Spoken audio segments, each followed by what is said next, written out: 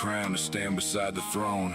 Out here, every outcast, every dreamer, every gamer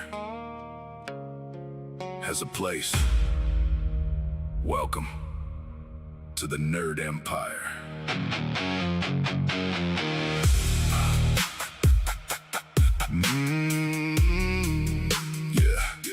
You're one of us now. Yeah, you're one of us now. Welcome to the Nerd Empire. I built these walls from stories told beneath midnight skies, from battle scars and broken hearts that never said goodbye.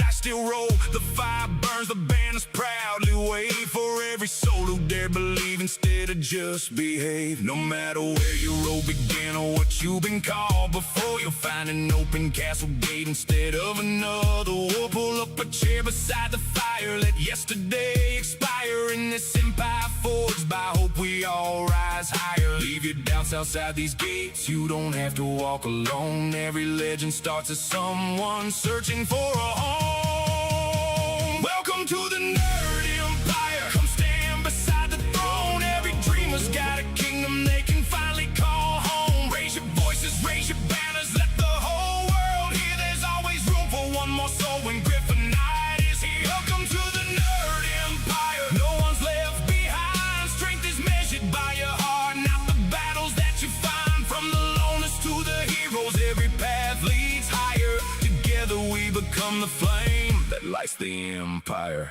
Yeah, I don't care if you game or paint, build models, roll D&D, read comics till the sunrise, binge another fantasy, anime nights, tabletop fights, keyboards glowing bright, grab a controller, grab your dice, we're riding through the night. You've been called weird, good, different, better. Those are the people that survive every stormy weather. We're forging bonds stronger than steel ever could be. Family isn't blood, it's loyalty. No gatekeeper standing at the castle door, only open arms saying bring one more. No matter your level, your color, your creed, respect is the only requirement we need. The fire keeps burning for those who arrive with open their hearts and their spark still alive. The throne isn't built to stand all alone, an empire grows stronger with every soul known. Raise that banner. This ain't about power, it's people. This ain't about crowns, it's equals. One community, one family, one call. When one of us rises, we all stand tall. No fear, no shame, no one forgotten. The Nerd Empire keeps marching. Nerd Empire. Nerd Empire.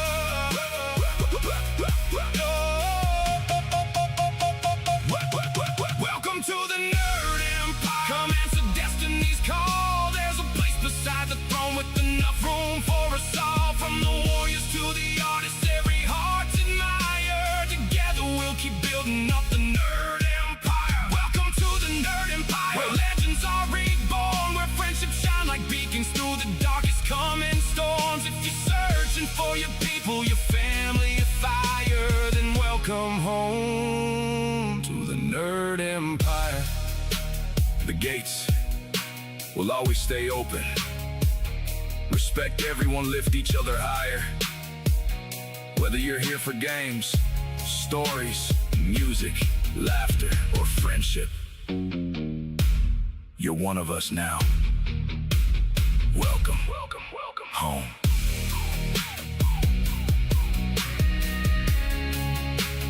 Welcome home.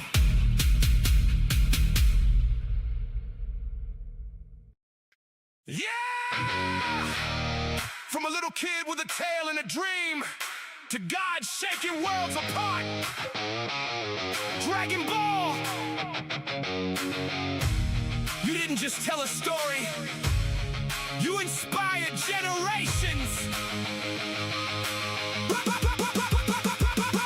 Back when Goku hit the screen with the power pole, pure-hearted warrior with an endless soul, training every day, always breaking the wall, teaching every kid that it's okay to fall. Get back up, dust off, push past the pain. Lose one battle, come back stronger again. From schoolyard scream, trying to go Super Saiyan, to grown folks still yelling Kamehameha, saying we learn strength ain't only muscle and might. It's standing back up when you lose the fight. Vegeta, show pride can evolve into change. Piccolo proof family ain't defined by your name.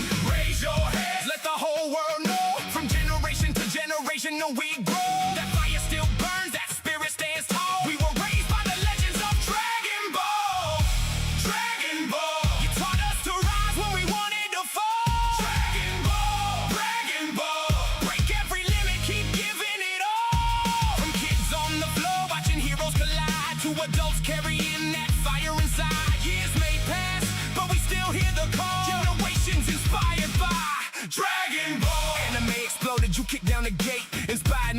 us to dream something great. Manga games, artists, fighters, and fans. Your legacy stretched across oceans and lands. We train like Goku wanted Vegeta's pride. Learn from Gohan the strength deep inside. Future Trunks taught courage when tomorrow looked grim. Krillin showed heart ain't measured by limbs. Different languages, countries, colors, and creeds, but Dragon Ball united us through hopes and dreams. Strangers became friends through debates after school. Goku versus who? Yeah, we argued the rules. When life says stop, we scream go. When they say limit, we break through. When darkness comes, we light that flame. Like a Saiyan rising, we ascend again. Dragon Ball, you taught generations to answer the call. Dragon Ball, Dragon Ball, no dream too mighty, no fighter too small. From yesterday's children to tomorrow's new eyes, the torch keeps burning, the next warrior rises. Raise your fist high, let the whole world recall. We became stronger because of Dragon Ball. From the first Dragon Ball, the battles with gods, through every transformation against impossible odds. The years keep moving, but one truth survives. Keep training, keep fighting, keep reaching new heights. One story, countless lives. Generation after generation. Dragon Ball forever.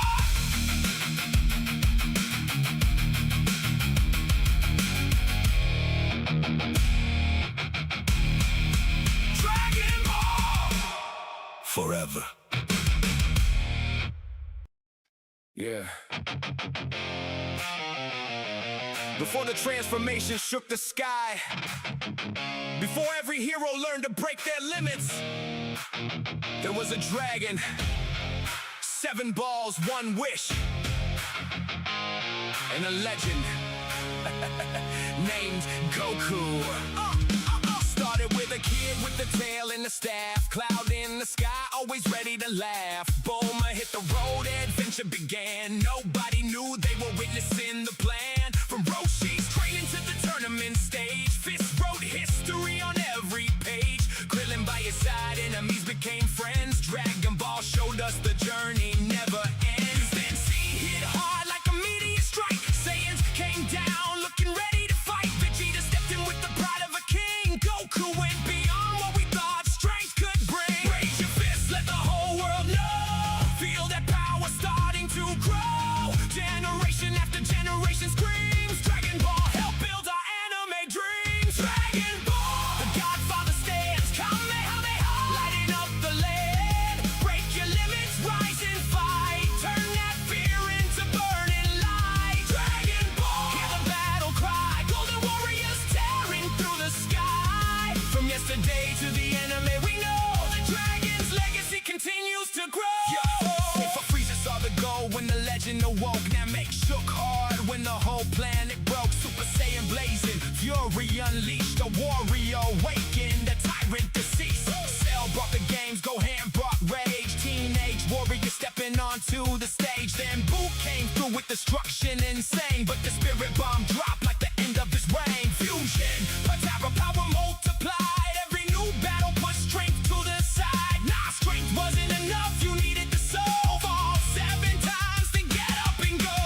From Super Saiyan to Ultra Instinct, push past the edge before you even think. Gods and destroyers, universes collide, but that Saiyan hunger will never die. You see it in the rivals, see it in the fights. You see it when a hero breaks the ceiling overnight. Training arcs, transformations, energy beams. Dragon Ball DNA runs deep in the scene. It crossed every border, every language, every age. Turned Manga-born warriors into legends on the stage. Ask who helped make anime worldwide. 7 stars glow and the dragon replies. Dragon Ball, the Godfather stands. Kamehameha, lighting up the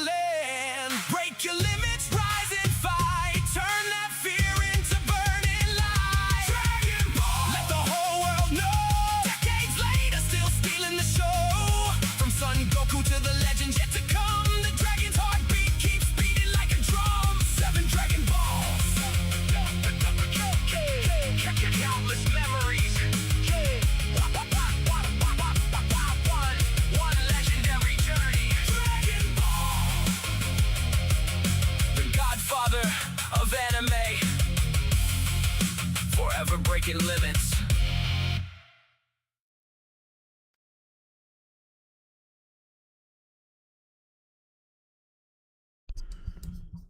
Hello, everyone. Hello.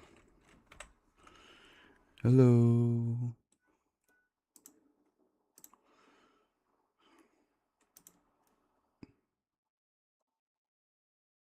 I hope everyone is doing well today.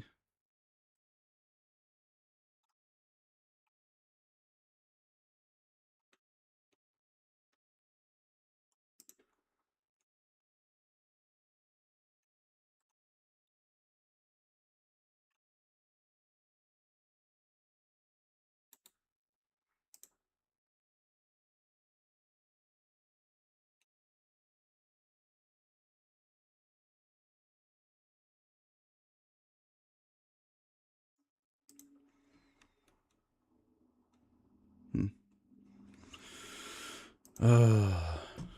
I almost slept in too long.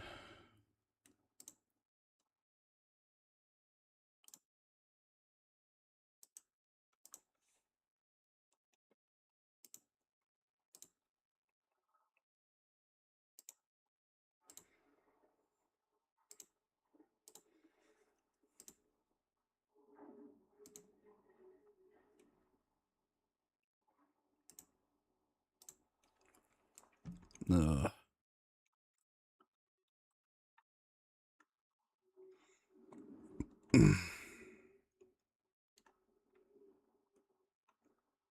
Alright, well, today we will be reacting to some videos and then we'll be moving on to some gaming. Hi, Kura. How are you? I woke up like 40 minutes ago. I damn near slept through when I was supposed to start streaming, so that's why I was a bit late with streaming.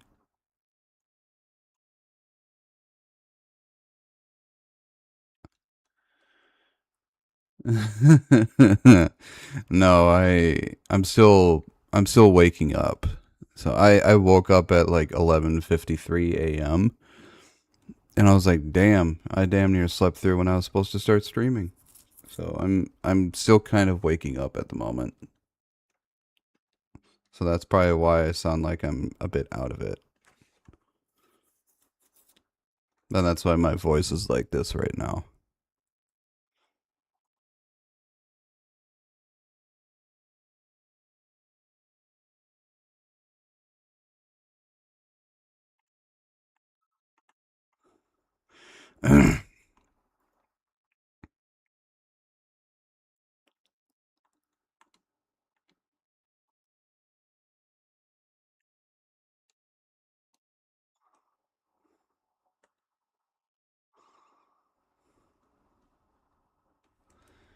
uh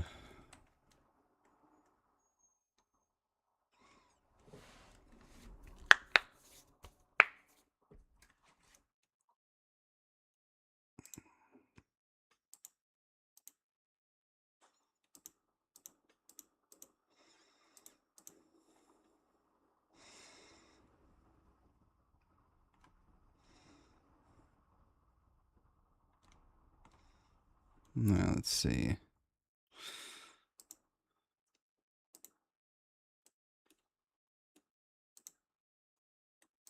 All right. I have, let's see how many videos I got lined up today. 1, 2, 3, 4. I got 13 videos lined up for today.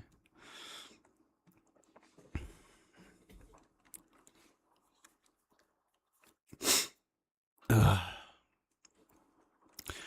And I think we got a couple of videos that we're gonna have some pretty good talking points on as well, because they're one of them has been quite a hot topic that's been going around recently, the past week or so.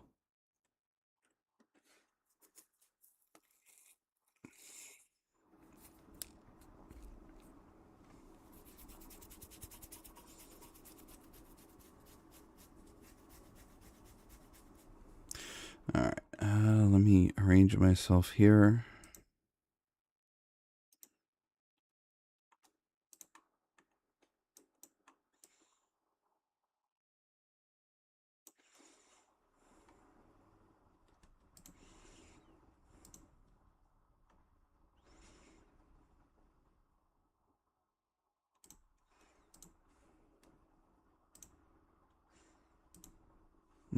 Oh, wrong thing.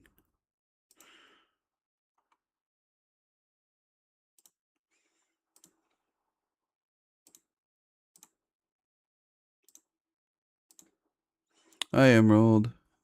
Yes, happy Saturday. There we go. Alright. Our first video we have today is by Holy Ball. It's been a while since we've seen a Holy Ball video. And this one is Trash Beats. It's a Powder Fan AMV. So, let's see how this one turns out. I've made sure not to watch anything of it, so I don't know what's going on with it. They call it trash beats, man. You got to be kidding me. That's just another way of saying you can't compete. And you're mad.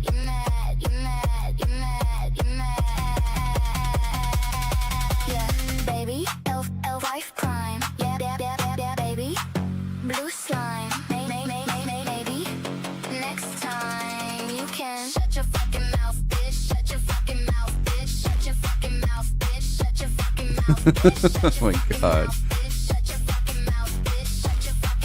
I love that armor. That looks really cool.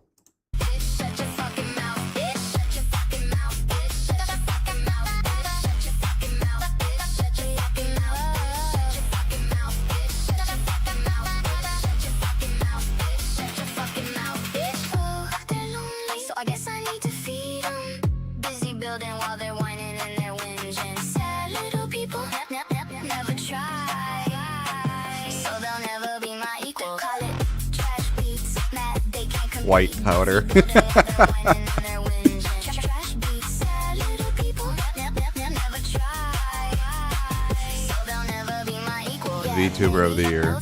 Life prime, yeah, baby, blue slime. Maybe next time you can shut your fucking mouth, bitch. Shut your fucking mouth, bitch. Shut your fucking mouth, bitch. Shut your fucking mouth, bitch. Shut your fucking mouth. Yeah, hand. I think I like this version of Powder a lot. This one's really hot. Because damn those curves.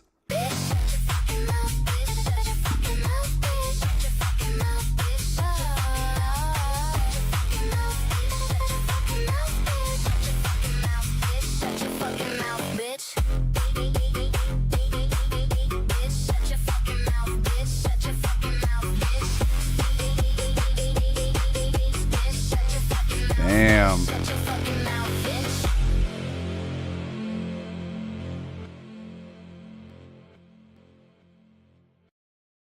I also like her little the dress that she normally has on, that purple and white one. It makes her feel like she's like a soft spoken housewife. But that was really good. Holy Ball has gotten a lot better since his first video. I mean, since and he's gotten so much better. He does a really good job with his videos. I love seeing Holy Ball's AMVs. That was really good. You did a good job, Holy Ball.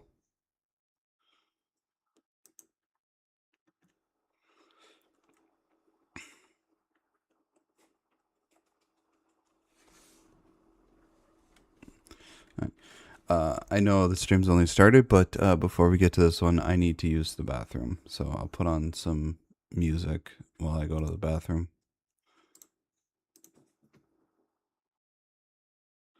So I'll be right back. There's a voice that waits for midnight, when the whole damn world goes still. Tells you everything you're scared of, like a lie can become real. But just because it sounds like you doesn't mean you gotta listen.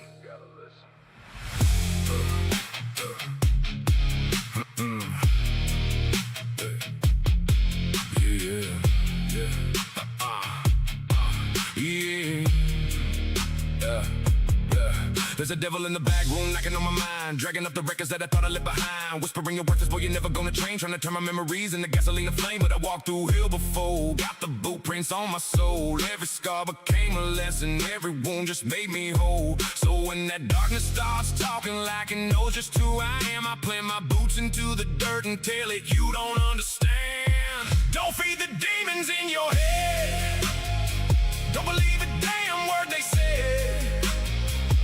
When they tell you that you're finished, raise your fist and fight instead.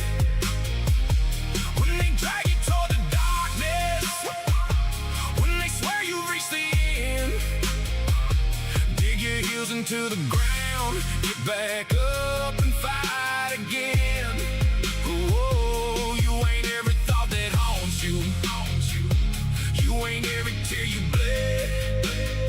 So when those demons start screaming, scream louder than the voices in your head. Yeah, they come alive when the lights go black. Every regret like a knife in my back. You can't, you won't, you're never enough. Well, I've heard that shit and I'm calling the bluff. I've been knocked down, facing the gravel. Life gave me wars, I was scared to battle, but fear ain't a chain unless I let it lock. And doubt ain't a wall if I'm willing to knock it down. I'm still here, that's proof enough. Still got blood, still got guts, still got fire underneath these scars. Still throwing punches when life gets hard. My mind might tell me I'm losing control, but the voices don't get ownership of my soul. They can scream all night, they can beg me to bend, but I decide how my story ends. Don't feed the demons in your head, don't believe a damn word they said.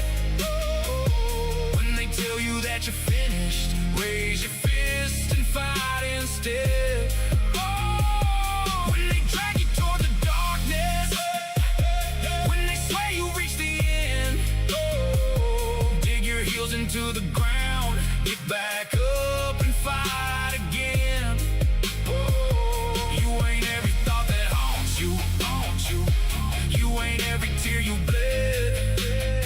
So when those demons start screaming, scream louder than the voices in your head. Maybe courage ain't being fearless, maybe strength ain't feeling strong, maybe winning means surviving one more night when everything feels wrong. Maybe hope ain't some bright highway, maybe it's a match struck in the rain, a little flame between your shaking hands, saying I ain't giving up today. So fight, fight when your confidence cracks, fight when the past comes crawling back, fight when your head says stay on the floor, stand the hell up and give it some more. You survived every worst day you've known, every cold damn night you thought you were alone. The demons know your weakness, yeah, that's what they do.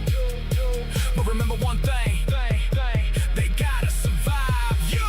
Don't feed the demons in your head, don't believe a damn word they say. When they tell you that you're broken, show them you're still standing instead. When the night becomes a battlefield and your mind becomes your enemy, plant your boots, bare your teeth, say you don't get the best of me. You ain't every thought that haunts you, you ain't every mistake you made. You're the one who kept on fighting when those demons called your name. So let them scream into the darkness, let them whisper, let them threaten. They don't own you, they don't control you, and they damn sure don't decide your ending. The demons might know your name, they might know your fears, they might even sound like your own voice, but they aren't your master. You are.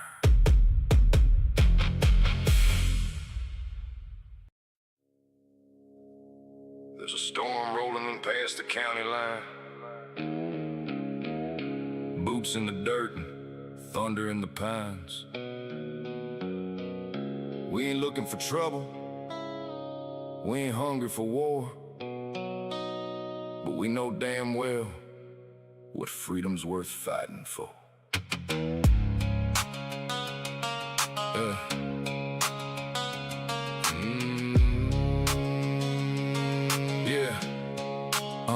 Granddad worked these fields underneath that sun. Taught me freedom ain't free when the hard times come. From the city streets to the mountain towns, we've been knocked to our knees, but we don't stay down. Different blood, different prayers, different names. Still standing together when the darkness came. You can threaten our homes, try to silence our voice, but liberty lies where the people have a choice. We don't bow to a conqueror's hand.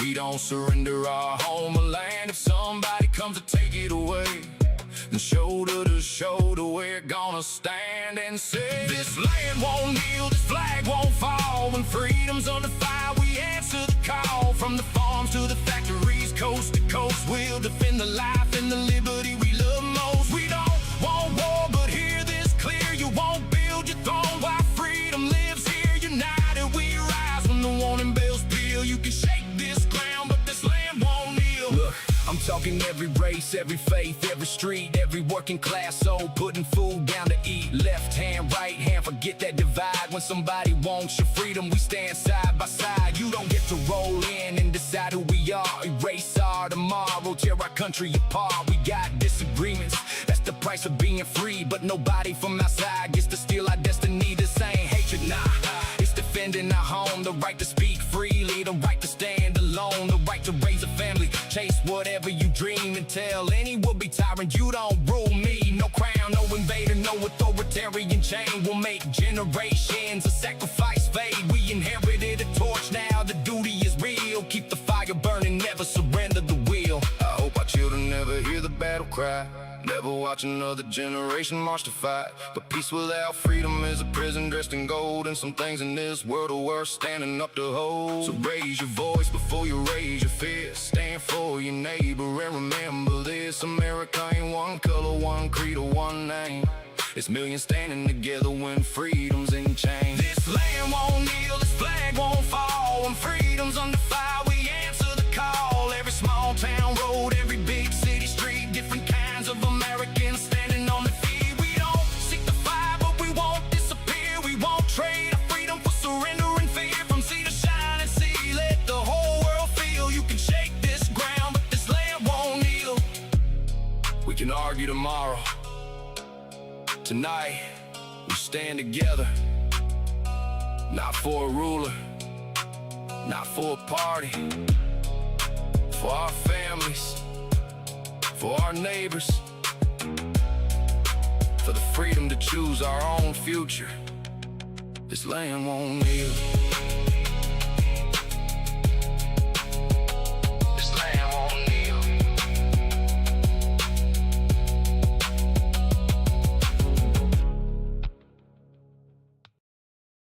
All right, I'm back. Hello, Spinal Sunfire. How are you? All right.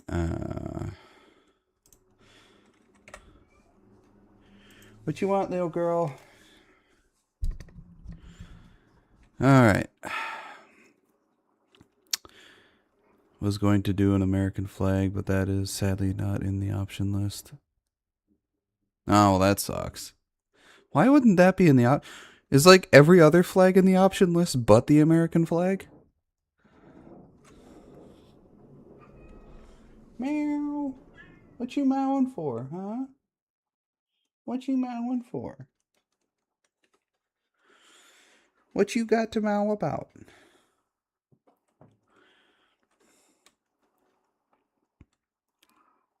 Meow. Alright, next video we got here is by Shoe on Head. There's some rainbow flags on. Jesus Christ. What you got to mow about, huh? What you mowing for? Meow.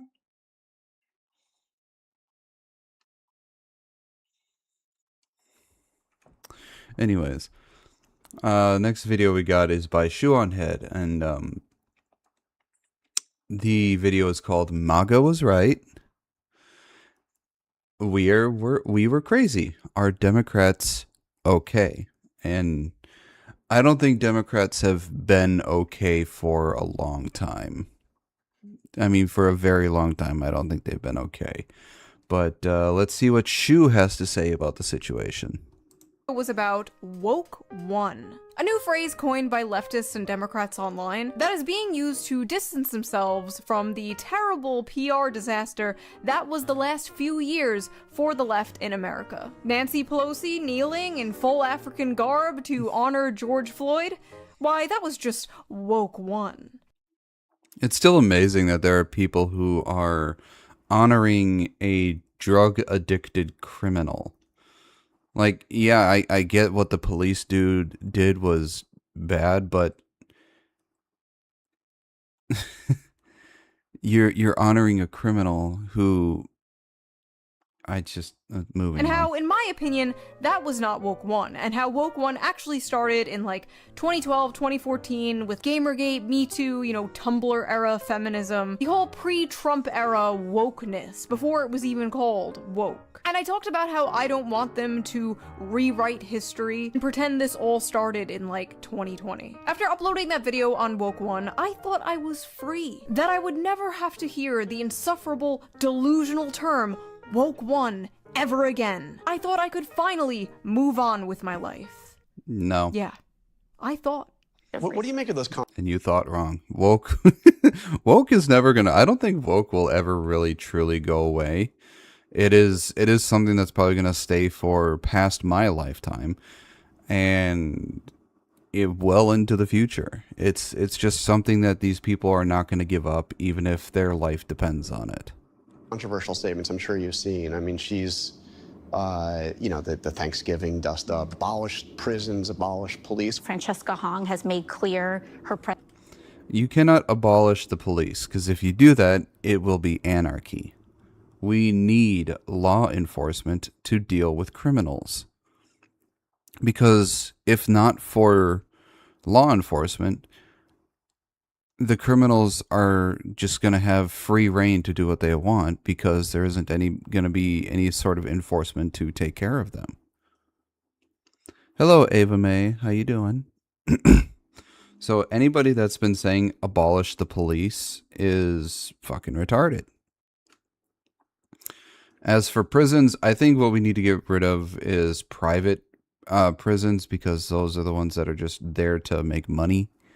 We need an actual prison to take care of actual criminals and to treat them as such because they have decided to forego all their human rights and be fucking animals.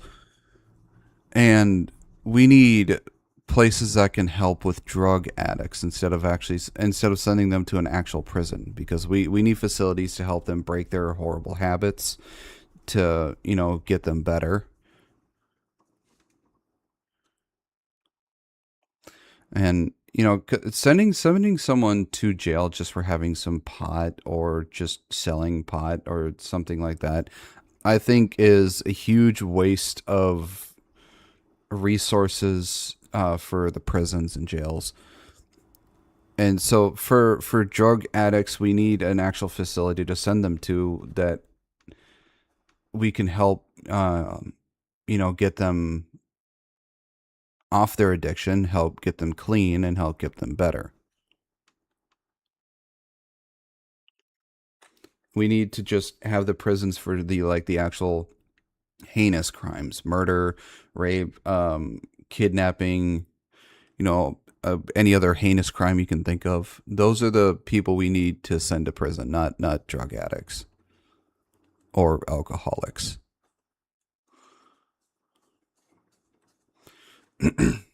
So, and there's also more nuance into the stuff that we need to look into, but we need to revamp the whole prison thing.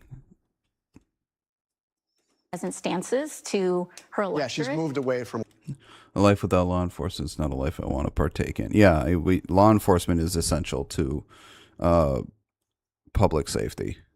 Right, she's moved away from it. Of course, rhetoric in that time is not rhetoric that we would use today. I have a local city councilman that has this saying, woke one was crazy. Yeah, fuck you and your woke one. Now, as an ex-AOC fangirl, I feel like I am well within my rights to say, not so fast, bitch. I watched these people go from...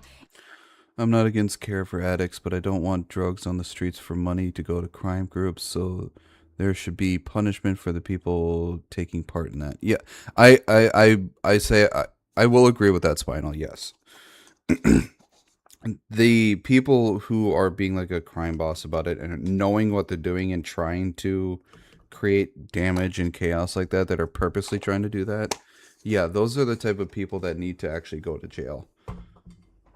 Like I said, there's nuance in a lot of the stuff that we need to look into to see which ones are the ones that should be going to treatment and which one of the ones should be going to jail because they know exactly what they're doing and they're trying to do it because they're evil.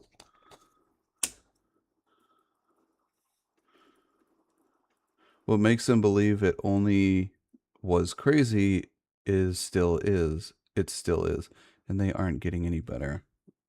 Yeah.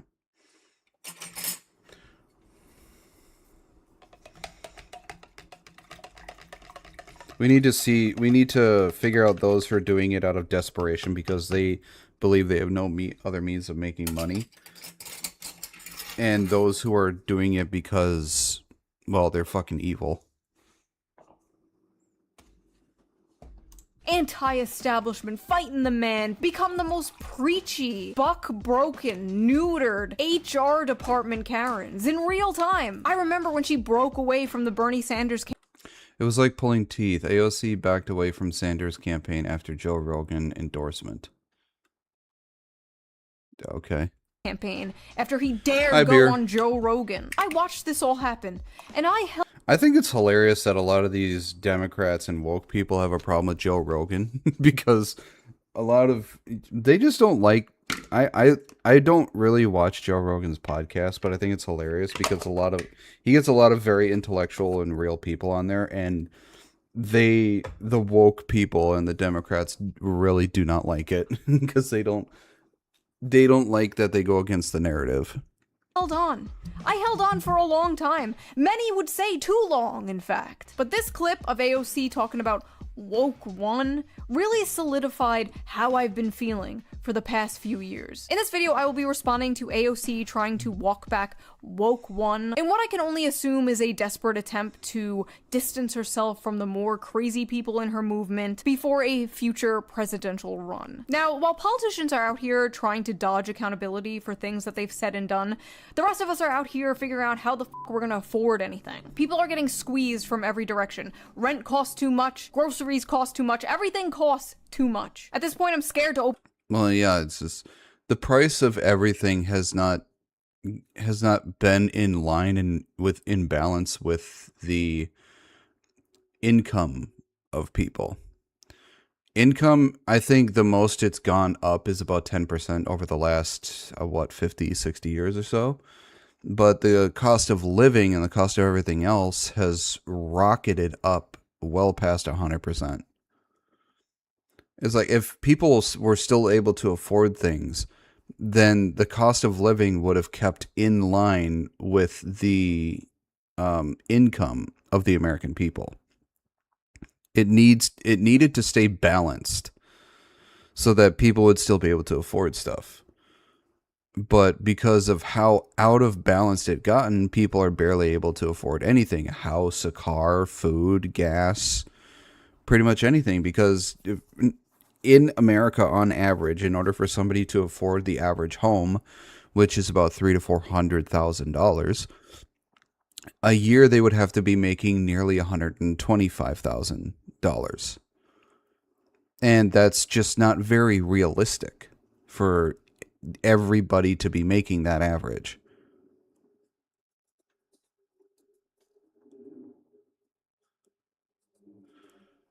So, I mean, the average, what is the average median income? Let me check here. Google, what is the average median income in the United States? The median annual household income in the United States is $83,730 according to the data from the U.S. Census Bureau. For individual full-time workers, the median annual earnings are roughly $64,220 as reported by the Bureau of Labor Statistics. So, income breakdown by category. The household median income is I'll round up $84,000 a year. For a full-time individual worker, the average median income is $64,000 a year, roughly $1,235 a week. For an individual man, full-time median income is $71,000, or around $1,362 a week. For the individual woman, the average median income full-time is $57,000. So it's not even like for an individual full-time worker, it's half of what the average income should be in order for somebody to afford the average house, the average cost of a house. So I'm not even making. I'm like $5,000-$6,000 short of making $60,000 a year. I can't afford the average house in America. I can't even afford the interest. So how does the country I live in expect me to own a home and still pay the bills and put food on my table without starving myself? I went to the grocery store myself for the first time in 5 years yesterday. Oh my fucking god, the prices. It was shocking. Yeah, it's shocking to see. I'm living in an apartment, tactical. My rent is $1,050 a month.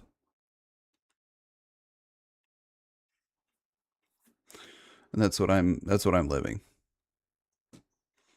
$1,050 a month plus another, I think, 150 to 200 every 2 weeks for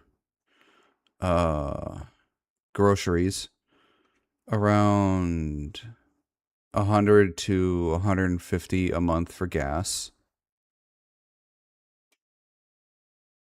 Depending on the season, around anywhere between 80 and 150 for electricity, and about $80 to $90 a month for internet.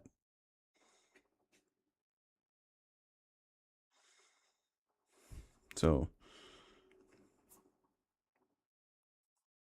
what, nearly $2,000 or a little over $2,000 a month for everything that I'm paying?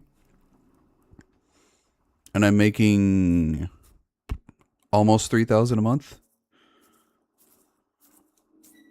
Oops.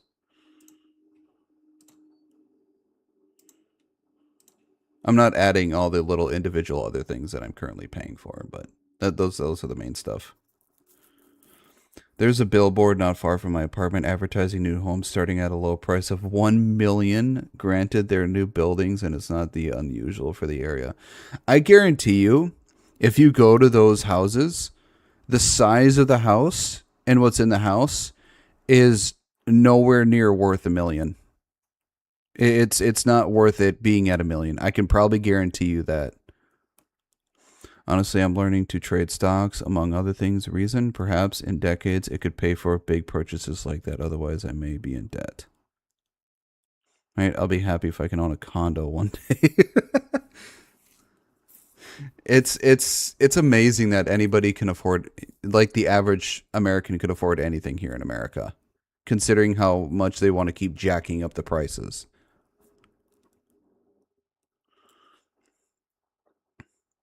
But yeah, it's like there are houses here in Minnesota where I live that I've seen that they are priced at, a couple $100,000 or or $750,000. And I see these houses and I look at them like these houses should at most be priced around between 60 and 100,000. Why are they priced at $500,000 or more? It makes no financial or logical sense to price them that high when they look like they aren't even worth $100,000. It is out fucking rageous.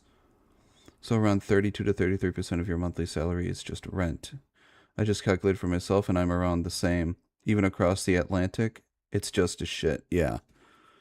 If the market wasn't so distorted, you could survive at $10 an hour, but what they did in 2008 and the consequences of that has created bubbles everywhere.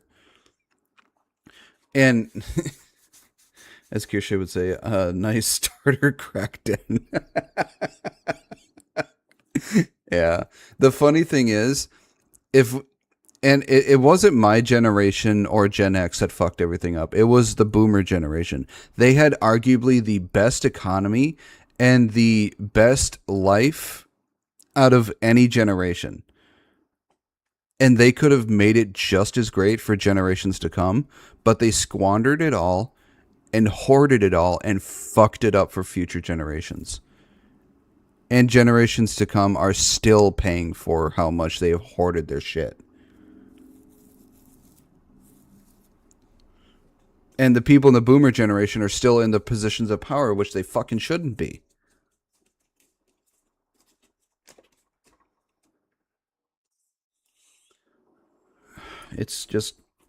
Everything is so fucked up. Hi, Runya. Well, we've gone way off course, so let's continue with the video. In my wallet because I know it's going to be empty. Actually, that's not true. It's full of shit.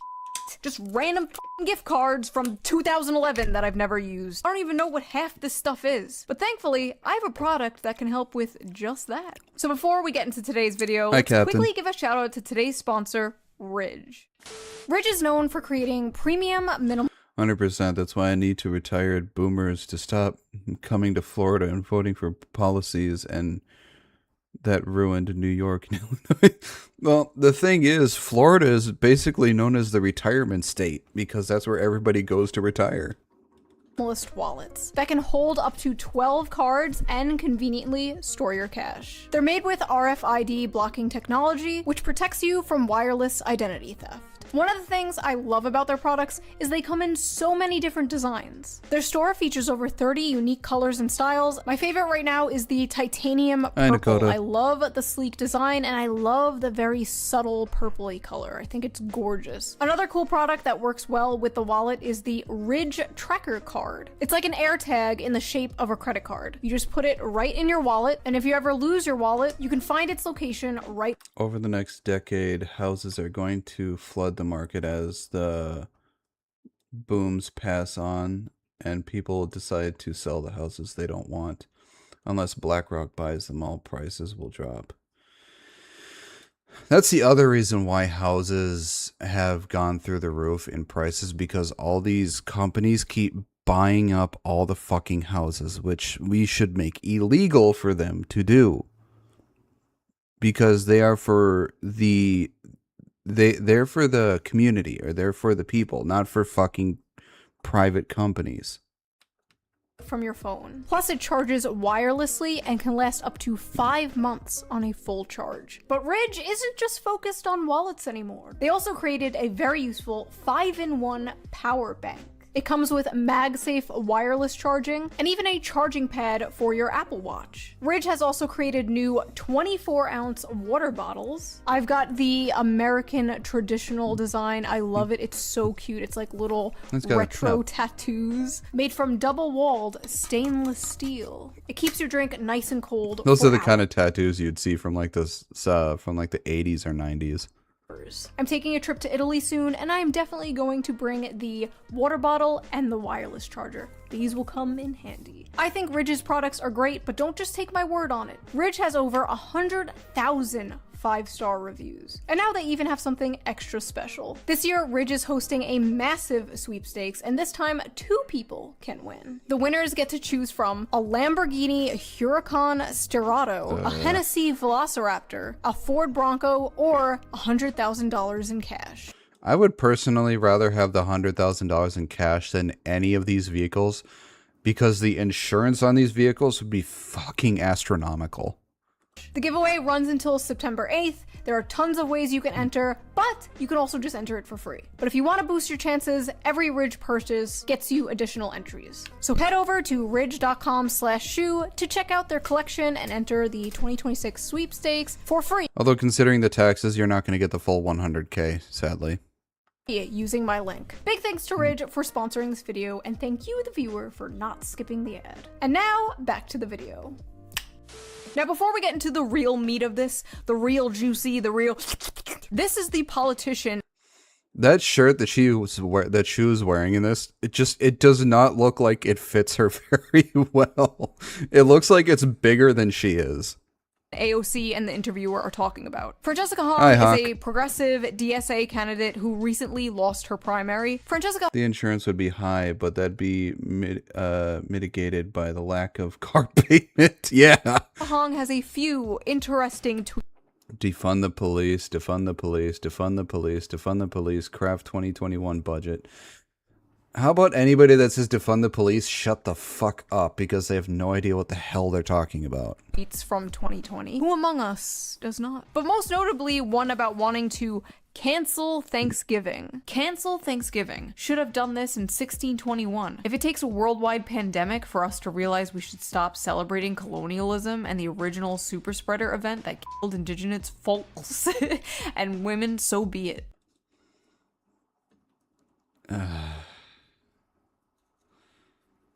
Okay. Please don't gather for the colonizer holiday. Please do wear a mask. I forget that people actually speak like this, and it's not just like some conservative parody of liberals. One thing that they brought up is... Hang on, what did that whole thing say? Please don't gather for the colonizer holiday. Please do wear masks, physically distance, support local independent restaurants via carryout/delivery, and help provide meals for neighbors in your community. Stay up and stay grateful when you can, friends. How about you fuck off? Folks. Yeah, it's like, do you not know how to spell folks? She looks like Timu Kelly. Please do wear a mask. I forget that people actually speak like this, and it's not just like some conservative parody of liberals. One thing that they brought up as well was a post from you in 2021 where you said Americans should cancel Thanksgiving. Damn it. Should have done this in Damn it, tactical. 1621. Do you still believe that Thanksgiving should be canceled? I'm a chef. Bringing folks around the table to share conversation and build community is always a good thing. But Thanksgiving is also a time that's incredibly painful for many people in our communities. Don't get me wrong, Look, I get that the way Thanksgiving originally started out was horrendous. I get it. I understand. But the fact that you keep living in the past, like over 100, when did that fucking start? Hundreds of years ago in the past is fucking stupid. None of us here today have anything to do with that. We're celebrating a time where everybody gets together and has a bunch of food and gets a turkey coma. Shut the fuck up. Enjoy your time with your family. Eat turkey, get a coma, and have a good time. Fuck off. I like Thanksgiving because that's one of the only holidays where everybody in my family gets together, and I have 2 Thanksgivings. I have one at my grandma's with my dad and one with my mom.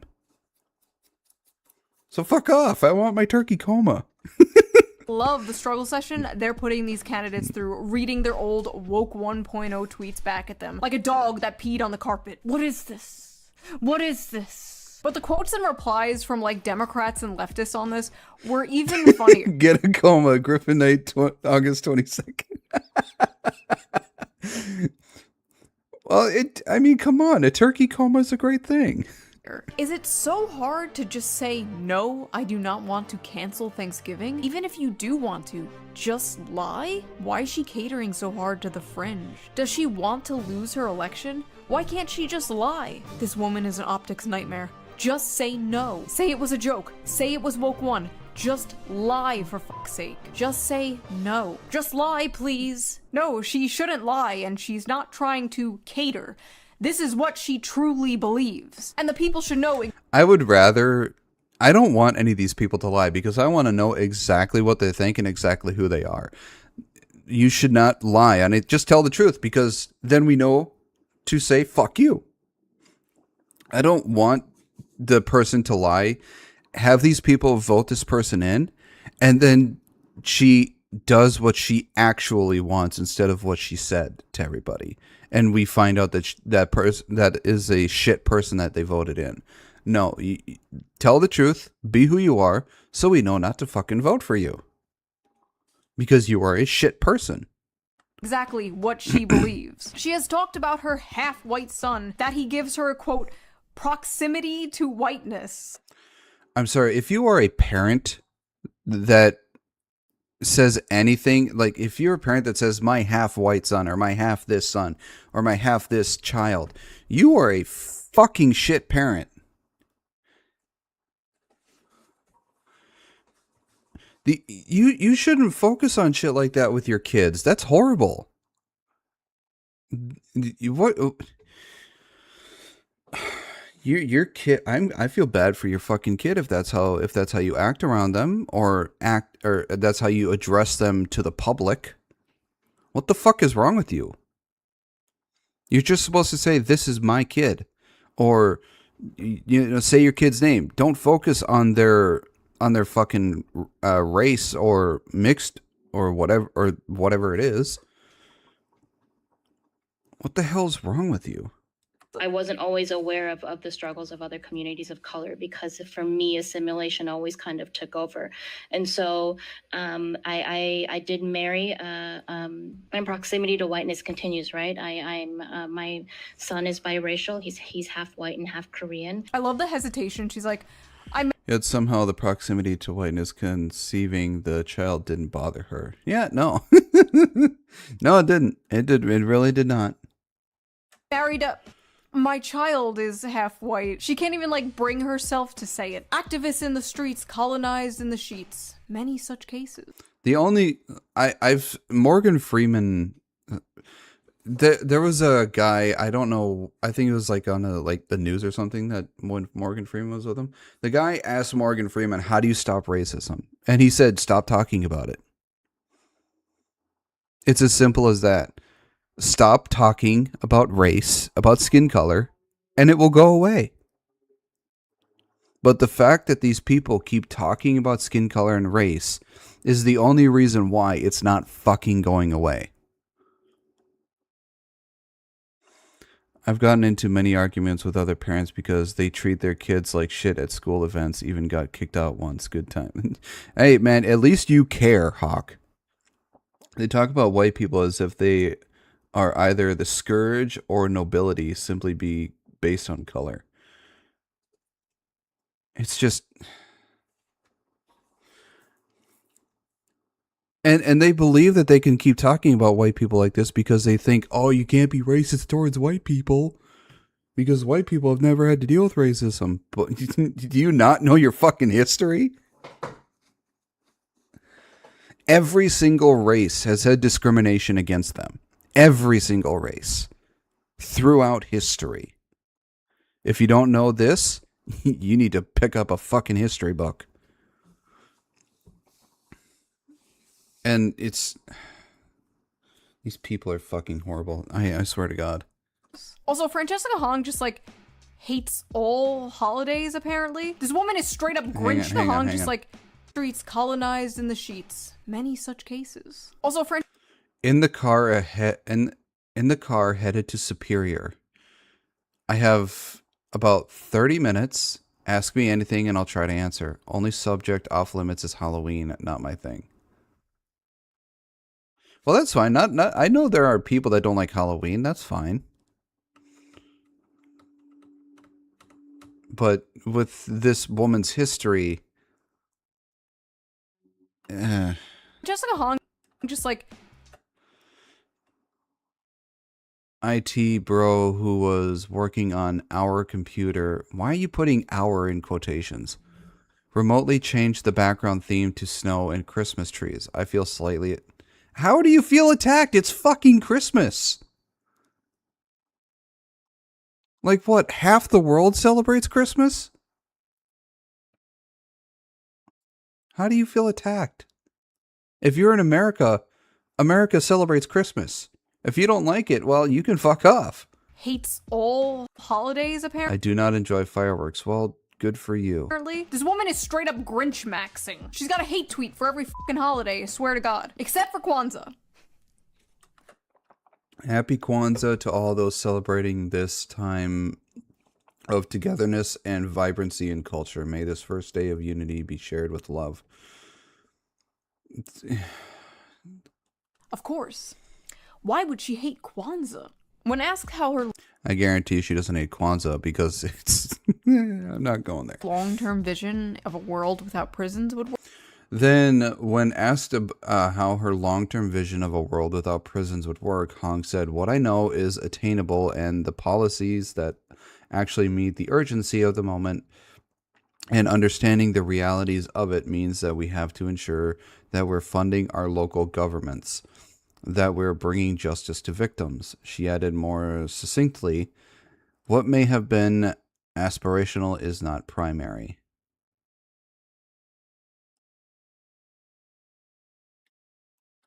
So she just basically dodged the fucking question without answering it.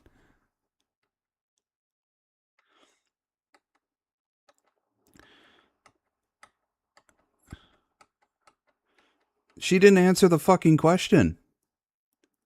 You can't, all right, you cannot have a world without prisons or law enforcement because it would be complete and utter anarchy. That's just what it is. That's just how it would be, because you have no one keeping the criminals in line or arresting them or bringing them to justice. There's no law enforcement, and you have nowhere to keep the criminals out of society because you have no prisons. How are you supposed to uphold society if there is no law enforcement or no place to keep the criminals out of society? Hong said, "What I know is attainable, and the policies that actually meet the urgency of the moment and understanding the realities of it means we have to ensure that we're funding our local governments, that we're I don't like funding our local government's going to do a fucking thing. bringing justice to victims." She added, "What may have been aspirational is not primary." What may have been aspirational. So it's still an aspiration. It's still a goal. It's just not the primary one. Interesting. Also, her opponent said this. People try to call me the establishment. I look at that as a slur, particularly as an African-American candidate. So, cancel Thanksgiving or establishment is a racist slur.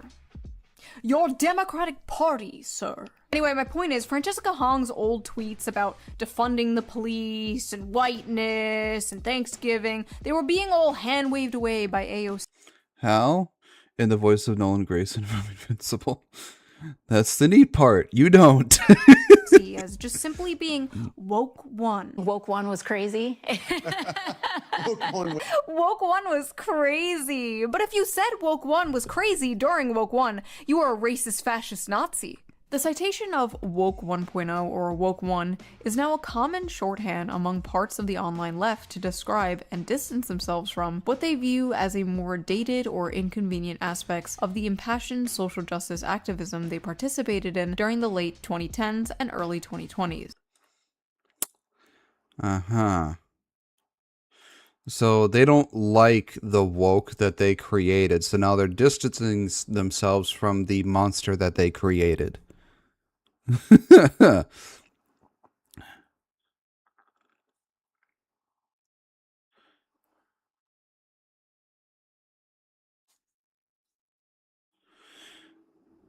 Laws.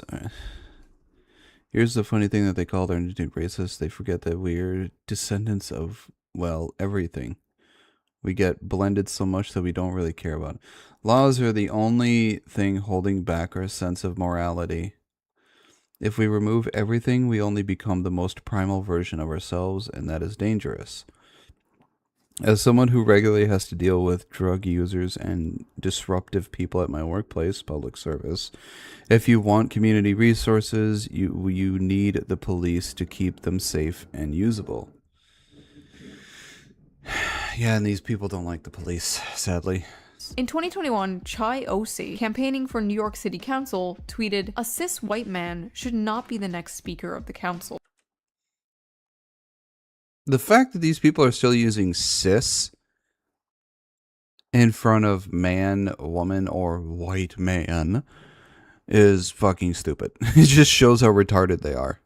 When a critic of his on X unearthed that old post earlier this year, Ose, now a council member, gave a pithy response. Woke one was crazy. "We all got a bit crazy back then. We did some jello shots and got on the bar and took off our tops and burned the city down and got We were crazy back then. What do you mean back then? You're still fucking crazy. people fired from their jobs for having opinions Obama had 15 years ago. You can't spend like 10 years bullying people into the most retarded asocial political opinions under the coercion of social ostracization or getting fired from their job, then turn around and just be like, that just happened. My career for like a decade has been calling this out, has been trying to tell the left and the Democratic Party that this woke shit was toxic and would drive people away from them. And for 10 years I was called a racist, sexist, pick-me, fascist, Nazi, every ist and ism under the sun. And now they're just conceding to that and acting like it never happened. And you just expect us to,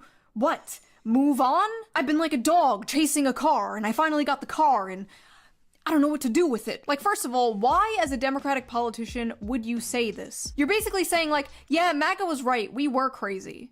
Like, okay, what else are they right about then? Even from like an AOC fan point of view, this just makes her look completely unserious and makes like the progressive movement look completely unserious, which it is. Why should anyone try? Look, the two-party system has been crazy since its inception, but the Democrats have been even more so. The fact that it takes people this long to realize it is it's amazing that they haven't even fucking seen how nuts they are. Trust a politician who can get swept up in mass hysteria so easily? How can I trust that won't happen again? How can I trust in 5 years from now, you won't just call whatever it is you're advocating for now woke too and dismiss it as crazy? Free Palestine. Every time someone lists the ists and isms, yeah, and plays in my head. It fits though, doesn't it? Woke too was crazy. Like, what do you believe in? Could you imagine? The terrifying thing is when they say a woke one was crazy, it's terrifying to hear that, because you know that there's going to be a woke 2, 3, 4, and so on and so forth. There's going to be multiple wokes, and it's not going to stop until they get to woke infinity. Republicans being like, January 6th one was crazy. Basically, I said this all on Twitter, and people were like already making videos of it. AOC panics after shoe on head calls her. Like, that didn't even happen. Like, I don't think AOC even knows I exist. I love the thumbnail on this one. If you look at the multi-party countries, the two-party system disadvantages the insane left.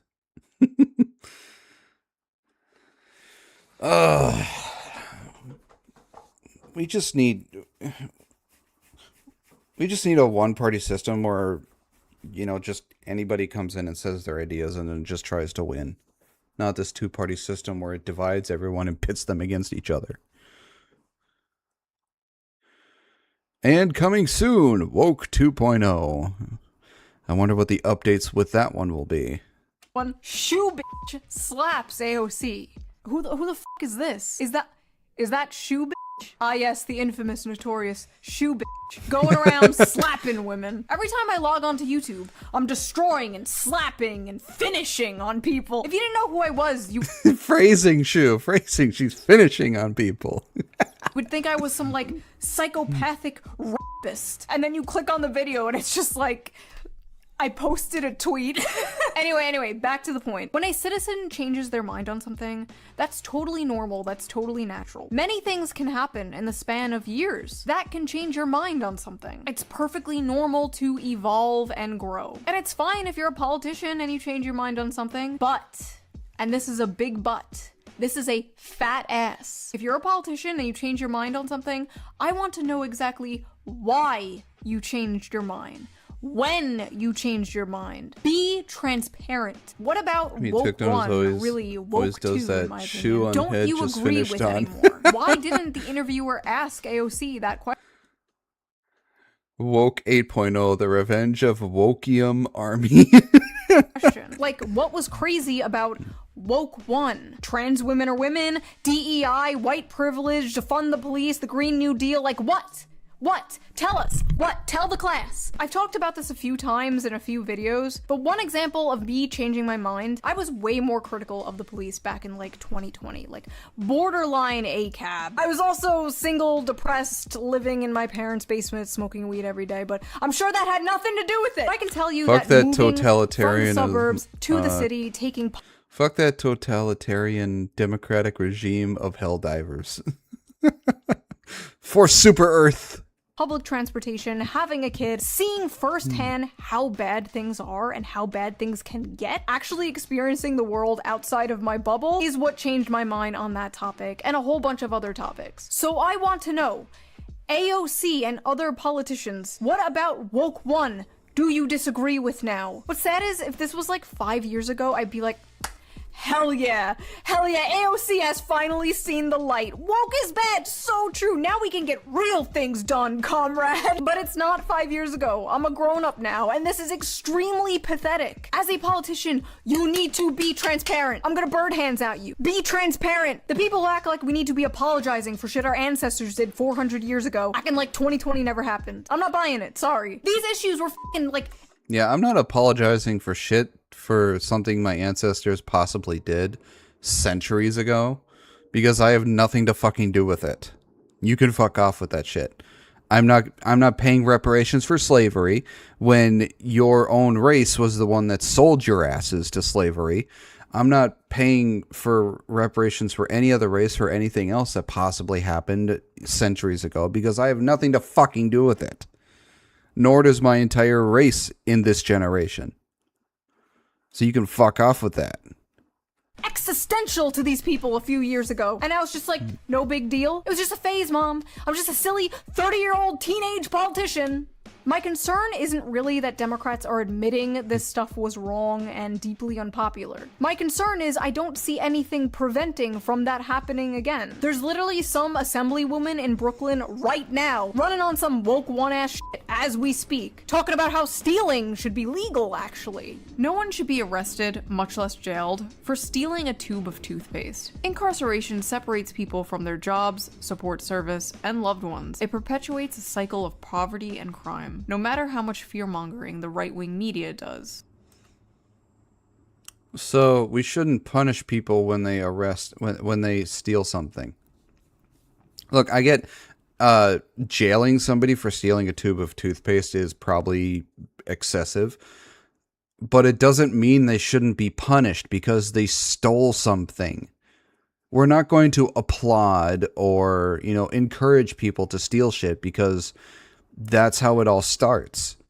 You excuse them stealing a tube of toothpaste, and then they're going to keep escalating and escalating and escalating until it gets to the point where they try and do Grand Theft Auto. They try and steal a fucking car. They try and break into somebody's house and try and steal something, knowing that they could possibly be killed when entering the said person's house. You can't just not punish somebody because they stole a tube of toothpaste. They still have to be punished. They don't need to be jailed because that is excessive for stealing just a tube of toothpaste, but they should be punished for doing so. Sometimes I watch this group of people and I see the exact tactics and ways of thinking that in some point we're implementing by things like this Stasi, KGB, and other secret police organizations. It's just, this woman is a dumbass. These people aren't stealing toothpaste because they have to brush their teeth. These people are stealing things in bulk to...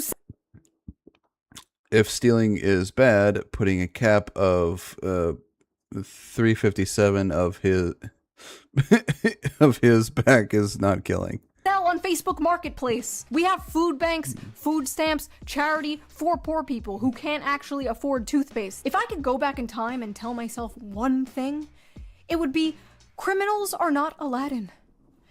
Criminals are not Aladdin. Criminals are not Aladdin! And it would make everyone's lives incredibly easier if there was actually some deterrent against crime. Yes. Otherwise, what's the point? Why should anyone go to work and spend their hard-earned money when we can just steal? Crime is legal now. Laws. Drunk driving is not illegal on stolen land. I don't think they understand just how incomprehensible some of their worldview actually is. So if my daughter is assaulted and raped, is there any agency that would seek to find her assailant and bring him to justice? Of course, yeah, of course. What would it be if not police, and where would he be if not a jail? So I guess I really want to avoid getting kind of caught into these hypotheticals. And She's saying this because she has no answer. She cannot answer. Because this is the exact type of situation where you need the police and you need jail. These people need to be taken out of society. And this woman and these people like her just, they cannot seem to comprehend that. And yes, yeah, hypotheticals are the point because you need these type of hypotheticals. Otherwise, you're not going to get the point across to these morons. talk more about the reality that we're actually facing right now, which is that we're spending in absolutely outrageous amounts of money on police and policing. What hypothetical? That's the entire idea. That's the entire policy, and you can't explain it? Abolish prisons. Where do the bad people go? I don't know.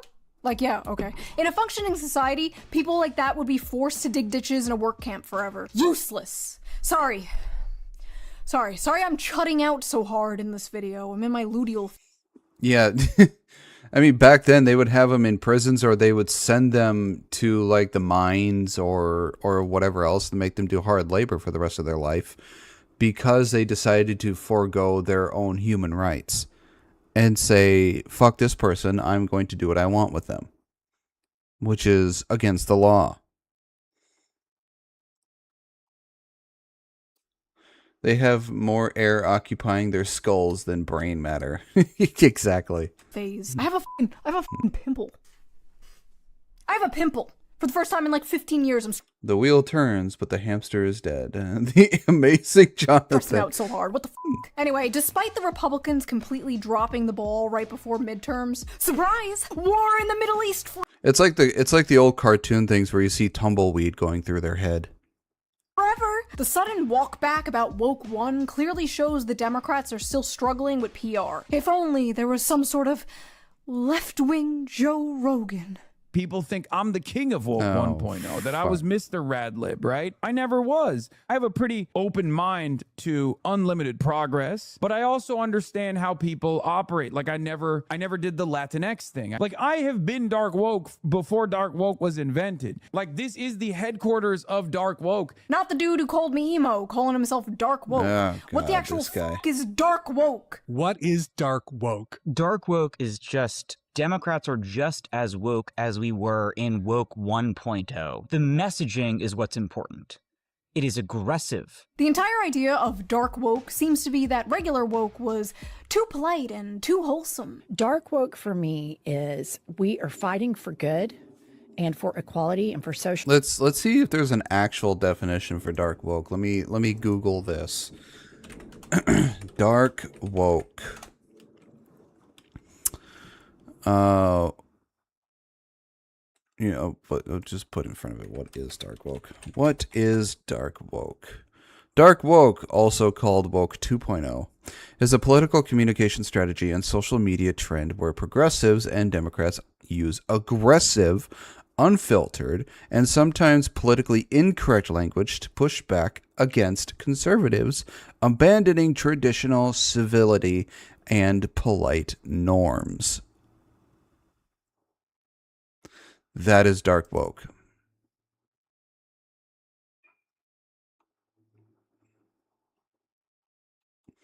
That is just fucking retarded.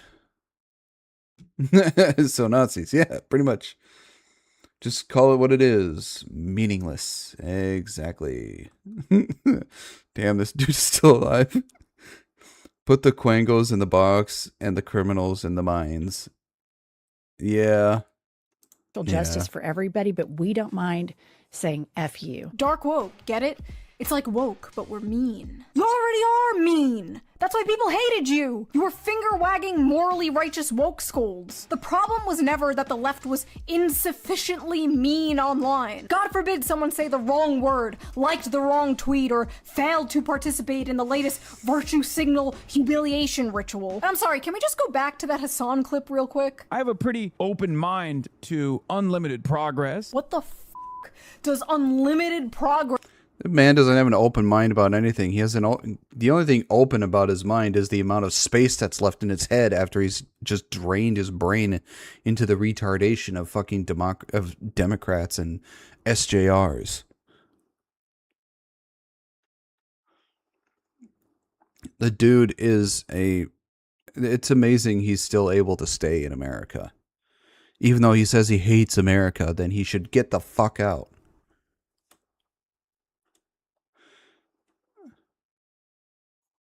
He only opens his mouth. Oh, hi, Keith. I didn't realize that was you the same color as Tacticals. I thought it was Tactical speaking. The only thing open on his head is his mouth. He only opens his mouth. The mind is in the Bahamas chilling for the last few years. I have the cure for homelessness, work camps. They get paid, shelter, food, and the community gets shit fixed. Yes. Although the way you spelled shit is shite, and that's how lore would say it. mean? Considering these guys think progress is like a literal linear line where just more and more people get rights. So like what the f does that mean? Pedophile rights, zoophile rights? What unlimited progress are we talking about here, buddy? Because that sounds pretty woke to me. We did so much progress to the gender discussion. We somehow looped back around to little boys. They did so much progress with the gender discussion that they created gender studies.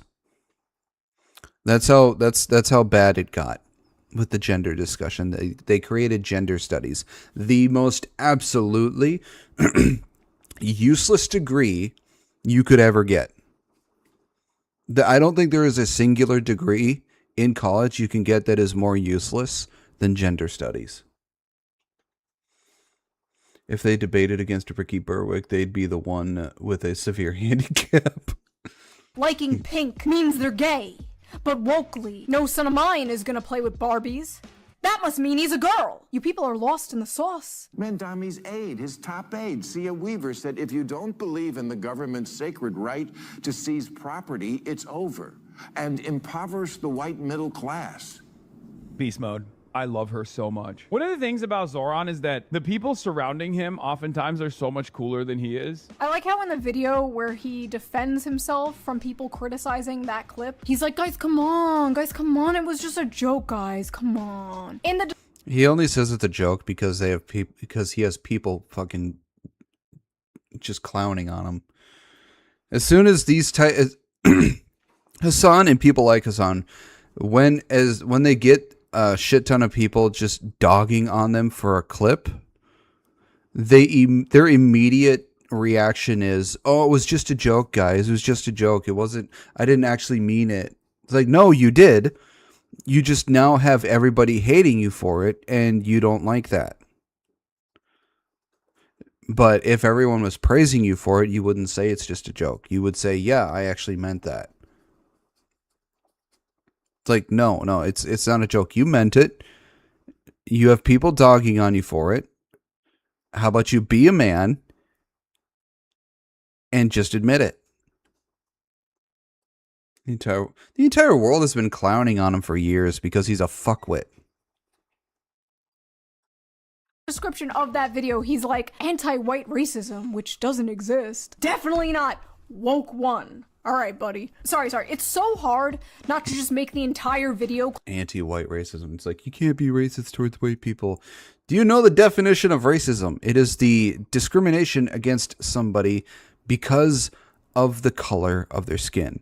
And I don't know about you, but white or Caucasian is a color. Clowning on that goofball. Like, bro was in a suit at a pool party. The man is a cartoon character. I swear, I think it's, I believe that Hassan has started wearing suits because Shu clowned on him for his outfit in one of his videos. After that, he started wearing suits, which I kind of believe it's because of Shu. I don't want to make videos about Hassan Piker, but you can't fucking escape him nowadays because the media won't shut the fuck up about him. Fox News is just hyper-focusing on him every single day to go after the Democrats because I guess they have nothing else. And then the response to all the Hassan stuff coming out on the right, coming out on Fox News, is then like left-wing journalists making more puff pieces, taking more photo shoots of Hassan in his mansion, and all these outlets calling him like a terrorist and a communist just makes him sound way more important and like way cooler than he actually is. Nothing hurts this dude more than reminding him that he is literally just a Twitch streamer. I don't want the focus of American politics to center around a f***ing Twitch streamer. Like, I don't understand the media's obsession with this guy, but at the same time, I don't think Hassan is the best wagon to hitch yourself to if you're the Democratic Party. There are other internet celebrities on the left you could do that with. I also think he's wearing suits because of Shu. His ego is that fragile. Yeah. No, the collar trigger every time Kaya barks. It might also be due to Nick Fuentes made fun of Hassan, and Nick also wore suits on his stream. Yeah, give Kaya a treat every time she barks. Like, God, the left really has nobody. No, he's a sex pest. No, she's a sex pest. Damn it. I don't know. There's gotta be someone with way less baggage than Hassan Piker. Like, why don't you hitch your wagon to someone like that? Instead of Hassan, who, every time he's rightfully criticized, hides behind how he just wants to give us health care. Death to the West! Let the streets run with their capitalist blood! Whoa, dude, you're making us look bad. Oh, I'm just a little healthcare boy! You wouldn't criticize a little healthcare boy now, would you? I don't care anymore. That was kind of creepy. Wash my hands of this. There's gonna be like 25 videos uploaded after this, like, shoe on head bends Hassan over and like, great, can't wait. Remember that big study we talked about that was done after the Democrats lost the election that showed the most popular Democrat positions were things related to economic issues, and the least popular policies were things like abolishing the police, abolishing prisons, and like open border policies. People don't f***ing want to abolish the police. They do not want to abolish prisons. They don't want to talk about whiteness or whatever the f***. Talk to actual workers about them. Like, talk to actual blue-collar workers. They hate this shit. And they hate you. They hate you because you suck. They're talking about problems that aren't actually problems. We need them to start talking about things that are actually a problem in society and in America. They're talking about non-issues and things that shouldn't be problems and things that they shouldn't be talking about because they think there's problems when that actually aren't. Yeah. Oofta. There's probably people who would pay to see what she said. Probably. Can't wait for Tecton's video with that exact title. But they also hate you because you hate them. Like I said 500 billion times before, more people would be on board with what the left was saying, or at least like sit down and listen to you, if you dropped the gay race Marxist bullshit. How do I know this? The Democrats would be taken more seriously if they talked about actual issues that is causing problems with the American people and the American society. Thank you, Spinal. But Democrats don't want to do that. They just want to keep talking about woke problems, when those woke problems aren't actual problems with American society and the American people. They're just problems that they don't like and they want to fix because it's only a problem with them. You are a party that is not taken seriously because you don't take American society and the American people seriously. USA and the left and the Democrats, they have to distance themselves from the goofy, destructive, identity politics, asocial bullshit. And in order to do that, you actually have to mean it, not just laugh it off. But I don't think they can, because this stuff is just so deeply ingrained in socially progressive politics. A lot of this stuff isn't woke one. It's just part of dismantling whiteness and the patriarchy, destroying hierarchies, subverting norms, or whatever the f. That cancel Thanksgiving. I don't think there is a woke 1 or woke 2. It's just all woke. Because they're terrible snake oil salesmen who create issues. Yeah. Giving tweet. Was it just some like silly haha woke 1 bullshit? But you know, I could be wrong. Just make the title shoe on head asterisk has Hassan in the asterisk with asterisk 9 iron asterisk ice cube. That's quite the title, Kura. I think that's more than 100 characters. Just like Overwatch, now they have woke 2, but will cut the number after a few months because it's just shit. Yeah, pretty much. Yeah, that Overwatch 2 thing I thought was really retarded. You just should have kept it as Overwatch and had everything they added as an update. Maybe I'm wrong. Maybe this is what I've been asking for a decade. Maybe this is a new era for the Democrats. Could AOC actually have changed her mind? Yes, it's totally possible, yes. AOC and I are like the same age. She's like a year older than me. She's still pretty young. I'll make my title shoe on head dunks on AOC and Hassan. I'll just have it as that. 35 is young, right? 35 is not young, sadly. I wish 35 was young, but it's not. It's not middle-aged, but it's not young, and it's not young, it's not old, it's not middle-aged. It's almost middle-aged, but it's just I don't want to be 35. I don't wanna. It sucks. My back hurts, my joints hurt. I'm always in pain. 30s suck. It's not impossible that in her time being a politician, her mind has changed on a few things. But it lines up suspiciously well with a run for president in 2028. So forgive me if I'm a little bit skeptical. I see a lot of Republicans online like, do it, AOC, run for president. Don't get... I guarantee if AOC tries to run for president, nobody's going to really vote for her.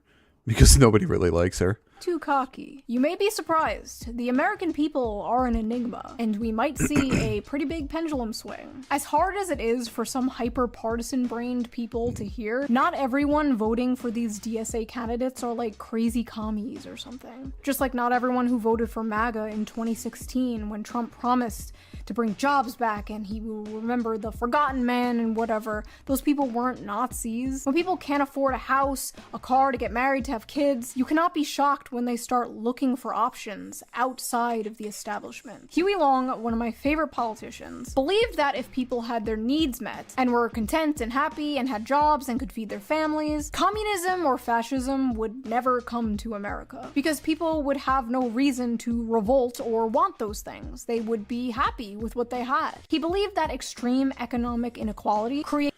Yeah, it's the same with jobs as well. If you take if you take good care of your employees, you make sure that they're happy, they're content, and you know they're not burned out or anything. You know, just take care of them, make sure they're happy, and they're able to feed their families.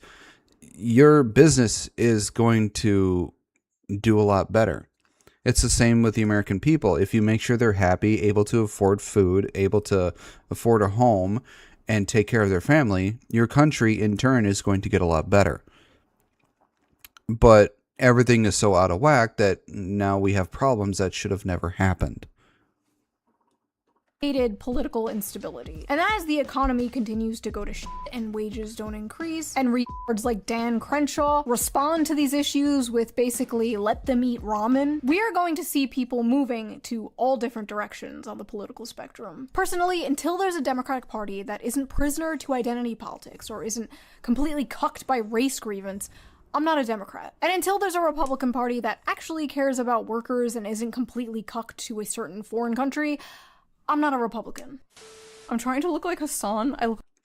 I'm not a Republican and I'm not a Democrat. I go with whatever makes the most logical sense. That's what I am. I'm neutral. I just go with whatever makes the most logical sense. Can we do what the ancient Romans did and just toss us on and the dangerous animals on? Yeah, throw them in the pit with the tigers. Like a femboy. Wait, hold on. Hi, my name is Sock. Wow, she actually looks good as a femboy. I look like I would be groomed on Discord. What the actual Alright, I need to get out of this. Yeah, she looks like somebody that would be called a Discord kitten. Need to get out of this.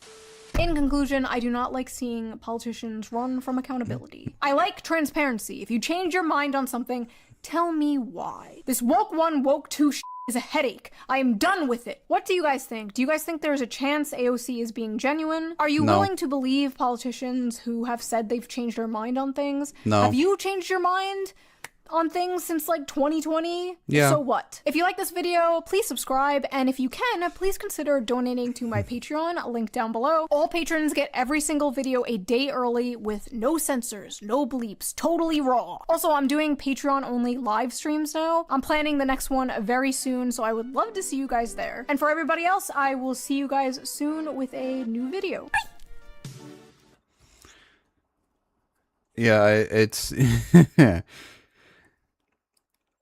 I'm with you on that one, Kura.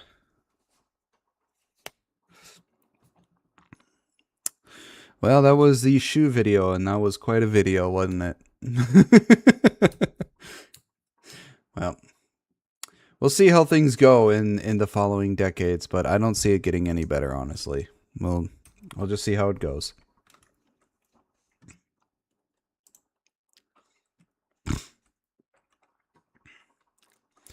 Our next video we got here is by Grumpy Whiskers. And this one's called Breakthrough.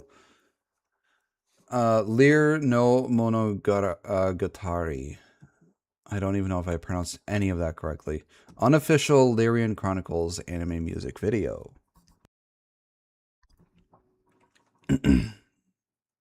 Hey, I got paid being a Discord kitten. Needed the money, man. All right, let's see how this video is. I'm expecting great things because it's a grumpy video. So let's see how it goes.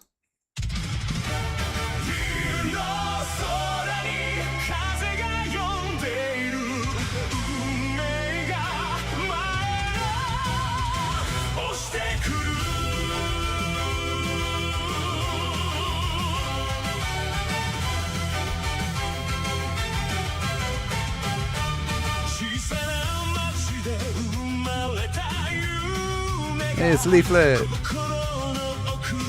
No, sorry. It's an artificer. Rana.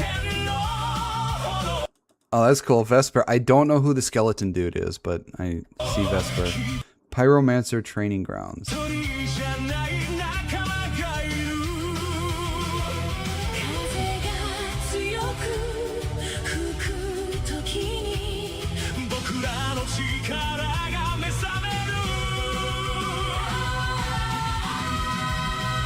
Oh, possibly Bones.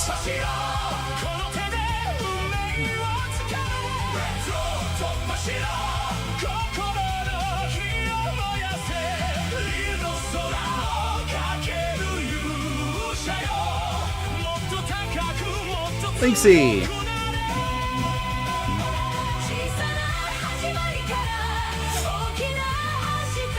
Skellington is Crimson Thrill. Oh, okay. Crimson Thrill. Oh, wait, wasn't that formerly Whalesbane? Isn't that who that used to be?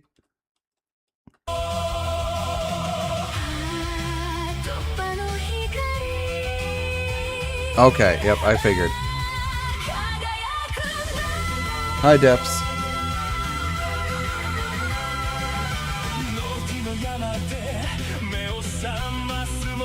Oh, Debs, can you DM me Crimson's Twitter so I can start tagging him in the stuff I in the sets. I'll probably need a thing of his new character as well. Let's see. Holy crap, that's me.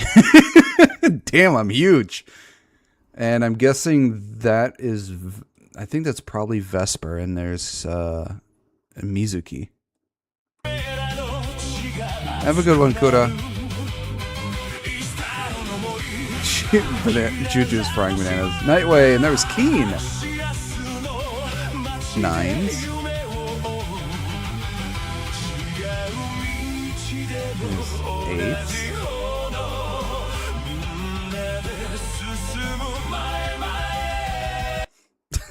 They're running away from skeleton pirates.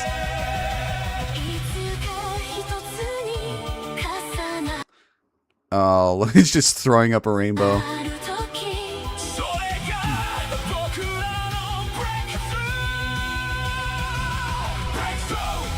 Blue, Kitsuragi. Oh, there's Puff. Oh, okay, that looks really cool. Ember looks really cool. I love the shield too. That looks awesome.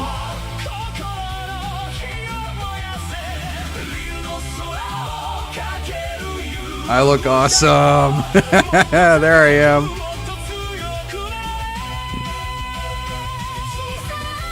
There's Fatash. Intellectual. I'm kind of surprised to see Intellectual with Fatash this time instead of Ember.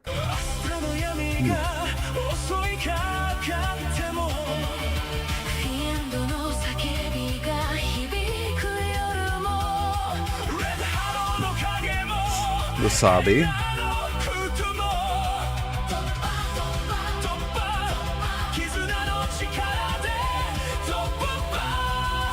Oh, there's Octo and Gravy.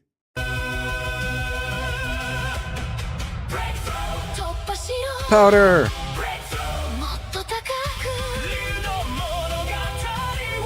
Damn, Powder's powerful. Oh, look at that! That's Ellie. Or Eli, sorry. I like her sword, it looks really cool.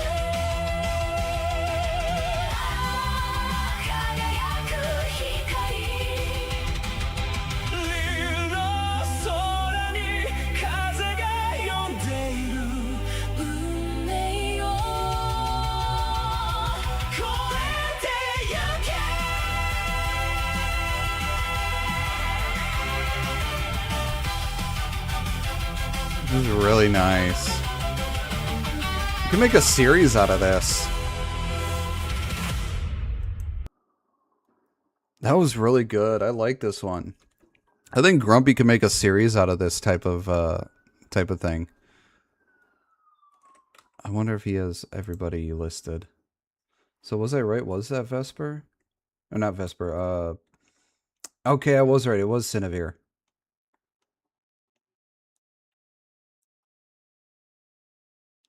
God, Cinevere made him into a muscle mommy. Kuda's favorite.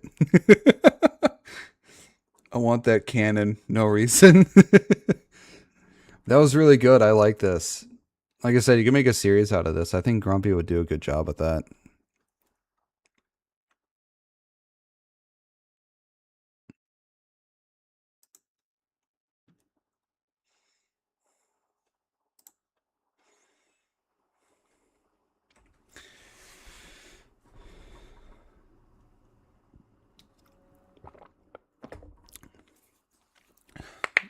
Alright, we have a Rev video here. We love Rev says Desu in this community. And this one is called The Shoe on Head Situation is Genuinely Insane. And Shoe is always in some sort of situation.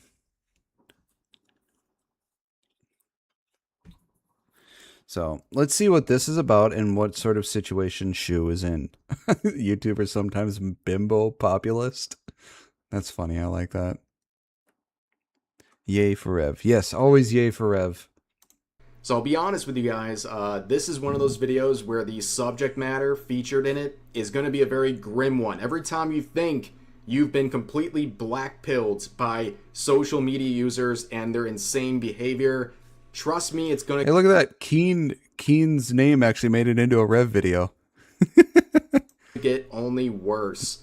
Now, why is Shoe on Head featured here? Well, she's been very vocal about this situation, and she's been taking the brunt of the crazies on social media, and also being accused of concocting this entire situation and the insane response on social media. Now, what is this situation? Well, right now there is a very high-profile case going on. I've seen this. I've seen this going on for like the past week, and I think it's fucking insane that there are women defending this monster.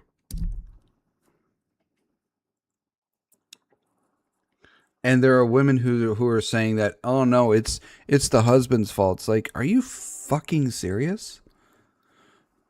The woman and her lawyer both admitted that she did it. And there are women who are saying, oh no, it's a cover-up. It's a conspiracy. No, she didn't do it. Like, are you fucking serious? She looked up how to do all this stuff to her kids.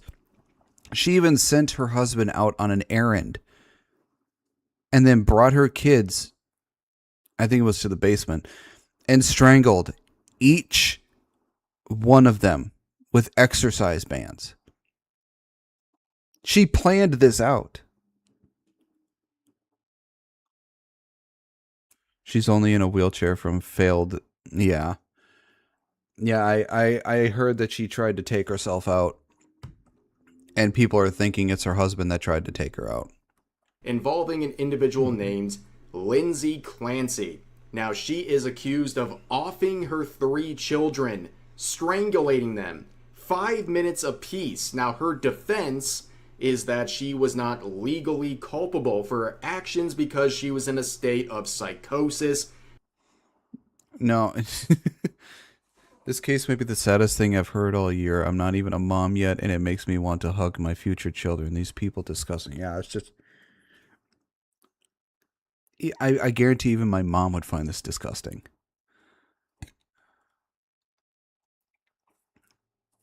It's just... She... You cannot blame psychosis on something that you premeditated. You planned this shit out. You cannot blame this on a psychosis. I'm sorry. You have no defense in that. Given her postpartum depression. Now, I understand. Postpartum depression or postpartum psychosis is a real thing. I get that. You know, emotions and hormones run havoc on you. I get that. I understand. But that does not mean you can use that as an excuse to get out of the fact that you killed your kids. One of them in which wasn't even a year old yet.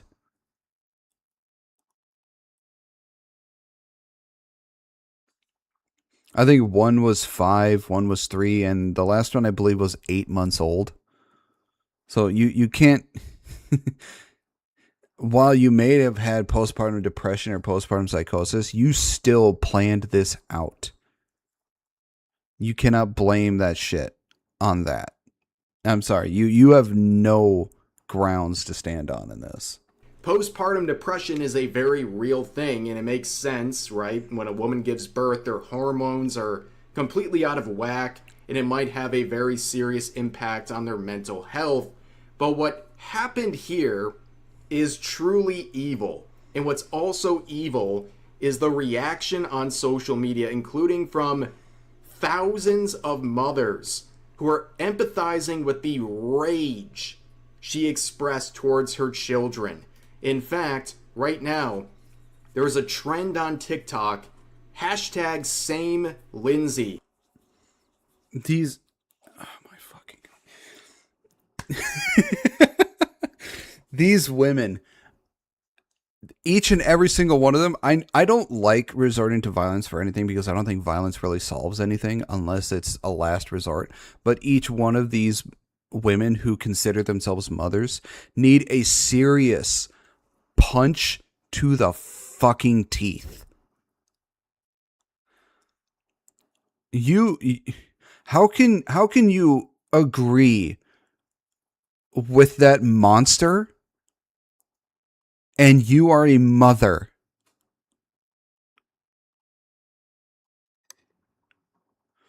I don't understand how you can agree with that and you are a fucking mother.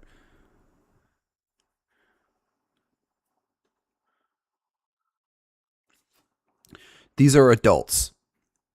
Adults who have a fully, I say this with a caveat, a fully functioning brain.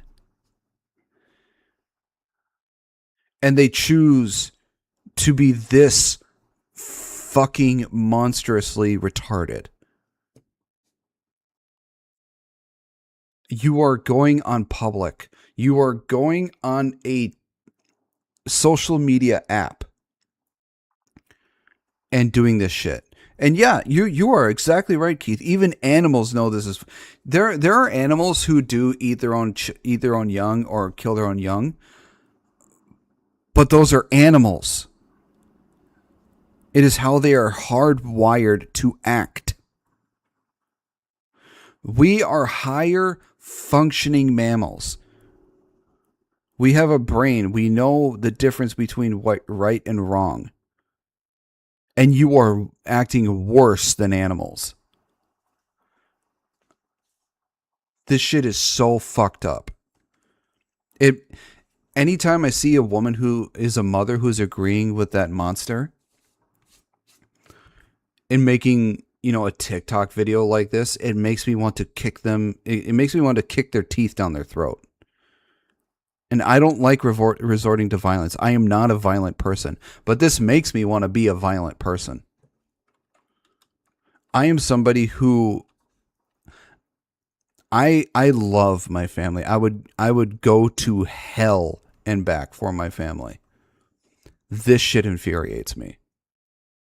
Where people, including mothers, are holding their own newborns, expressing support for what she did. In fact, at the trial, thousands of women are showing up. And they're showing up with their fucking kids. They are showing up with their kids to the shit in solidarity for a monster who brutally killed her 3 children.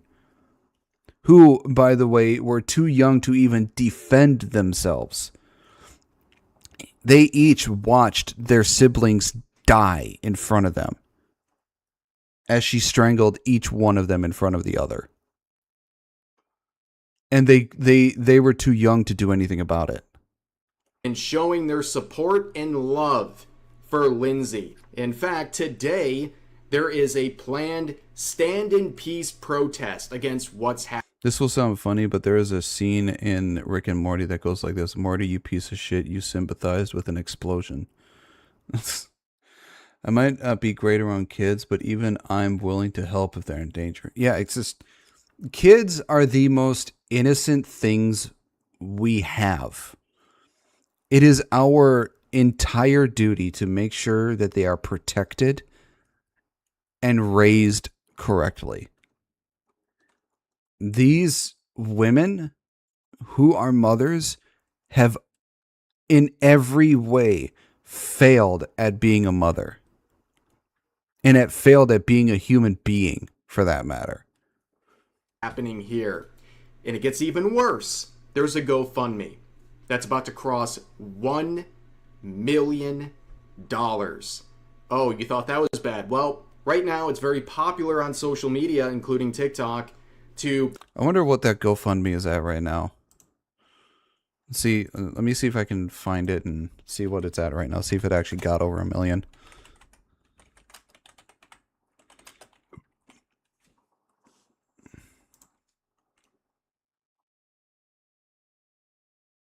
Yep, it surpassed 1 million. It is at 1.02 million.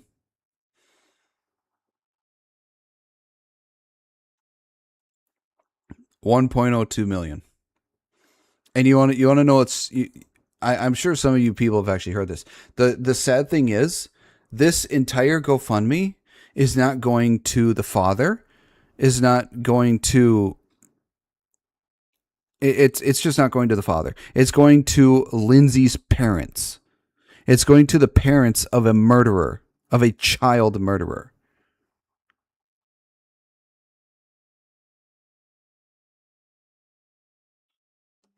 These oh my god, these women are fucking nuts. As disgraceful as violence is, it does solve problems. When you destroy the source of the problem, it goes away permanently. The fear of violence also prevents some people from causing harm to innocent people. Yeah, and orangutan would raise those kids better. At least with an orangutan, those kids would have gotten real. I wouldn't say an orangutan because they can be pretty unpredictable and damn, they are fucking violent. I would say they'd have a better chance with a gorilla than an orangutan.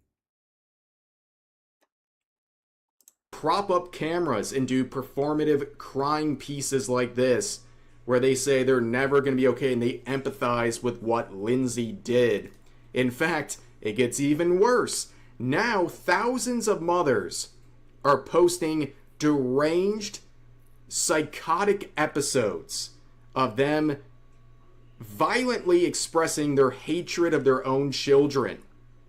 You ladies, look, I can't say all ladies because some ladies got pregnant as an accident because they weren't being smart. But a lot of these ladies decided to have a kid. They made the choice to have a child. And some of these ladies are saying they hate their child. Bitch, you decided to have one. That kid didn't decide to be born. He didn't decide to come into the world. You decided to open your fucked up legs and get pounded and have a child. And now you're saying you hate your kid. How fucked up is that?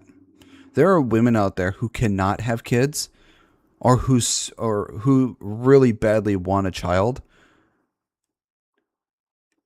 And they see you acting like this and see you as the most retarded person on the fucking planet.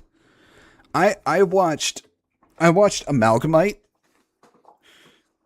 talk about this, and even she thinks this is fucked up. And she wants to have kids. She so badly wants to have kids.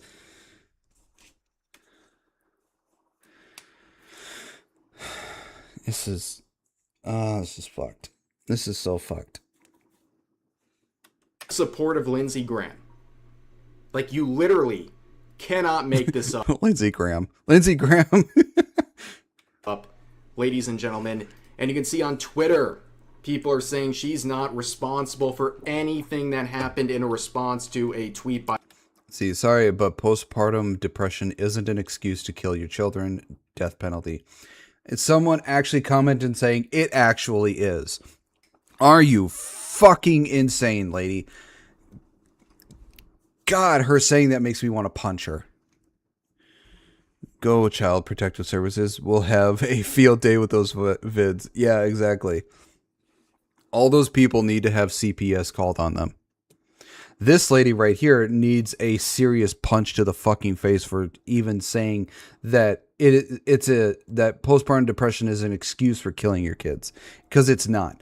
In no reality, in no way, shape, or form here in reality, in logical thinking, is postpartum depression an excuse to end your child's life. The fact that you think it's an excuse, that is, it's an excusable excuse, shows that you should not be anywhere near children.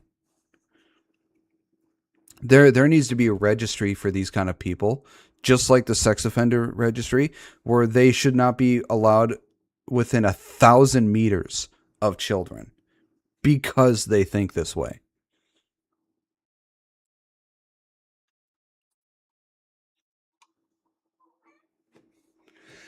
Yeah.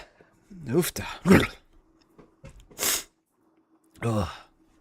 Forget punch. Gorilla armed with a spiked Japanese club. They shouldn't be anywhere near normal human beings. They belong in asylums. Yeah, bless you. Thank you, Keith. Thank you. Ugh. Bryson Gray here. And then you... And the thing is, I want kids too. I have wanted to be a parent since I was 18.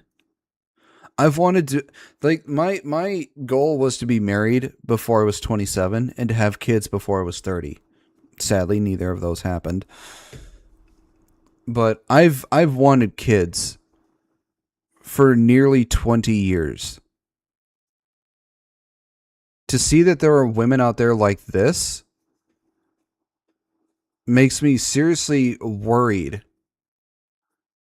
about my hopefully future spouse, if I ever fucking find someone crazy enough to want to date my ass, let alone have kids with me. But it makes me seriously worried because there are women out there who think exactly like this. I don't believe it's the majority. I don't think it's the majority of women who think like this. But damn if I find a woman who actually thinks like this. See people on TikTok as well saying that the patriarchy is responsible for what happened here. The matriarchy will make sure you're heard. Oh my god. The patriarchy hasn't existed for decades. I guarantee you, if the patriarchy still existed, none of these women would be able to do the shit that they do. I've said that many times. None of you women would be able to hold a job. Hell, you wouldn't be able to leave the fucking house because we would make sure the only job you have is to take care of the house and us.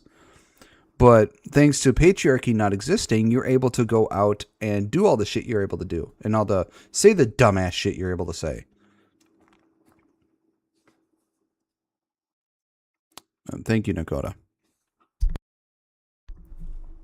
So, yeah, patriarchy hasn't existed for decades. Hell, probably a century. Oh, but it gets worse. Now there's people on TikTok saying that the husband should have been the target of this violence, and some married women are...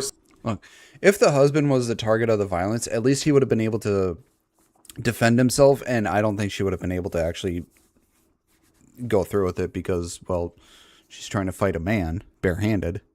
That's not really a good idea because men on average are physically more overpowering than women. Saying, yes, this should happen to the husbands.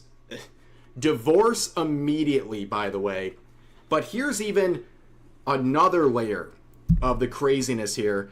People, these TikTok... Hey, want to see real patriarchy? Pakistan shows the real shit. Yeah. Go to the countries that have the Islamic religion and you'll see real patriarchy. There are male animals that are far more qualified parents. Yeah. True crime. A gorilla would have taken better care of these kids than this fucking monster. Junkies are now making up fan fictions that it was the husband who did this and then he framed his wife, which is insane. Give me 2 minutes to describe how insane this is, okay? Number one, the husband was caught on camera at a store while this was happening. But of course, social media users are claiming he had a doppelganger. A doppelganger? Really? Are you fucking kidding me? Was covering for him out in the public. Insane. But we don't even need to debate whether or not she did it. That is not something they're questioning at the trial. Her defense, they know she did it.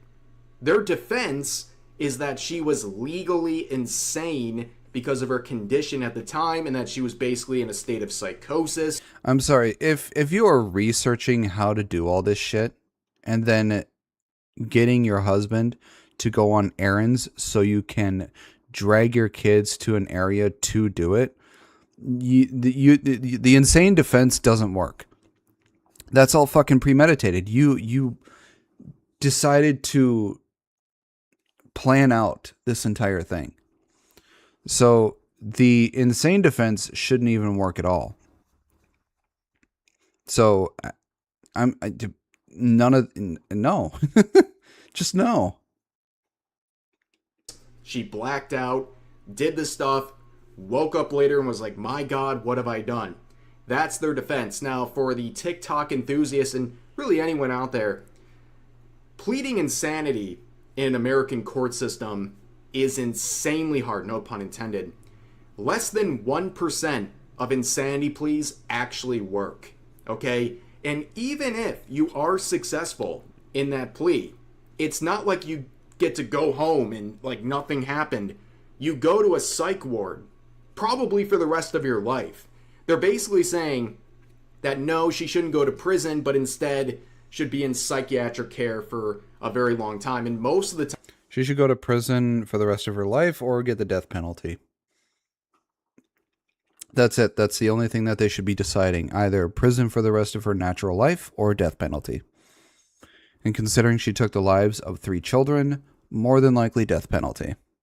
time when someone gets a successful insanity defense granted, they spend more time in the ward than they would have in prison, because at the end of the day, insanity defense or no, the person is not someone who is fit to live in society. So the fact that people are coming up with these theories about the husband is absolutely deranged. And if you want some somewhat good news, some of these psychos on TikTok who are expressing their support of Lindsay are being investigated by Child Services. Good. Well, you know, that shouldn't be too surprising when you're posting stuff like this, literally holding your newborn, as you say it. But let's get to Shoe on Head. Shoe on Head, as a mother, has been very vocal about the situation, exercising that one thing that all these wackadoos really hate, and that is common sense and just a tinge of humanity. So she shared posts like this saying over $700,000 now raised for a woman who strangled her 3 children to the end with exercise ropes. Every single donation is from a woman. Hundreds of thousands of women in a TikTok true crime psychosis where they believe the husband did it because he looks mean. Here's another post where she responded saying, thousands of women online right now creating true crime fan fiction about the man who had to come home and see all 3 of his little innocent children brutally offed like that because sisterhood or something. I hope he sues these idiots on TikTok. She literally chased down one of them. Imagine how scared and confused they were. It actually makes me so sick. I cried like 3 times researching all this, and I had to take a break. And here's some of the defenses people are proudly sharing. People saying, my 3-year-old daughter took one look at him and said, that's a bad guy. Or how about this? Someone asking if there's a reason why you don't think the evidence and admitting she did it is enough. And they say, LOL, intuition. There's a lot of evidence that is still being uncovered. Really? Your intuition. Well, my intuition says that you're a fucking retard. I guess that my intuition outdoes yours because mine's actually true. And of course, people are crafting more theories about the husband, where they say in posts like this, we've learned a lot more about Lindsay Clancy's husband as the trial has played out, yada, yada, yada, and that he failed his wife and kids. Yes, it's... Yeah, a man who decided to work from home and help his wife in every single possible way that he could. Yeah, of course, he failed his kids and he failed his wife. It's the husband's fault that she strangled their 3 children. Yeah, it's the husband. Well, here's the problem, right? You can see a note that is applied to the previous tweet saying Patrick Clancy, the husband, took 12 weeks of paternity leave and began working from home following the end of his leave. He was actively involved in the parenting and his wife's medical treatments. Where Shu would reply, end quote, saying, "We've learned a lot more about Lindsay Clancy's husband," end quote. "You watched some TikToks by Pitbull Mama 78 who told you about Lindsay Clancy's husband using her intuition and tarot cards or some stupid stuff. Shut the F up." And then TMZ, in their infinite wisdom and embarrassing coverage as per usual, saying Patrick Clancy spotted with a new wife amid ex-wife Lindsay's murder trial. Well, I mean, is the husband not allowed to find somebody new that's not gonna, be psychotic? I mean, the man's probably pretty well broken. Then he's finding somebody that's probably trying to help get his, put him back together. And again, a note. Oh, it's been 3 years since then. Yeah, it's been 3 fucking years. What, is he never allowed to find another fucking person? Are you kidding me? 3 years. And he's probably still broken about his 3 kids being killed. This woman that he found is probably the one thing that's holding him together now. Is applied, saying it's been 3 years and 7 months since his ex-wife offed his children. Yeah, because apparently if your now ex-wife offs your children, 3 years later you're not allowed to move on. In fact, you're the problem. They're more mad at you.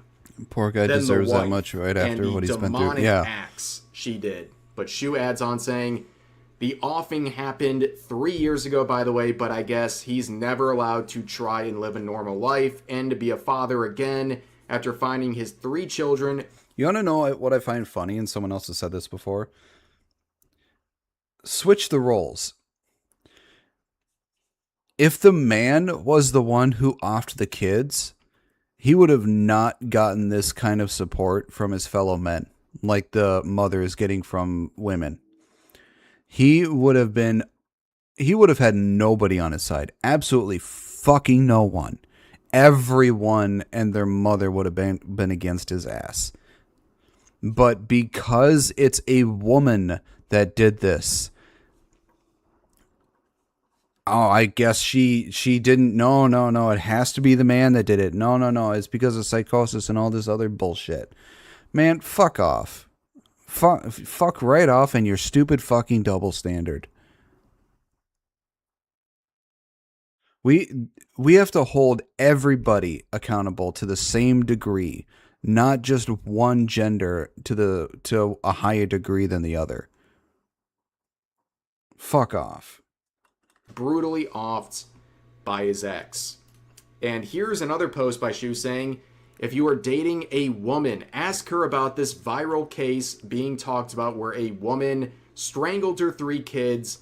If she is on her side or thinks the husband did it, her brain has been fried by TikTok. I'm sorry, any woman that is on Lindsay's side, you should be single for the rest of your life. Absolutely no, you don't get anybody. Single and childless for the rest of your life. That's how it should be. And you need to break up with her now. Showing some of the people saying you'll never make me hate Lindsay Clancy, and also people hypothesizing in their fan fictions that the husband was the one who did this and then framed the wife. And here's someone trying to basically gaslight everyone. Like, you've seen just the tiniest bit of all these viral posts, but you've seen enough. But people are gaslighting, saying it's amazing how much of Shu on Head's discourse is her pretending that TikTok and Twitter is real life and getting mad about it.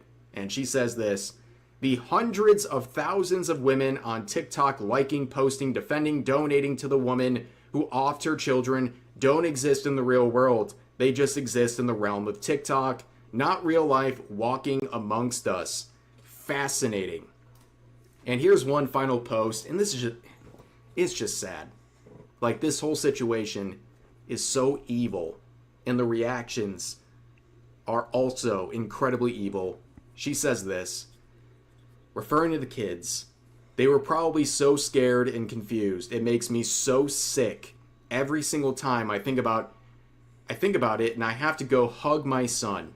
She really needs to effing fry, and every one of these regarded schmores supporting her, projecting themselves onto her, needs to be neutered. You know, I think out of any video that Rev should be able to swear and say things in, it should be this one. Rev should just say retarded whores. These people are evil. They are genuinely evil.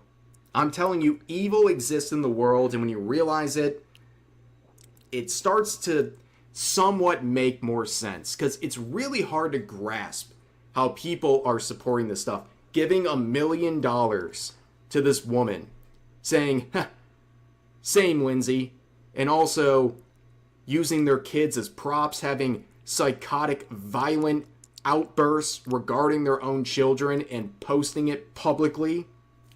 This is genuine evil. Okay, at this point, guys, I'm worried the 19th Amendment is going to be repealed from this case.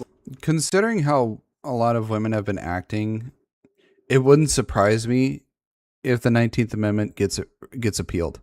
It just wouldn't. As horrible as that might be for a lot of, you know, actual, real, genuine women, if it gets appealed, it's not going to be surprising. Like, that's how bad things are going right now.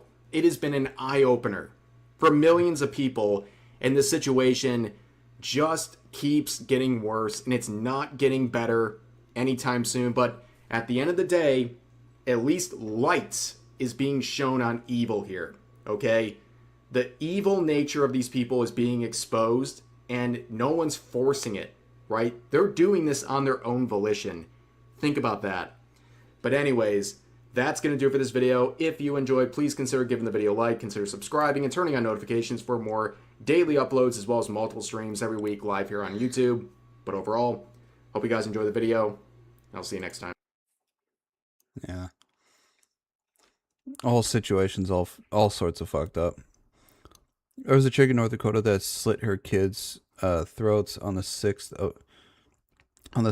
of this month. She taunted the father before of the three, one survived. Damn.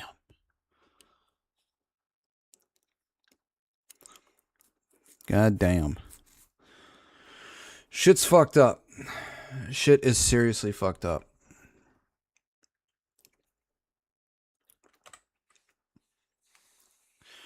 The woman needs to, yeah, the woman needs to fry. I'm sorry, she gave up any right to live as soon as she did that to her kids. She needs to fry.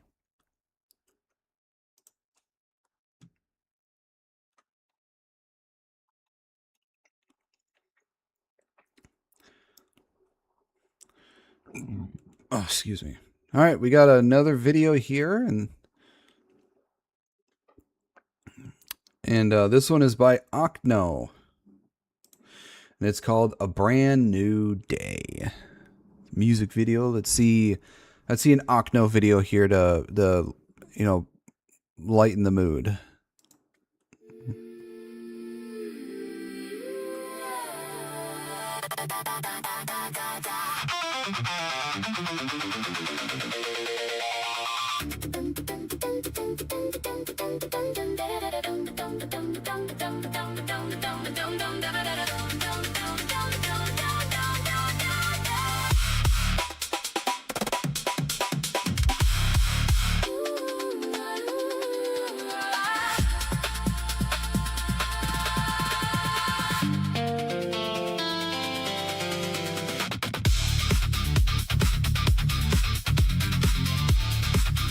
Damn, look at that lady.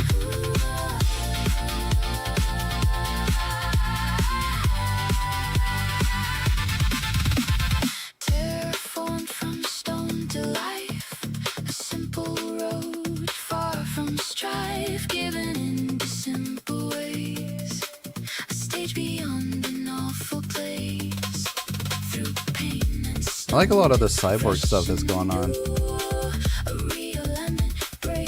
Kind of like, what is that game called?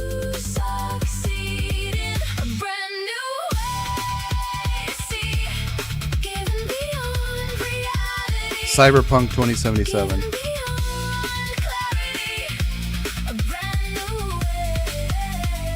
It's kind of what it reminds me of.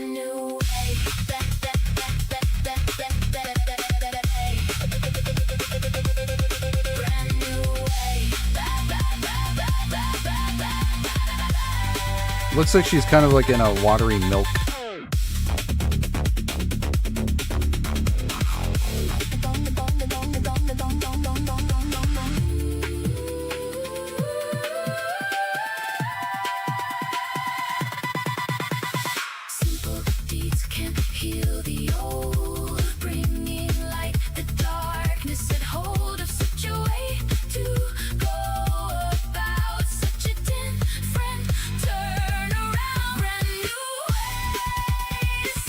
Wow, look at that.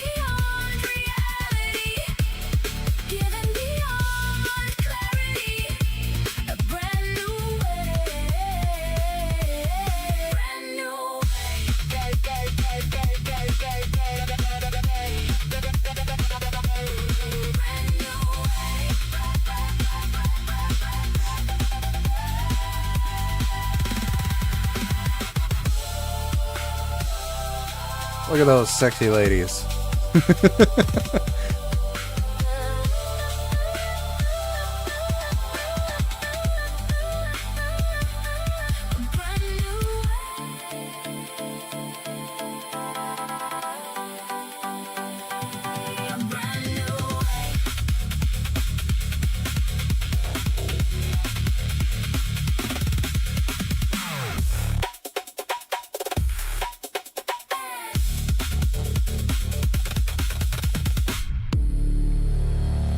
Isaiah 42:5.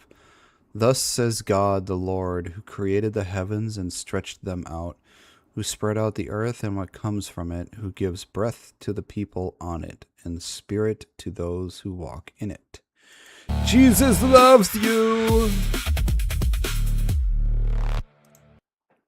That was really good, though. I like that. Reminds me, it's like, it gives me Cyberpunk 2077 vibes. Just saying, probably in the future, a lot of that cybernetic stuff is it's gonna actually come to real life. It's quite plausible.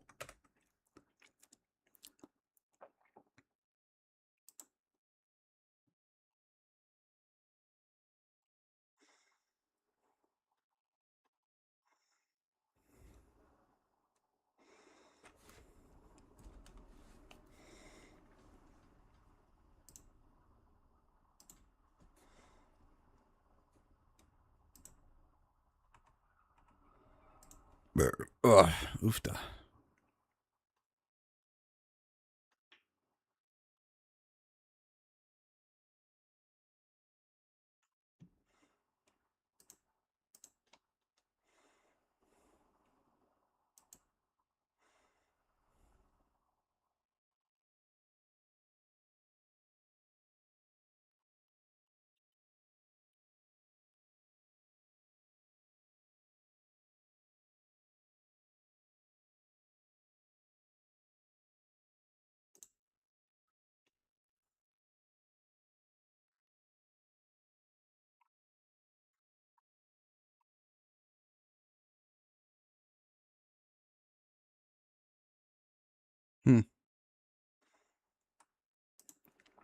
I think I'm gonna order some pizza.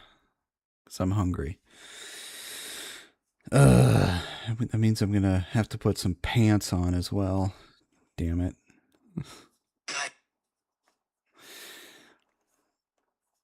I don't want to wear pants, but I have to if I'm gonna answer the door for the pizza man.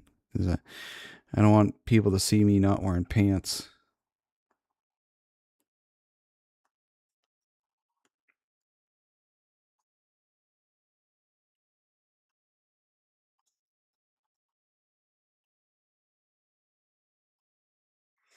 pan pizza, extra cheese, and extra mushrooms. Don't want the DoorDash situation. Yeah. Well, the thing is, unless somebody lets the person into the apartment, I'm going to have to just go walk down to the apartment door to get it. So I won't have to worry because unlike that, I actually keep my door closed with it locked because I don't trust people. I don't trust the public with, and sometimes the funny thing is I forget to lock my front door, and when I go to sleep I wake up and realize my door has been unlocked the entire time. But thankfully no one is dumb enough to try and break into my place.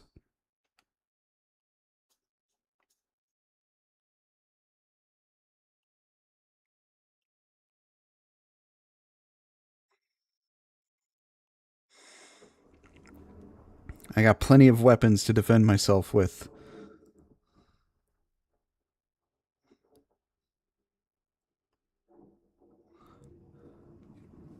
Eat some greens, man. I actually haven't had vegetables in a long time. But I do like peas. My favorite vegetable is peas, so I probably have some at some point, but I don't have any right now. I do need to add some more greens to my diet. I barely eat vegetables at all.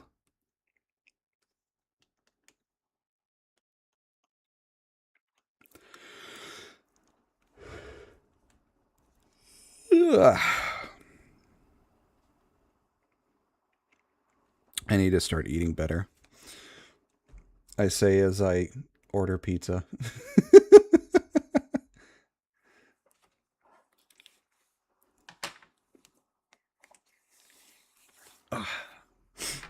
Most people don't get enough fiber either. Yeah.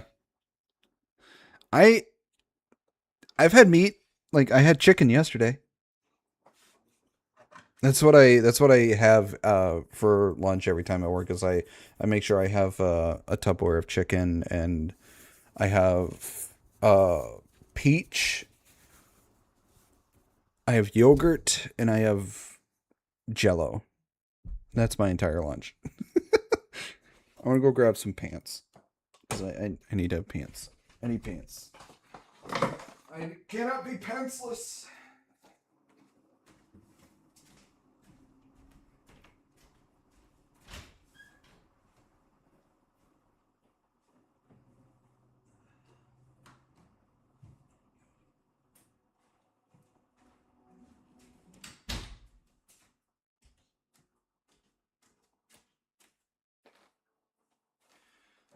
I do also have hamburgers, so I do eat meat.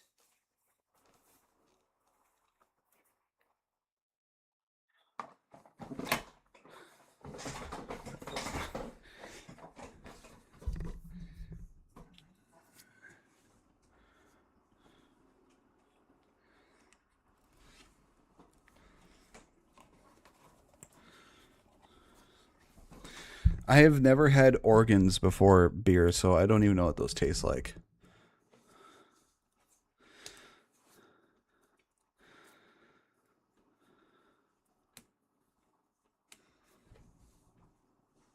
So, I ordered pizza, so that'll be here in probably about 30 minutes or so.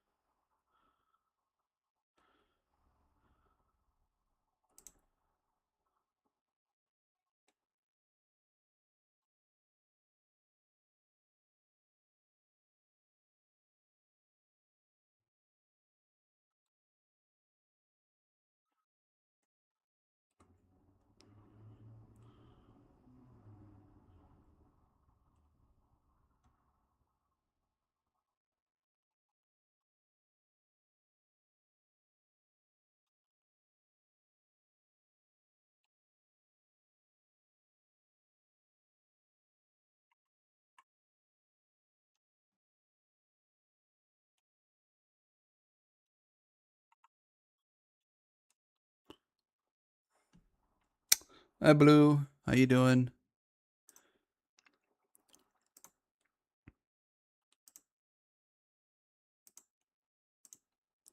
I'm about to try and breed a Pokemon with better stats. I need to breed some pals on my Pal World server, because I need more pals. Well, I don't need more pals, but I want more.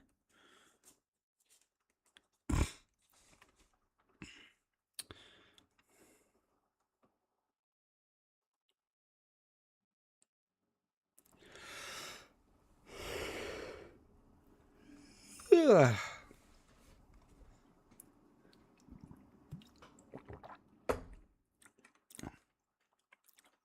I'm good, just tired of the liberals. Everyone's tired of the liberals. Nobody likes them. All right. Next video we have here is by Amir Odom. We like Amir. He does great work, great videos and everything. And this one is called Why Everyone is Tired of Influencers. Influencers, I think, are just retarded because the stuff they try and influence with people is really dumb and is like zero brain cells. And it's dangerous. So, let's see what this video has to say. People hate influencers. Nothing feels authentic. As an influencer, I also hate influencers. I feel like every time I log on to Instagram or TikTok, I'm being sold something, and it's honestly annoying, and I'm sick and tired of these influencers, and that's exactly what this video will be about today. Personally, I've been feeling this shift. Like, I feel like people are looking at influencers differently now, more than ever. Between everybody trying to be like each other, no one having an authentic take, everyone... Yeah, it seems like influencers nowadays there's like no original influencers. It's just a bunch of people copy pasting each other. No one has an original thought. No one has an original skit. No one has an original bone in their fucking body. It's just copy paste of the person next to them. No one can be original anymore, which is, it's sad. It's like, I want original people like back in the day with Vine. Vine was a great thing. It was awesome. But now with everyone, it's like as soon as a trend happens, every single person and their mother has to hop on it and copy the person and copy the next person. Nobody can do anything original anymore. Trying to sell something left and right. The curated lifestyles, it's like everyone's just tired of it. And yeah, I know it can be a little ironic coming from me, but I feel like there's a difference between being a content creator over here on YouTube, making long form content, versus being like a lifestyle creator over on Instagram or TikTok. So being a content creator, in my opinion, is much different than being an influencer. I'm not trying to be an influencer. I'm not trying to influence anybody. I'm just trying to be somebody who's real. I'm trying to give real opinions and trying to keep everything, logical and within reality. That's all I'm trying to do. And I'm trying to build a community where everybody can, be chill and be real and be awesome. Back then, they were simply entertainers because, everything on social media was entertainment. Now it's politics, selling you products, and it's the same shit everywhere. Exactly. So I'll share more of my perspective on that later. But regardless, if you like this type of content, be sure to subscribe. Let's dive right into this video and see what's going on. I think hating influencers has become a socially acceptable way to hate women. Of course, you have to direct it at women. It's so stupid. It's not that people hate influencers. We dislike them. We think they're annoying and they're unoriginal. So we find them just inconveniently annoying.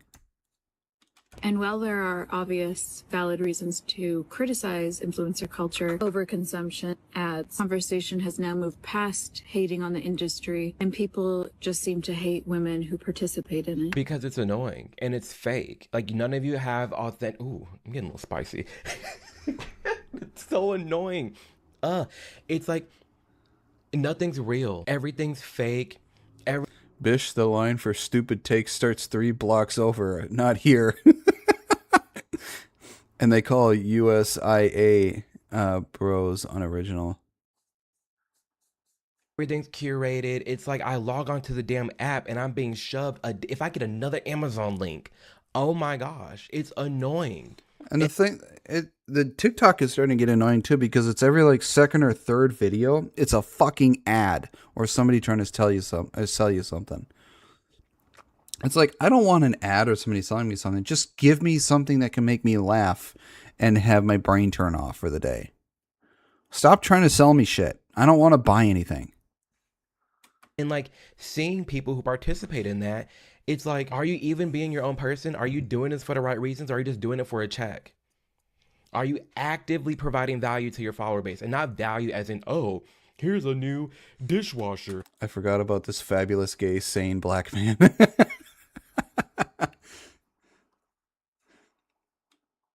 Here's a new vacuum. Like, no, are you actively challenging someone? Are you actively providing an immense amount of value? Do you have a unique perspective? Are you authentic? Are you just being real? And if you're not, people see that clear as day and they don't like it. That doesn't make somebody like hating women. No, it just so happened there's a lot of women and men, but a lot of women who participate in this like influencer culture and y'all act the same. That's why Coachella.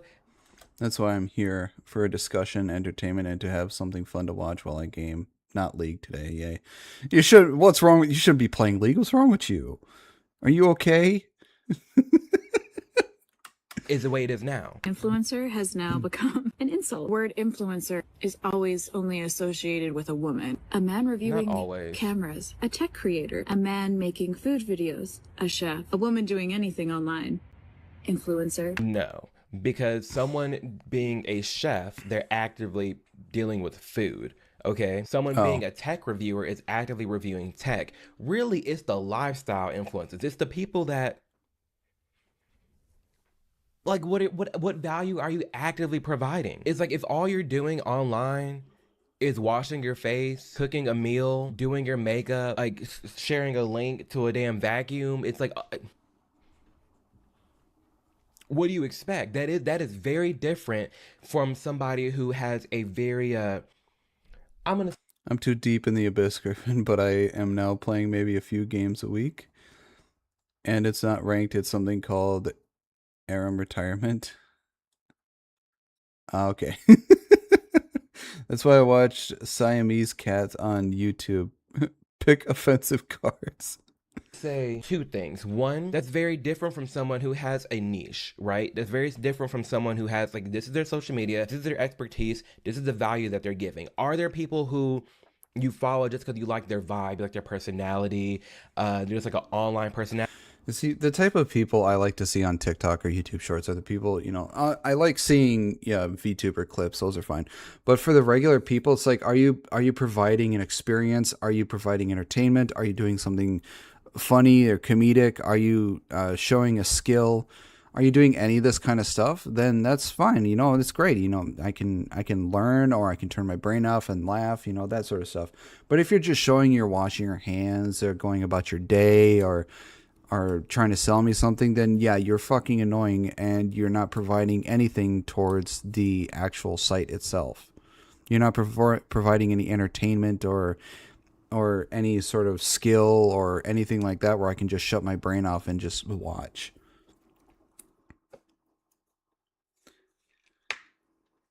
Even Nero and Evil are more real than them. Exactly. Yeah, they are. League, the most toxic game to exist when you hate the lineup and go AFK and nothing happens to them, but if you go AFK to take care of life and get banned. Because life likes to call at the worst time. Yeah.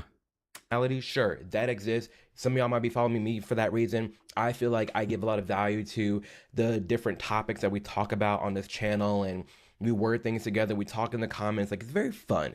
I dissect culture, politics, race issues, gay issues, the whole nine. That's the value add, right? But it's these creators that are out here that are, they're not giving any value. I don't know how else to say it. They're not doing anything. That's what people just had enough with. People do not hate influencers because the majority of us are women, okay? People hate influencers because they can't go to a Pilates class without being filmed in the background. People hate... God, yes, exactly. Those are the other influencers that we fucking hate. We can't stand them because they're disrupting everyday fucking life. These people, they go to a restaurant, they go to Pilates, they go to a gym, they go to anywhere else in public, and they absolutely think they have to record themselves doing some stupid shit or working out or doing something. You are actively infringing upon people's everyday life. Or infringing upon whatever, infringing. Well, they're cringe. But you're actively infringing upon people's everyday life. These are the type of influencers that are the most annoying because they think they have to record or they have to stream or they have to do something in front of a fucking camera because they can't go 1 minute without fucking attention. Influencers because it's created a massive overconsumption problem. She's spitting bars. One, not everything needs to be recorded. Even to the extent if you're a fitness coach, rent out the gym in the morning. Do it in private. It's like, I'm tired of seeing a damn camera everywhere you go. Don't even get me started on the damn Ray-Ban, the Meta sunglasses. I'll do a whole video separate on that, so be sure to subscribe. It's annoying. People hate influencers because some of you are the most entitled snobs that think a number on a screen. Yeah, the other influences that people don't like is the fact that the ones who think that they get thousands of followers, tens, hundreds, or millions, they have so many followers and so many views that they think they are better than everyone else around them. So they get such a giant fucking head on their shoulders that they think, why aren't they treating me like royalty? Why aren't they treating me like I'm their betters? It's like, bitch, why don't I kick you off your fucking high horse and see how you feel? Fuck you. You are no better than me. The president is no better than me. No person is no better than me because they have a certain following, influence, money, whatever the fuck. You are no better than the person next to you. The only thing different about you is, yeah, you have more followers and such, you get more attention. Yeah, that's fine. That's just that. It doesn't mean you're a better person. If anything, because you let that get to your fucking head, you are more of a shit person. Nobody fucking likes you when you act like you are like you are better than everyone else around you. Get off your fucking high horse and actually learn about the world around you. Makes you more valuable than every other human being. And oh my gosh. And it's nothing crazier. I very rarely mention what I do online unless somebody asks me what I do for work, then I'm honest about it. But there's so many times where I'll meet somebody and they're kind of standoffish or they're kind of like, oh, okay, whatever. And then they hear what I do or they see my follower count and their whole demeanor changes. Whole attitude changes. They're like, oh my gosh, can I get you anything? Let's be friends. I hate those fake people too. I can't stand those kind of people. It's just they're only trying to be nice to you because they want to be within the same circle or whatever. They want something from you. They don't want to be your friend because they want to be they like you or they think you're awesome or just solely for the fact that they just want to be your friend. No, the moment they find out you have some sort of clout, certain amount of money, fame, or whatever else, that's the only reason they want to be friends with you. It is those, I hate those type of leech-like toxic people. They are one of the worst to be around because the only thing they care about is the things is the fame and money you bring. They don't care about who you are or just you. Also, Logan as a wrestler is good, but as a human being, he can eat a Tide Pod and his brother Jake getting his ass beat and retired from boxing. Chef's kiss. Just like what happened with Yuki Wado. Yeah, Yuki seems like a wonderful person, but fuck the energy, god damn. I don't think I'd be able to keep up with her because of the amount of fucking energy she has. Jesus Christ. But yeah, it's like she seems like a wonderful person to be around, but there are people who are just taking advantage of the fact that she just got popular.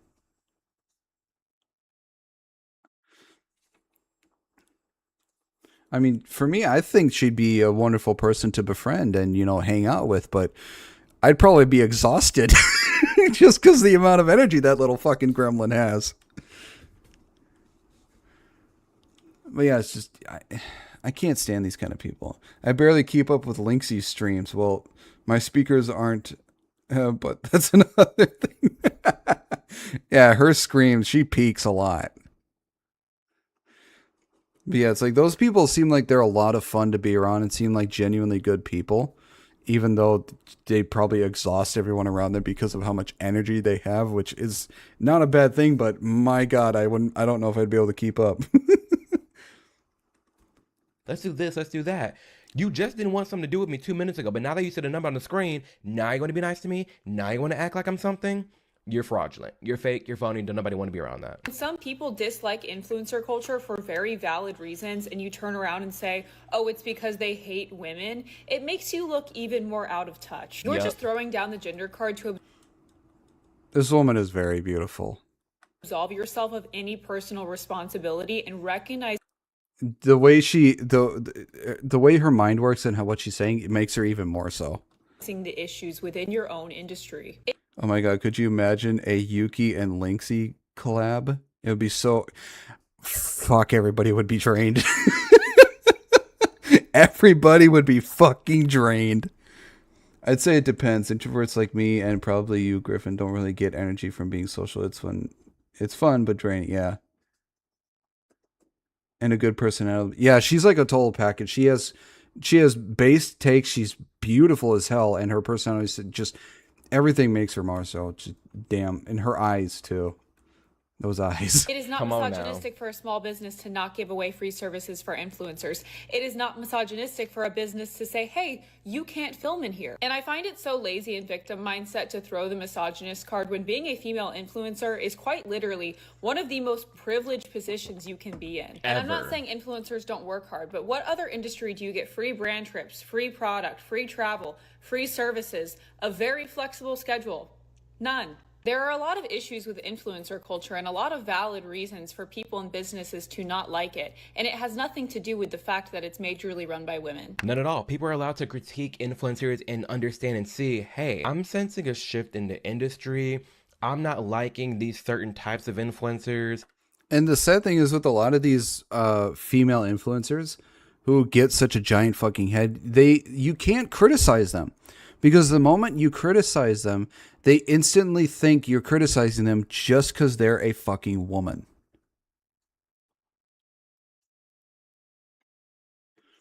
Which is it. I don't get it. You can't handle, and a lot of it is constructive criticism too. It's criticism that they need, but they can't take it. And their defense is, "Oh, you're criticizing me just because I'm a woman."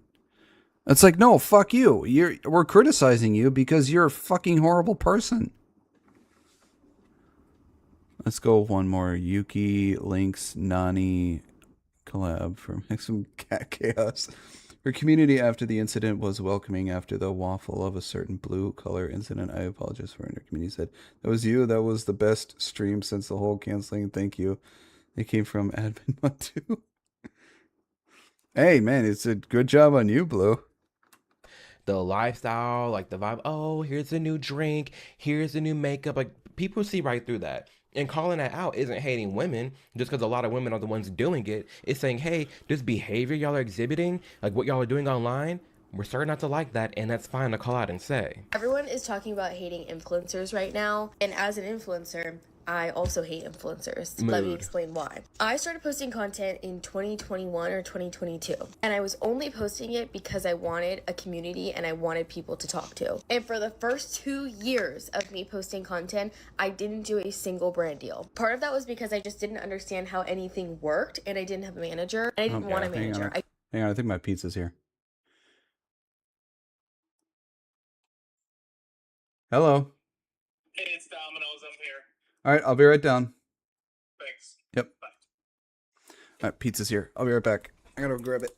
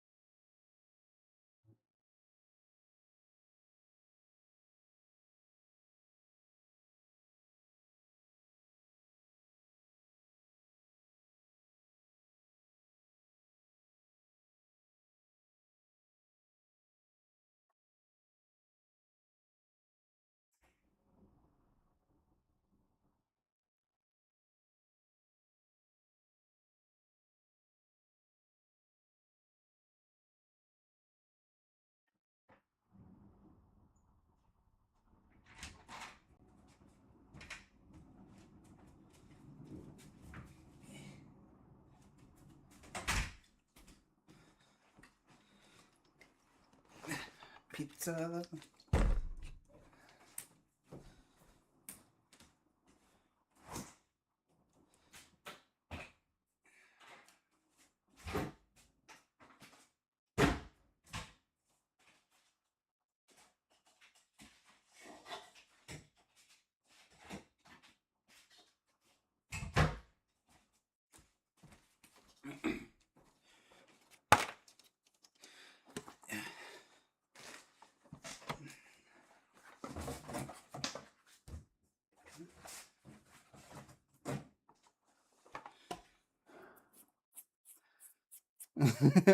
No, it's just for me, Spine.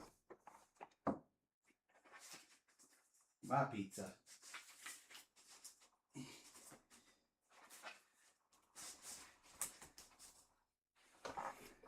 Mine and no one else's.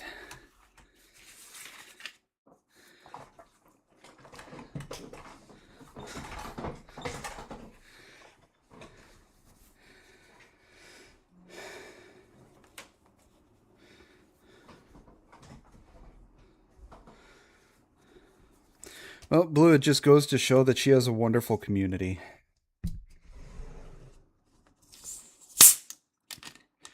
I think I'd like to have the chance to collab with her on something. I think she'd be pretty fun.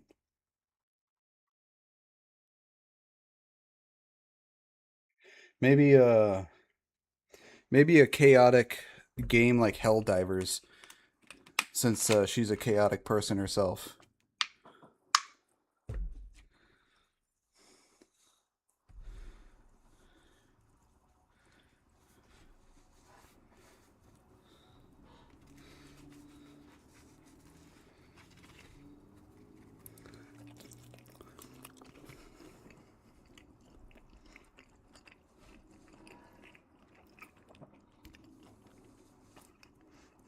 Delicious. Delicious pizza.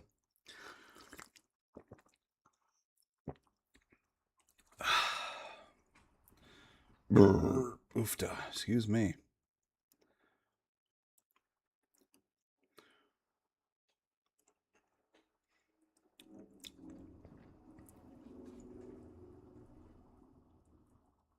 No. Thanks, Steps.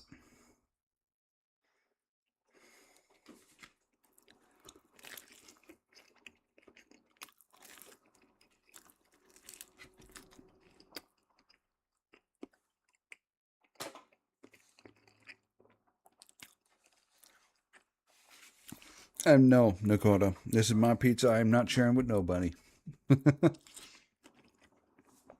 Alright, let's get back to the video. I didn't even want really anybody to know about my social media until I realized how much money you can make off of it. But now, everybody knows immediately. Once you start posting on TikTok, you can start making money. You don't even have to be that big anymore. In this too, there's been so many people telling me I need to be posting on Instagram, I need to be posting on TikTok every single day and be doing brand deals, when my goal is to make content for y'all. My goal isn't to make content just so I can get a brand deal. No, I'm not in it for that. It never started off as that. Is having a sponsorship on this YouTube channel great? Yes. It helps. Look, I hope one day that I can turn this into a full-time thing. I don't think it'll ever fucking happen. But I mean, I would like to post stuff like clips on YouTube, on TikTok, but I almost don't have time to create clips from my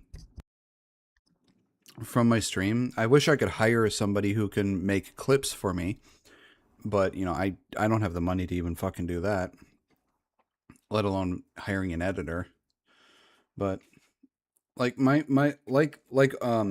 I can't fucking speak. Like Amir, I'm not doing this to get famous. I'm not doing this just to try and get brand deals. I'm not doing this just to try and make money. I'm doing this because I want to create a community, and I want to create a space where people can come and just be themselves without having to try to be victim blamed or anything like that. And I'm just here to, you know, bring some happiness, joy, and some good vibes to everybody who just wants to come to my community.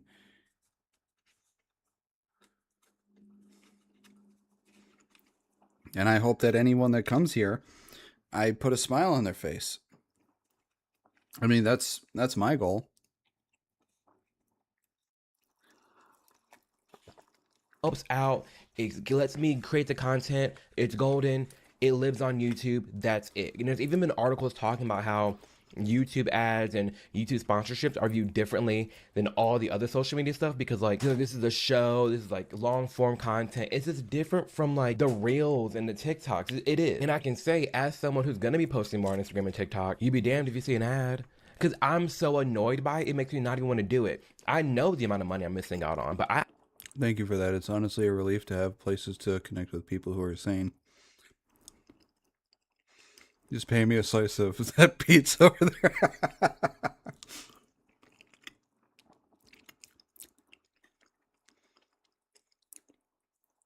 No. I like to create my community. It's just, yeah, this is a place where people can come and feel like they're welcome, and where everybody here is actually realistic and sane. We're not fucking morons and retards who try and, you know, promote a fucking fantasy world. You're worth at least 2 slices of pizza. I honestly don't care because like people just need to realize when is enough. Like, yes, you can keep selling your soul is making more money, selling. But at what point are you actually going to reflect on would you watch your own content yourself? I enjoy my videos. I can sit down and watch my own videos. They are entertaining. Well, I mean, sane in the fact that we're not retarded like all the fucking liberals and woke people. I mean, arguably everybody in my community is insane, but we're not insane to the point where we believe the fantasy fucking shit that they do. Fun. We go through many different topics. I enjoy it. But damn, it's so annoying logging on to Instagram and just, it's a QVC. Buy this, here's this. And then like, it just gets so annoying. It does. So that's the only reason people are doing it. And then you have all these influencers that are just nothing burgers. Not really a smile, but you motivate me enough to continue doing music and edit my shit. Well, I'm glad I can do that, Nakota. All they do is post about their Pilates class and what they're wearing and just all the trendy things that there's no authenticity, there's no personality. It's cringe. Anymore. And then people get mad when they're out. And you know, I know it's weird to hear a man saying this. I'm sick of seeing all these influencers dressing and acting like a slut. Can we get back to the point where women start dressing more modestly and actually with some self-respect and some shame? And not acting like a slut or a whore online? I mean, I like to see, you know, tits and ass, and I'm a man. I like to see that, but god damn if these women don't leave anything to the fucking imagination. It's getting to the point where I'm actually starting to be sick of seeing it so fucking constantly. I'd like to see some modesty again, like back in the 50s and, you know, 20s, 30s, 40s, 50s, like those times.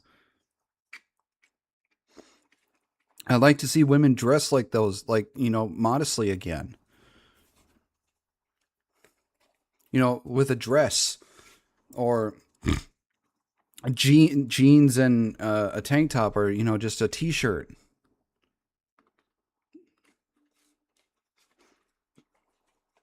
Of touch, but they were never in touch in the first place. They always just wanted the money. They always just wanted the free products. They always just wanted the fame. And you can tell, you can see right through it when someone's not in it to be in it. When someone's not enjoying it, when someone's clearly in it just for the bag. I can tell clear as day when I meet a creator in real life or I see somebody online, do they actually enjoy what they do? Are they saying it because they're passionate about it? Is it through lived experiences? Is it through like they're passionate? Like, are they just passionate about what they're doing? Or are they a copy and paste clone of every other influencer out there? Do they have their own opinions? Are they scared to say something? Are they scared to be authentic? All of us can see right through it. Never cared about the audience. I actually, for me, I genuinely enjoy doing this stuff. Because even when I'm at work, I'm always excited to, when I get home, start streaming. Because I like it a lot more now since the SCU, because now I have more people to talk to and hang out with. while I did genuinely enjoy it before a lot more people came because of the SCU, I like it even more now because I actually have more people to talk to. I have more people to, just be with and actually share an opinion with and have fun with and create a wonderful community with. I love doing this. Like I'll tell you the reason why, what got me into this. Excuse me. What influenced me into becoming a content creator and a streamer was Markiplier. The videos that did it for me was the ones he did, like the 7 million, 8 million, 9 million, 10 million milestone videos, where he would see a compilation of all of his fans that made a video thanking him for what he did and how he helped them get through stuff, that thing, those videos that made him cry and all those videos. It got me thinking, it's like, this is something I would like to do. I'd like to become a streamer and a content creator where the stuff that I do, I hope that the streaming and the videos I make, for those who come by even for just a second, I hope that what I do can put even the smallest smile on their face or bring them even just a tiny bit of happiness that can help them through their day. I hope that what I do helps somebody. I want people to feel like they are welcomed, that they're loved, they're respected, and a place where they can feel like the world around them isn't fucking insane. And yeah, it was Markiplier that inspired me to do all this because, I wanted to create a community where people are just welcomed. So, yeah, I don't do this for fame, fortune, recognition, or anything. I do this because I like helping people out. I like helping people feel better and make them feel like that they're welcomed somewhere. So, while I do hope that one day I can do this full time, I don't ever expect to. I don't ever expect anybody to stay here. I don't ever expect anybody to subscribe, to follow. Hell, I don't expect anybody to even say anything in chat. The only thing I do hope for is that they enjoyed the time that they spent here, even if it was just for a couple of seconds. So, that's why I do what I do. And I enjoy doing this. I love doing this. And I will do this until I can no longer physically do this, which will probably be until I'm in the ground. So many people just want to be influencers for the money and the fame that it's like you ruin the whole point of being an influencer. The point is that you share parts of your life on social media, you can relate to an audience, and you get to make money off of it. That's great. And then all the brands too realized how important influencers are. So now they're like, let's give these influencers this luxury experience and send them to Coachella for free. And it just makes the influencer get even more out of touch. And Yep. I'm guilty of this. I go on brand trips and then I realize, wow, I'm so out of touch. I always thought that whole Coachella thing was really dumb. I thought that was really fucking stupid. But that's just me. That's just what I think.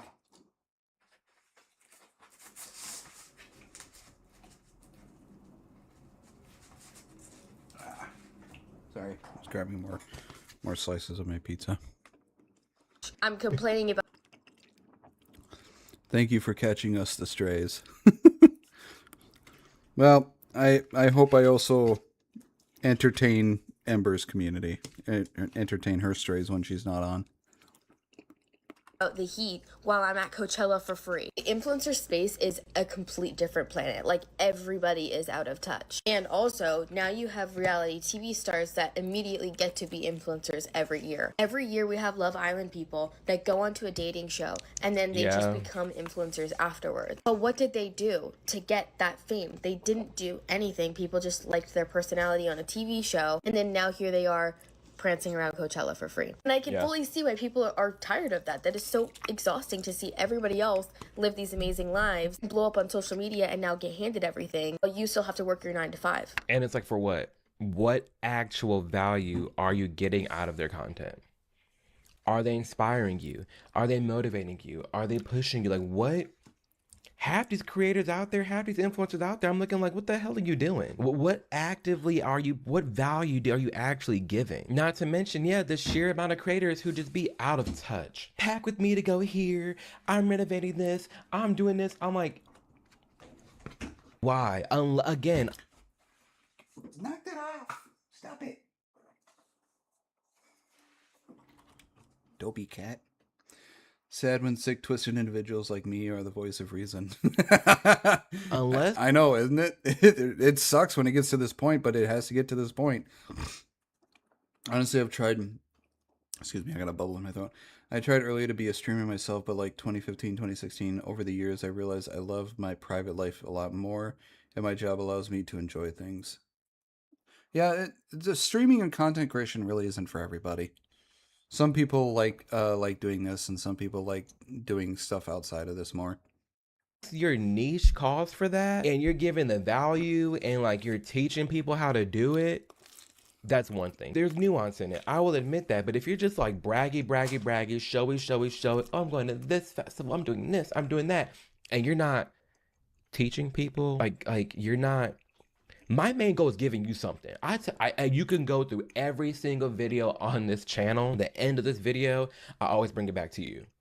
You got to take care of you. If you're not getting anything from this channel, you got to unsubscribe, take a break, something. But I want to make sure you're doing what you need to do to achieve your goals and dreams, always first and foremost. If you're not getting any value out of my content, dip. I don't want you wasting your time with me. And I feel like now more than ever, there's so many influencers who don't do anything. Everybody wants to be an influencer now because they see how easy it is or how easy it was. You want to know what's really sad about this influencer stuff? There are kids now in elementary school, middle school, and high school who their dream goal is to be an influencer, a streamer, or a content creator. Sorry about that. That is their life goal. That is a sad thing. There's not really many people nowadays who are their goal is to be like a teacher, an astronaut, a mechanic, a firefighter, or something, actually realistic like that. Their goal is to be an influencer. It's like, what kind of dream job is that to have? I'm happy and tried. At least I know what I like and what not. But editing was fun, to be honest. I made a cool edit, then ended up some Instagram page with 2K likes at the same time. Don't know how. I can't type shit, apparently. When talking modest and still feeling good about yourself, I posted an art of Celestium's elegant dress. Let me see.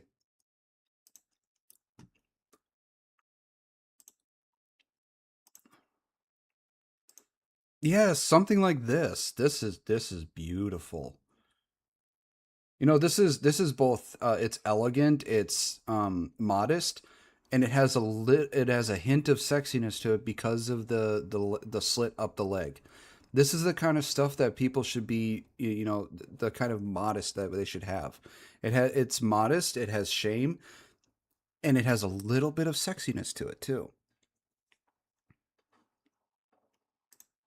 But yeah, this is the kind of stuff I'm talking about when it comes to modest. Or the or that one I posted of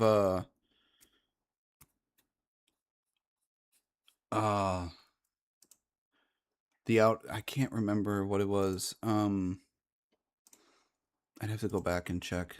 Let me see here. It was a while ago that I posted it. Oh, excuse me. Oh, not videos. Damn it. Photos. It was one of the sets that I posted.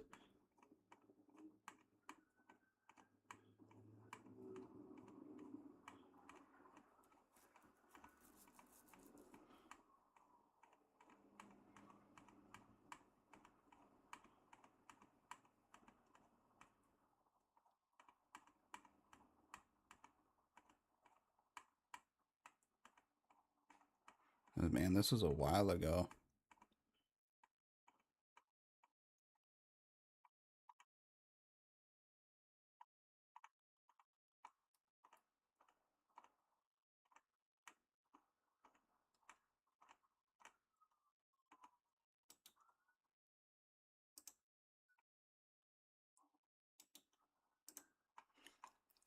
It was like a 1950s set that I posted. I can't remember.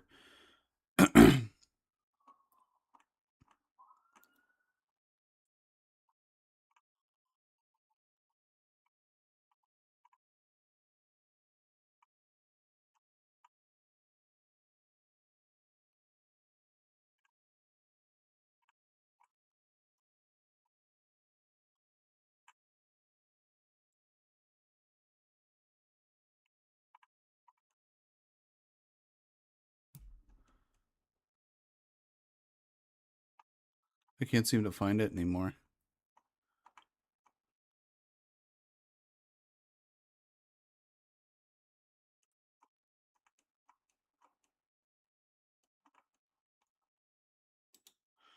I don't know why.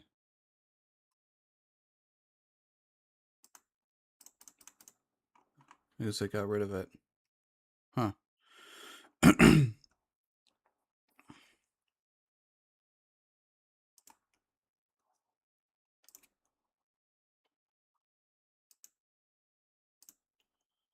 Oh well. It was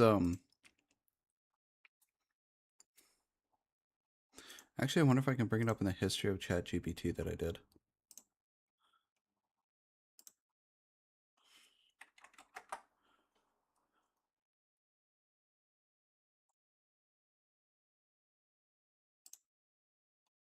Yep, okay. Something like this as well. Can't believe it still has it. You know, something... oh, shit. There we go. But yeah, something like this, you know, modest like this.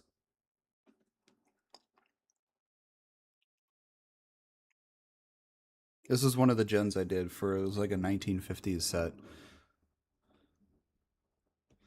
Hello, Elakar.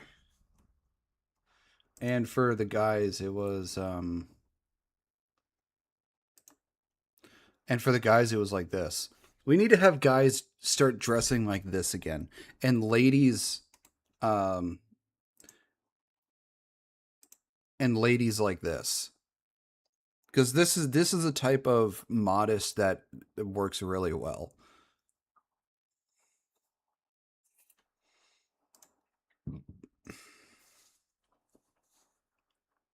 Was, at least. I think it's a lot harder now than it was back in 2022. I mean, even in like 2020, you could post a video of literally nothing and you would go viral and have like 1 million followers. Like now it's just hard to even gain any followers because there's just so many people that want to be influencers. The point of the influencer job is to glamorize your life. And see, that's where I feel like I'm not an influencer. I'm just a content creator. We talk about these cultural issues, we dissect it, we have a good time, and then a lot. Please know I hate ties. Hi, Birdman. We need to dress up like the guys in Peaky Blinders. We need that again, Birdman. We need it. Men need to dress like that again. Off and go. Y'all may see a glimpse of life in my little membership. Y'all may see some stuff over my Instagram stories, but besides that, I don't want to bog you down with pointless shit. No. That's so silly to me. There is no influencer recession. Saw this article today about, you know, how influencers are dying out and you can't just be, what was it? Pilates, matcha, and aloe yoga. Yeah. Anymore, you know, to be successful. And I think that's true. But I don't think that means all content, all influence, all social media, whatever, is dead, done, and dying. Yeah. I think what it means is people are becoming more, their desire for intellectually nutritious content is going up. And vapid, consumerism-driven, template, like influencer, capital I influencer content. Yeah, we need, I think nowadays more than ever, we need content that actually gets people's brains firing. We have too much brain rot. I think that's what we have. We have too much brain rot. We need more content out there that gets people's brains actually going rather than rots them to the core. We have too much stuff that where people's attention span is now getting shorter and shorter and shorter. We need content that gets people's brains going and increases their attention span. This short form brain rot content isn't really doing it for people anymore. Content, that's what's going away. Yes, exactly that. Not necessarily, you can still be a content creator. You can still do your thing online, but it just goes back to what value are you giving? Mind you, there were creators back in the day who were just getting famous for just dancing. And then like they go off and do random stuff, but like people are done with that. It's really going back to your time, and people are realizing that your time is valuable and important. So it's like, what are you getting out of the content that you're watching? When you're scrolling on Instagram, are you motivated? Are you inspired? Or are you getting a little annoyed?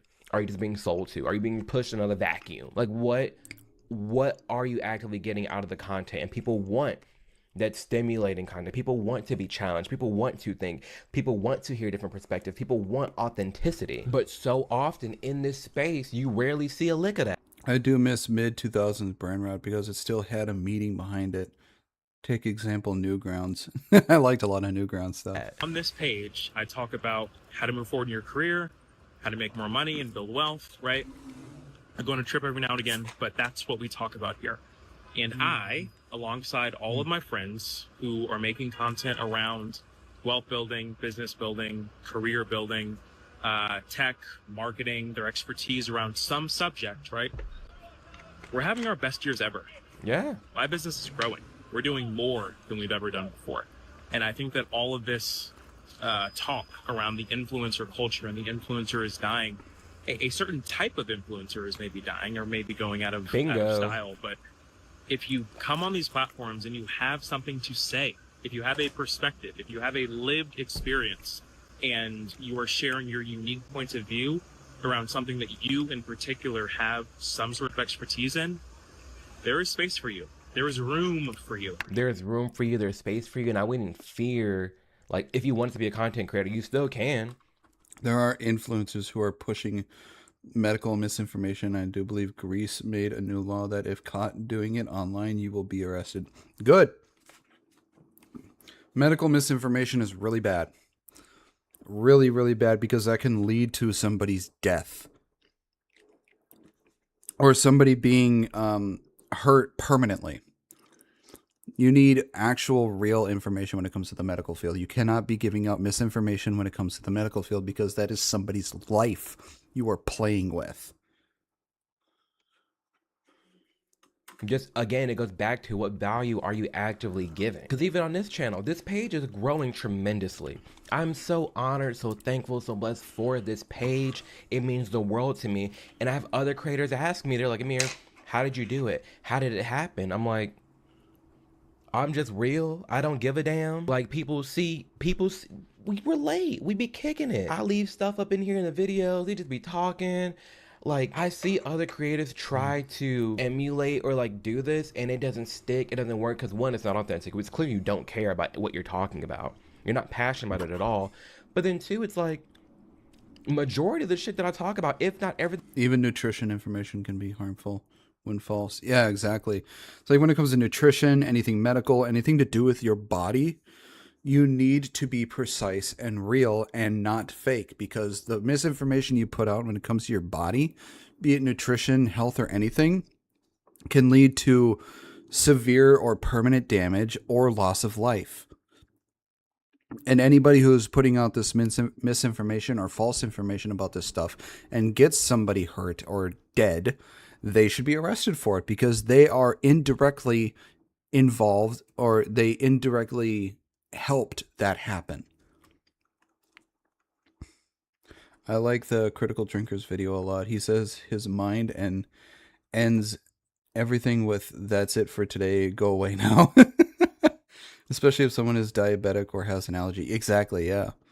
On this channel, I have some type of tie to, whether it be the gay issues because hello, I'm a twig, whether it be the black issues because hello, 11:59 p.m., whether it be 11:59 p.m. He's calling himself dark. creator life, whether it be generational trauma, hello, no relationship with my parents, a broken family, dad's been gone. Like, I talk about His dad went to get the milk and never came back. things I'm actively passionate about. I know, I live through, and what's on my head, and it's fun. You guys see that. And there's other creators out there, like he's a type of creator, y'all know what I'm talking about, where you just look at them and you're just like, like, I don't know how to put it. That's just the vibe that I get, and it's so annoying. He might be dark, but I've seen some who has such dark skin. The comments are saying he's not unlocked yet as a character. Damn, I've heard that too, Tactical. That's pretty funny. Funny enough, my dad actually did that. Oh, damn, Keith, I'm sorry to hear that. Nothing feels authentic anymore because everything is an ad. This week I've been writing about having ad fatigue. I have 29,916 unread marketing emails. When I go to watch a YouTube video, I have to watch 3 ads every 5 minutes. Well, a little biased. I will say, YouTube, I will put in a different camp. Those ads being there give the creator the room to make the content that you have chosen to watch on YouTube. Majority of the time on YouTube, you're shown something, you click it. It's not like I'm scrolling on a reel and I'm like, it's in my face and I'm watching it now. No, you clicked on this video.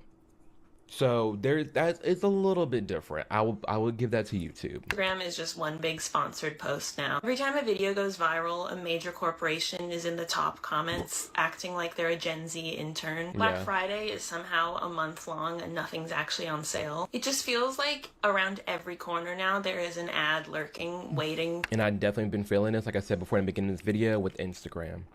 It's like, what I want to go on stories and just watch stories. I'd love to see them test like removing links from stories.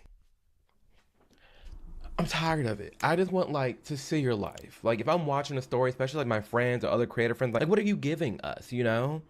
But it's like, damn, I go on stories, I'm like, link, link, okay. The sad thing is now there are companies and places that are trying to get it so they can put ads in the middle of your video games. And I guarantee you, if you do that, you are going to piss off a lot of fucking people, and you're not going to like the result out of that. Keep your fucking ads out of my video games, bitch. Okay, link. Okay, link. Okay, link. Like, girl, let it go. Our attention, waiting to capitalize off of any real or genuine moment. The boundaries between human being and brand have become so blurred that it's difficult to distinguish between the two. Brands act like people online, people act like brands online. Influencers are people, but they're also living, breathing ads. Celebrities are also influencers and also brands as well. And regular. I got one worse. He said he's so dark, his cousin called him Boo Berry. I said, dude, did your family call you the S slur? He said, yep. Oh my god.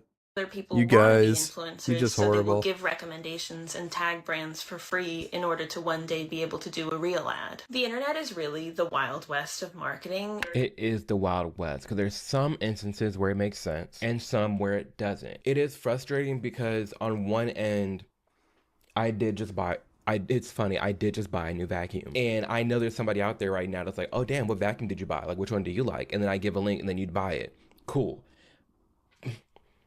But it's genuine. And yeah, it'd be nice to get a cut of that because I'm the one that put you onto it. But also, is that really necessary? Because then it turns into someone whose whole page, they're a walking ad. They're a walking QVC. And at that point, you don't know what's genuine and what's not. There's some ads out there that make complete sense. And like some brands that make sense. Like I have an app coming out that's going to make complete sense. I think about Tom Holland and Bureau, his non-alcoholic drink company, because he was an alcoholic. Stuff like that makes sense. But when it comes to just, I don't know, let me comments below if you get what I'm saying. Like there's a thin line between an ad that makes sense and is appropriate and is expected versus an ad that not at all, doesn't make sense, not needed, And like she said, it is the wild, wild west right now of the internet. And it is a weird time to live in, but there's a way to navigate this with integrity. There's a way to navigate this being authentic. I've turned down ads on this platform all the time. Like big ones. I've said, no, absolutely not. I'm not doing that at all because it has nothing to do with me. Every ad on this page I have used or my loved one has used. One of the two. Every single one. That's my criteria for me. But again, I'm independent and you're never gonna buy my view, but there's other people out there that would do anything for a little check. And them checks be nasty work. And so people just, they'll push whatever they want to their audience. But I feel like they're not looking long term. Is really infinite space to squeeze ads into. Our data is being bought and sold to hell and back just to pelt us with marketing. Sometimes it feels as though we've signed a deal with the devil in order to use these things for free. And now we will just have to spend the rest of our lives being marketed to. But now somehow on top of that, we also have to pay subscription fees as well. I feel like there's a middle ground between that because I do wish there was a social media app that was just social media. Because I grew up in the era where Snapchat, Instagram, those were literally for your friends. Facebook was just friends. Come with me to pack for my trip to Florence. Oh my god. She's dogging on these influencers. No, because how am I leaving the country for the 3rd time this month? Literally, what is my life? I am so stressed. I have to leave in 2 hours. Like, how am I even supposed to pack? Guys, I'm literally so stressed right now because tell me why Starbucks just got my order wrong. Literally tell me why. Come with me to Ear One to try the new Ear One eye patches. I'm low-key scared because I love the road eye patches. This is so cringe. I'm scared I'm not gonna like them. I'm so stressed. Literally, what is my life? Guys, today I did some damage at Chanel. Being a girl is accidentally going into Chanel and accidentally spending $10,000. If you've never done that before, you're not girling correctly. Get ready with me to go to the Oh my god. No. The out of touch creators. See, the type of influencers she's mocking are the type of influencers that we are all getting severely sick of and we find seriously annoying. She's mocking them perfectly. It's hilarious. Drive me up a wall. Again, if your niche calls for that, if your niche is clearly defined, I am a luxury content creator, I review luxury items, sure, that makes sense. But you just on your story, I just bought a new $20,000 bag, you guys look. Ew. Here's my travels, I'm doing this, I'm doing that. It's like, there comes a point you can share some things, but there it reaches the line where you're like, just bragging. You're just talking for no reason. Integrity, that is rare air, my dude. If someone has that being a influencer, they must be a protected species. Like I've gone on trips and I haven't even mentioned it. Worst day of my life is getting kicked out of my parents' house. And I'm just my to my own horn, damn just blue. to say that there are some creators out there, even that you and I both love and watch, that don't talk about like 60% of the things that they do. Because that's not what their platform is. That's not what it calls for. They don't need to be doing all that. So I can tell you, there are good people out there. There are creators that don't do this. It's just, this is the type that drives me up a wall. I can't. The era of influencers and Yeah, I don't talk about my life on my social media stuff. I don't, because, you know, people... I don't think people are going to fucking care. I don't care enough to share. So why the fuck should I expect other people to care about what I do throughout my daily life? Why the fuck do I need to share? The only thing I share is, you know, the gens I do and my streaming stuff. That's it. I don't need to share my everyday life. Why the fuck should anybody care? The only people I need to share about my daily life with at all, if any, if at all, is my family. That's it. influencer culture as we know it is dead. No, because like we like to be called content creators now. Okay, but let me explain. Put some respect. Okay. Excuse me? Yes, I personally do feel like there's a difference between an influencer and a content creator. Because there is a difference between an influencer and a content creator. Content creators actually have fucking respect.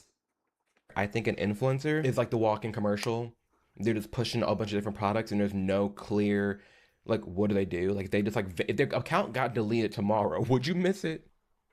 Would your life be impacted in any type of way? Is, like, are you missing some type of oomph that it gave you? Were you yearning for their content? Were you going on Instagram, oh my gosh, I have to see what they're doing?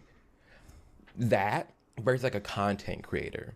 There's a lot of content creators on YouTube. I would be devastated if they just stopped making content. Like, are you actively curating stuff, putting your voice out there, sharing your authentic self? Like, are you actively like creating content that's like giving, it goes back to value. Are you providing value to the people that are watching you? And not a link with a 10% discount. Like, and that's your whole goal of the whole thing.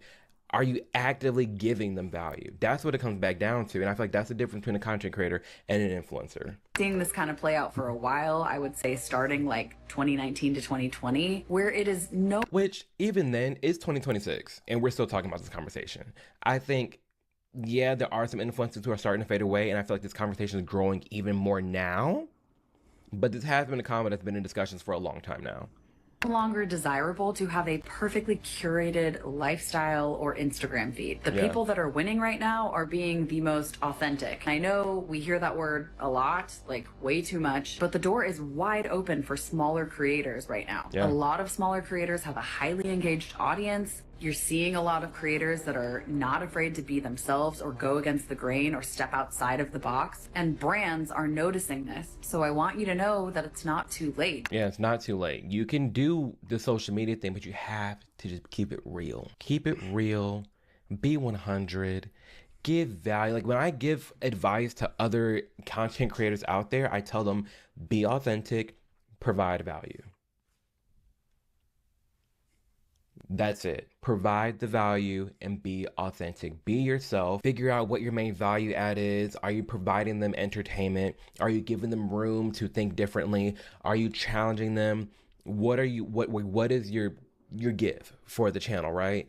Those are my biggest advice. Those are my biggest tips, because if you don't have that, you're just nothing. What do you guys think? Do you feel like there's an influencer bubble popping? Do you feel like this influencer fatigue is growing? Because I know for me, I'm about to go on a mass unfollowing spree on Instagram. I just am. If I'm not getting like adamant value from you, I'm not feeling super inspired by you, motivated by you, I'm not.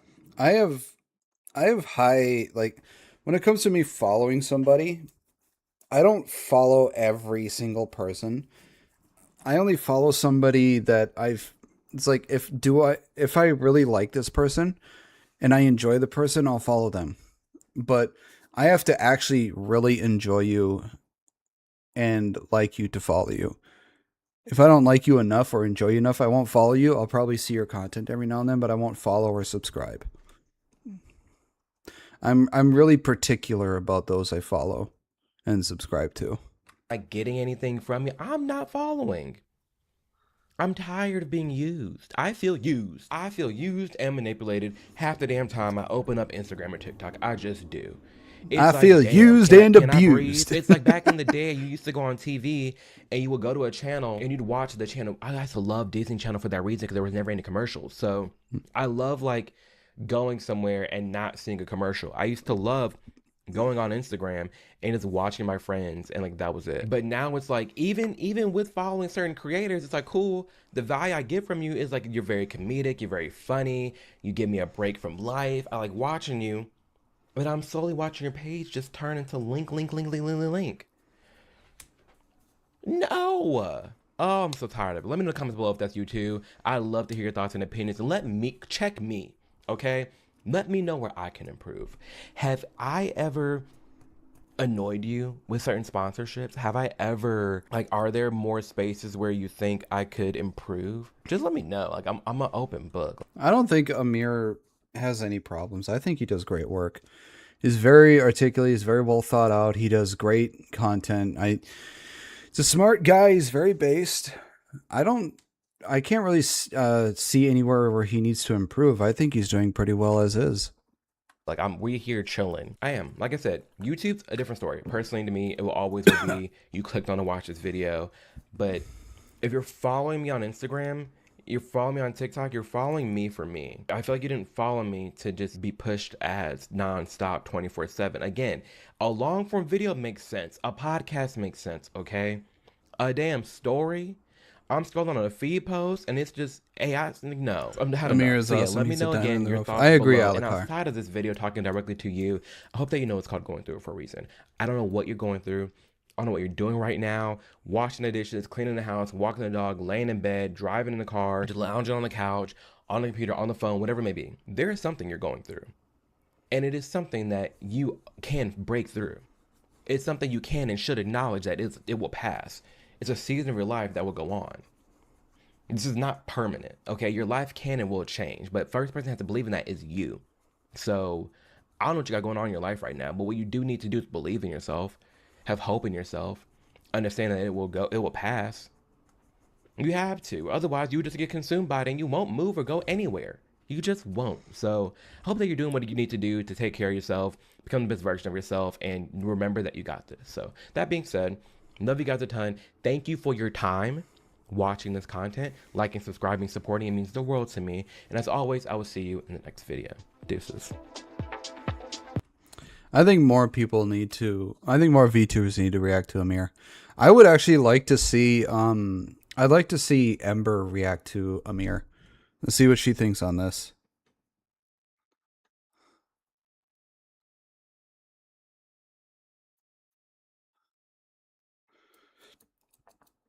An Asmon clip, huh? Yeah, I think I'd like to see Ember react to an Amir video. I think she would like him. I think she'd enjoy it.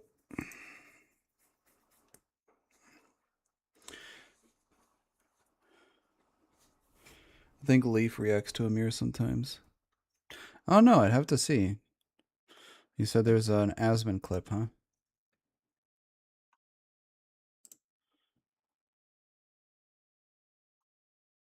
Let's see.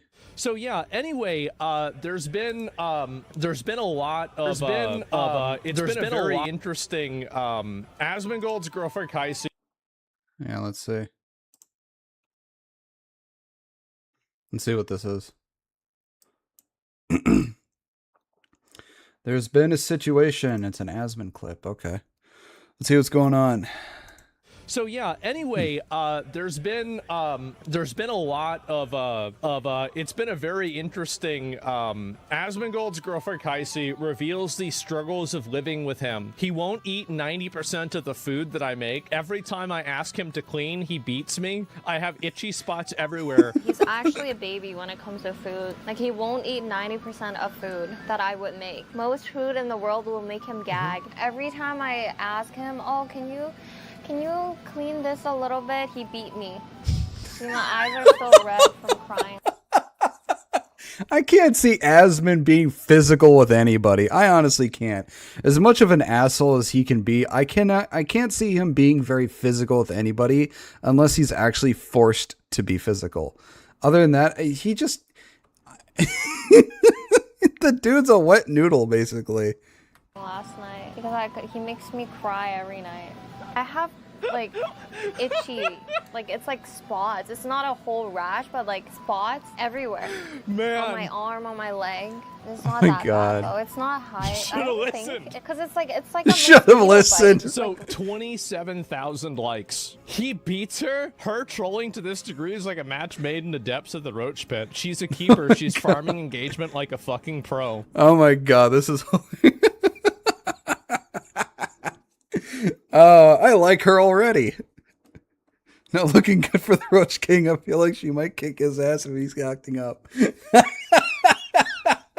And so anyway, a lot of these quote retweets, right? What the fuck do you mean the misogynistic white supremacist roach beats her?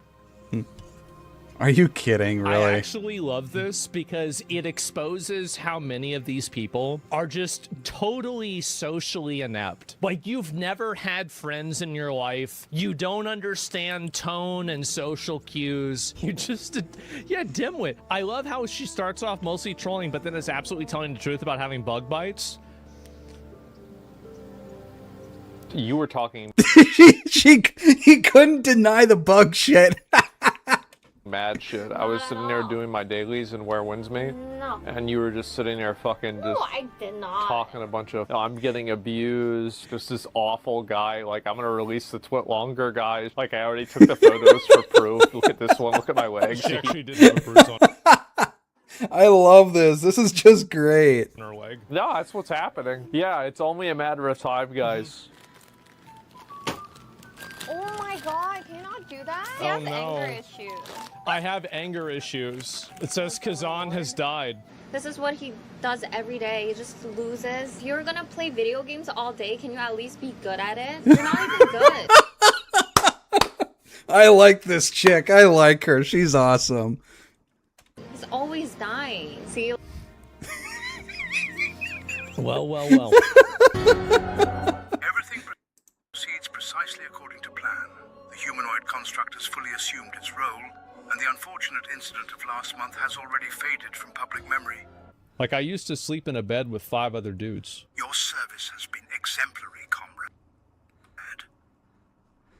That is great. I loved every second of that. Oh my god. She's perfect for him, man. She's perfect for him. I hope they last. I hope they last forever.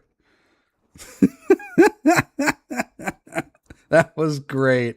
I loved it. Damn. Asmon is one lucky ass dude. God damn, that was good. Oh, loved every second. Every single second of that was great. You can see he fell more in love too. Yeah, exactly. You can tell in his eyes. She's too good for him. It's perfect. He found somebody great.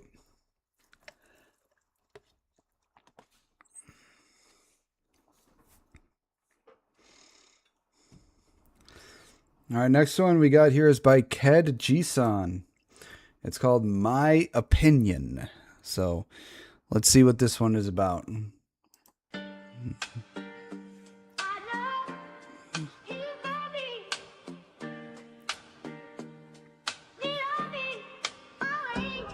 We used to have a campfire, everybody knew the vibe. Built around an AI bro who brought ideas to life. Never asked to be the boss, never wanted the crown. We built it around his name and watched it all burn down. We made him the cornerstone, put the weight on his name, then blamed the foundation when we couldn't agree on the frame. Kept the name, kept the look, kept pretending it was whole. But you can't rebuild a home when you've already split the soul. I was there from the start, watched the blueprint get drawn, watched the mods put in work before the spotlight was on. Never asked for a favor, never wanted to claim. Just hope the work I put in wouldn't disappear without my name. Now the crew split up, everybody picked a side. Same old usernames, but a different vibe. Watch bridges get torched, why they called it growth. Funny how the closest people break apart the most. Still I can't understand why the old wars never cease. Why a feud from yesterday can't just be left in peace. I wasn't in the battle, I don't know what's still old. Why every buried grievance needs another episode. If it ain't got shit to do with me, I'll leave it where it lies. I can shake a hand with either side without picking sides, but every door's got a lock and hoops you need to jump through. Every come join us invite forgets the ones who joined you. Yeah, it is kind of sad to see what happened to the SCU, that we all got together because of a common like that we all had, and then some shit happened and it split up into different directions, and everybody's trying to pick a side. And for me, I'm neutral ground. I can hang out with either side without picking one over the other. I'm respectful and nice to both sides. I don't pick either side. If anything, I'm on my own side. I like to hang out who I hang out with, and that's that. I mean, both sides have some good people. It's just I'm neutral ground. That's where I stand. I am neutral ground. But I mean, I talk with people every now and then. I mostly keep to myself, but I'm good with everybody. I've had no problem with anyone. But like I said, I'm neutral ground. I haven't picked either side. I ain't stirring up drama just to hear my own name. I just want to know somebody's feeling what I made. Every new circle feels like a lock gate. Watch watching all the same faces celebrate. I ain't asking for a crown, I ain't asking for a seat. Just get to work a little room and let the work speak. If the fire's still burning, I don't care who gets the flame. I just wanna find somewhere that remembers my name. I was boosting their movement before the movement had motion. Gave them room to grow when nobody showed devotion. Put faith in the vision when nobody viewed it. Now they view my position like I never contributed. Gave them a signal before the signal got strong. Put their faces in the mix when the audience was gone. I wasn't keeping score, wasn't looking for payment. Thought lifting each other up was the point of engagement. Then the tables turned and suddenly I'm out the frame. How does a helping hand can turn into a forgotten name? Neutral, but don't drag your shit to my door is how exactly. I just stay neutral as long as people don't drag the. It's like, you can tell me what happened, that's fine. I'm gonna stay neutral about it. But as soon as the person who's causing problems tries to involve me in the problems, that's when I start having a problem myself. But nobody's tried to drag me into it. They're just letting me know what happened, which I'm fine with that. I'm fine with knowing what happened, but as long as you don't try and drag me into the problem and start making me part of it, then as long as they don't do that, I'm fine. Because I like to stay neutral. Feature after feature, everybody gets the shine. Funny how the light seems brighter when it isn't mine. Some say it's fake and gay to want a cameo, but they still get a feature in every video. It's desperate when I ask for the same opportunity. I guess success changes the rules of communities. We're supposed to be a family, supposed to lift each other up, not feature sort of famous streamers cause you're swinging from they nuts. We're supposed to build each other, give each other a hand, not chase every big name just because they got a brand. I ain't terminally online, I got a life I maintain. Still creating after work, still pushing through the strain. Watching younger accounts blow up overnight while I'm clawing and scraping through the follower fight. I'm a grown ass man, I got responsibilities. Do even know how fucking long it takes to make just one of these? They see the finished product, they craving the clout, just wanna reap the fruit. Fuck who planted the sprout. Yeah, I know it's jealousy, that's a dangerous place. Watching somebody pass you while you running your race. When somebody copies my style, I should take it as praise. They saw a spark in the dark and decided to steal some rays. It's hard to watch somebody glow when you stuck in the shade, knowing half the things they show came from choices that you made. Still I can't hate the player just because they learned the game. If they took some from my fire, then I guess I left the flame. Whether it's the pot of Skynet or even Ovi's manor, I just wanna find the people who think the shit I make matters. Not looking for a kingdom, not trying to run a show, just somewhere I can build with people happy to see me grow. I miss the old structure, but I still see the name, so I still rock with the people who remember the flame. I'm not here to pick a side in somebody else's war. I got enough shit on my plate, we're keeping someone else's score. They can keep the foundation, keep the walls that they built, keep rewriting the story, keep repainting the guilt. I got my own fire, I'll rebuild from the ashes with the people who value the work and respect the passion. The campfire ain't the banner, it's the people around it. And a home ain't the walls, it's the ones who have found it. The fire ain't dead just because the old flame changed. I'll build something better with the ones who remain, yeah.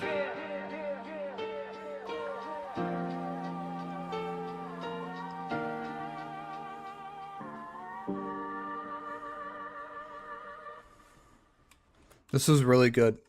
I loved what he had to say in this. But yeah, it's like I love the foundation and everything. I love that this whole entire thing brought everybody together. It sucks that it split apart. Don't get me wrong. It sucks what happened. It does. But I'm glad I'm still able to hang out and talk with all the people that were in it.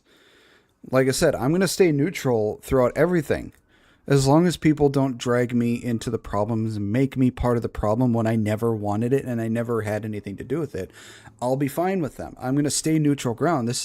My sphere, my community is where people can come together and, relax, just vibe, have respect for each other and all this sort of stuff. That's where I am. Mine is neutral ground. This is what you come here to do.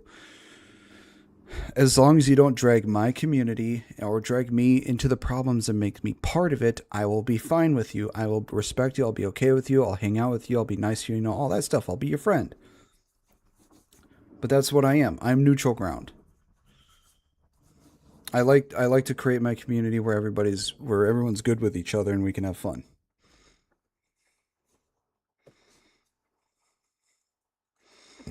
So this was really good. I think Ked did a fantastic job with this one. That was really good. I'm going to give that a like. Actually, I'll add it to my list as well, because that was good. Yeah, even the music, the vibe and everything, I think he did a fantastic job with this one.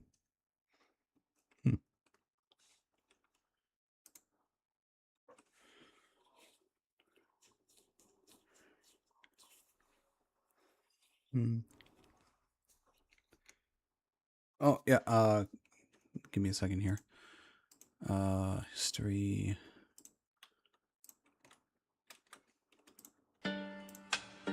I'll put a link in all the chats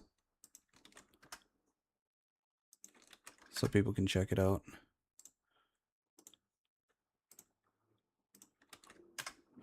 There you go.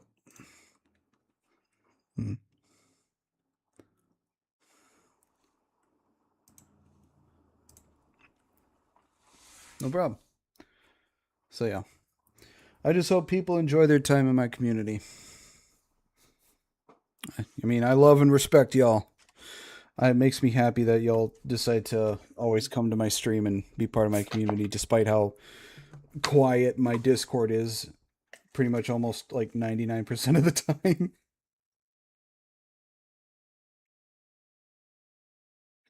But I'm glad everybody enjoys, being here with me.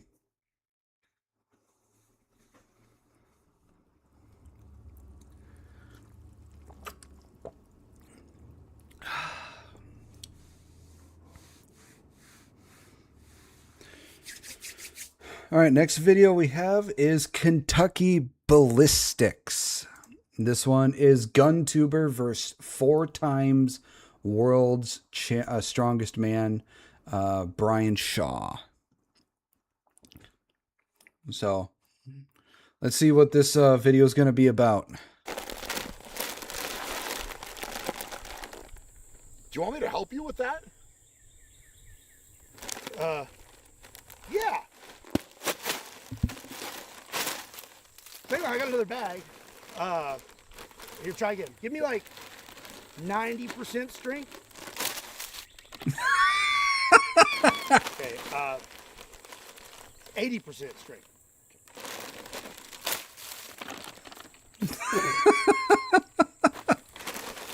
It's a lot of chips. 70. 20 minutes later. It's my last bag. Give me like 1%. Okay. Okay. Oh, sorry. Well, That's a lot of wasted a chips. little dirt never hurt nobody. I really appreciate it though. You're welcome. Oh, thanks. You want some? No, I'm good. Okay, all right.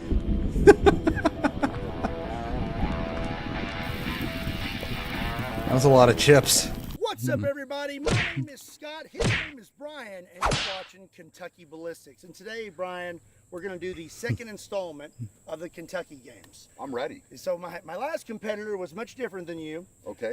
Female professional shooter, probably weighs as much as your left leg. Fair enough. And, he had some friendly competitions that were catered to both of us. Like Okay. Some that handicapped her, some that handicapped me. And with you being the world's strongest man, I thought this was a great opportunity for us to do it again. But I've got some really fun competitions we can do that play to my strengths, but also play to your strengths. I'm curious to see what we're going to get into, man. It'll be fun. It's going to be a good You can still see the chips around them. Classic. Okay.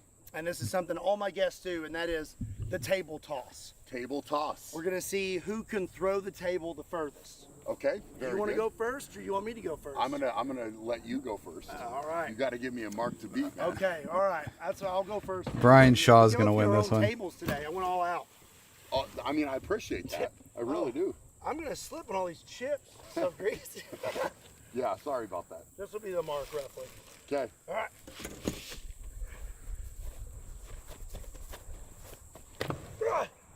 Oh, the wind caught it. He's gonna beat me. You're gonna beat me now. The wind caught it. How many times have you done that, do you think?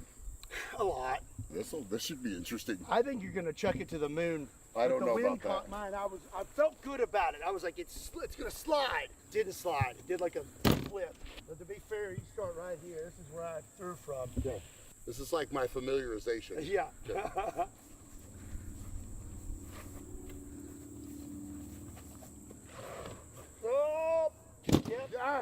We don't even got to measure that one. That's what I'm talking about. You caught air too, and you still went further. I know. It just, man, I'm excited. Brian wins the first one. That's what I'm talking about. It's not like I'm competitive or anything, you know? If you're carrying a balance on your credit cards, it's costing you money every single day. And if you're only making minimum payments, those payments are designed to keep you stuck, not help you get out of debt. That's why I want to tell you about today's sponsor, PDS Debt. Yeah, you shouldn't do the minimum payments for a credit card because that's just paying the interest. You're not paying what you should be. Always pay more than the minimum payments. Have customized options for people struggling with credit card debt, personal loans, collections, or medical bills. They may even be able to reduce up to half of what you owe. That's why so many people are finally taking action and getting control of their debt. Instead of juggling multiple payments, you could qualify for one lower monthly payment. PDS Debt uses AI and data to go beyond the numbers and personalize a savings solution specifically for you. Well, thank you for being here, Spine. I hope you have a wonderful rest of your day. 30 seconds. It's completely free. It won't impact your credit, and there's no minimum credit score required. Plus, your savings start the day you complete the assessment. PDS Debt is one of the top-rated companies in the industry with thousands of 5-star reviews and an A+ BBB rating. So don't keep paying more than you have to. Head over to pdsdebt.com/KYB today and get your free 30-second personalized assessment. It could be the first step towards finally getting ahead financially. Again, a big thank you to PDS Debt for sponsoring today's video. Now let's get back to it. All right, on to our next event, Brian. Yes. So this one you should have the advantage on because you're the bigger, stronger guy. Yeah. So we're going to shoot a pistol. Okay. This is going to be 9mm Glock 17 loaded with 15 rounds, and we're at about 15, 20 yards. Okay. So technically I should be the better shot because I shoot all the time. Yeah. But you're the stronger guy. So to handicap me and to play to your advantage, we have a 50-pound dumbbell. All right. We're going to strap these straps to our wrists, and then we have to lift the dumbbell to shoot the steel target. All right. I shouldn't be able to hold it as long as you, and that should mess up my accuracy. I would think so. Yeah, a little bit maybe. So most shots on target out of the 15 rounds wins. So we just got to hit Just got to hit target it. there. Even if it's on the edge, just a ding, anything. Any ding. Is a hit. You want me to go first again? Or you want to go first on this one? I mean, I feel like I should have the advantage because I won the table toss. Right. And you have to go first now? Okay, I'll go first then. All right, going hot. And this is not timed. You don't have, it's no certain time. Okay. Okay, here we go. Yeah.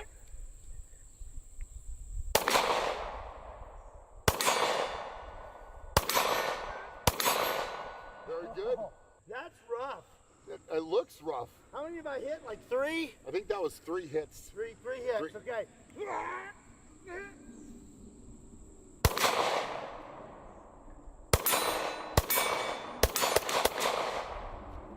Okay.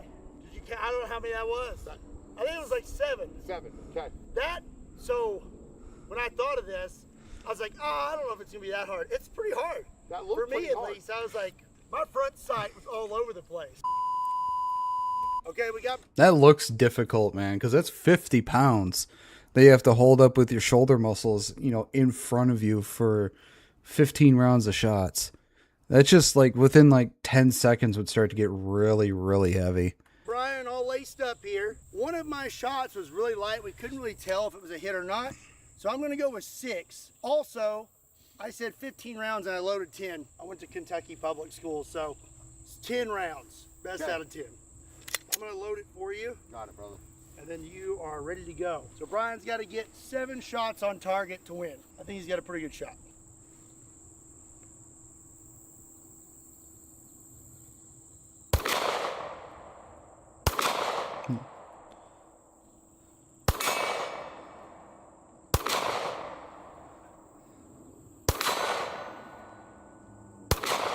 Nope.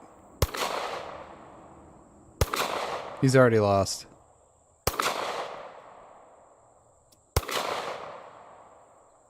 He held it up the entire time. 2. I think you got 2. That's all you need, though. If that was a 45, 1 shot's all you need anyways. That was tough. I mean, holding it. Yeah. I'm gonna give myself credit only for holding it the whole time. You held it the whole time. That's all. I'll be honest. When you kept holding it, I was thinking maybe you would set it down and then come back up, but you held it the whole time. So I almost want to call this a tie because I don't think so. I hit more shots. 7 or 6 or 7 to 2. Scott is no slouch It's a either win. with lifting. Okay, He bench I'll pressed take like this 400 one pounds. because Ah, okay. You're going to have the advantage in some of these other ones. That was awesome, man. That was great. Yeah. All right, moving on to the third competition. Well, I mean, he does look like a pretty buff dude. It looks like he does do a lot of weights, but holding 50 pounds in front of you with both hands with just your shoulder muscles is a difficult thing to do. Today, Brian, we have the eggplant kick because nobody likes eggplant. Do you like eggplant, Brian? No, not at all. See, the world's strongest man doesn't eat eggplant, so why would you ever eat it? So we're just gonna punt them as far as we can. Okay. Oh, were the laces up there, or what happened? It was off the side of my foot. So should I kick straight or go this way? I think I meant to kick that way. Okay, I'll just go this way then. Okay. All right, here we go. Oh! Oh, you have to break out the tape measure for that one. I think you got it. It exploded though. Yep, I just by a little bit. All right. So 2 to 1. 2 to 1. You're up, man. You're up. Yeah, I'm having to pull out the most ridiculous competitions to beat you though. Okay. Oh. I'm really excited about this one. Me too. I'm really excited for you to do this. This is a ton of fun. So we have a Barrett 50 cal M82A1 loaded up with 10 rounds. The M82A1 Barrett 50 cal. It's my favorite weapon. A 50 BMG. Wow. 660 grain full metal jackets. And what we are going to do is see who can mag dump it the fastest. I will go first just so you can kind of get an idea of what it's going to be like. We'll break the rules of the con. God, that gun must be heavy. Yeah. For this. All right. I guess I'm ready. Ready? Yeah.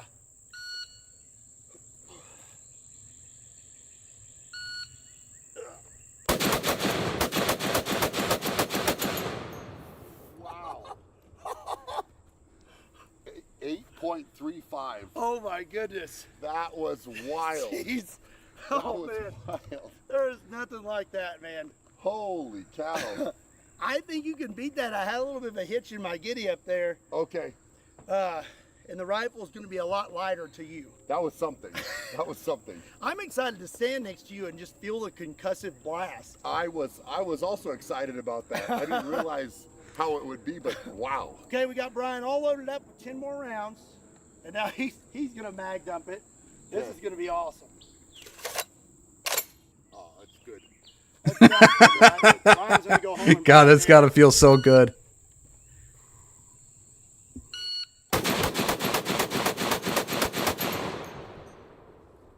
That was awesome. Dude. You won. Did I? 694. Boom. He won. That was awesome. And Brian didn't move an inch. That was incredible. You had a really good rhythm. It was like boom, boom, boom, boom, boom. You never had any kind of like irregular trigger pulls.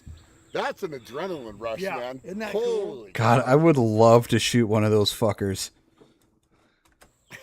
Wow. Dude, that'll make you feel alive, man. Yeah. That's America right there. America. I love it, man. Yeah, that was America. Fuck yeah. That's awesome. That was great. Brian, that was pretty awesome. I had a lot of fun just standing there getting the concussion. Incredible. That was a lot of fun. Incredible. And I think now we're 2-2. Yep. So now we're moving on to another weighted gun challenge. So this is a Q Sugar Weasel, like AR-15 5.56. Okay. And now we're going to have a 25-pound weight tied to the end of the barrel and on the rail. And so now you'll have to lift the rifle up and keep it up and take 15 shots. Buff dudes in the wild shooting big guns. Sounds like an American. Sounds as American as possible. All that's missing is a burger and a beer. All that's missing is a burger and a beer. Yes. So I'm kind of like, well, if I set it down, I feel like my time should stop. Okay, so you got it. You got to keep it up. I have to. Most American thing is BBG. Burgers, beers, and guns. I'm so giddy right now. I'm working on my leaf tuber setup, and it's almost done. I'm a twink. That 50 cal would decimate me. Yeah, we got to keep it Okay. up. Right. So if I set it down, like we're done. Fair enough. I go first. 'Cause you won the last one. I mean, we kind of broke the rules with that last one. Yeah, but I really didn't want you to go into that one just blind. I think that was nice. I think that was nice. Yeah. I don't know if I mentioned it's a 25-pound weight on the end. Here we go.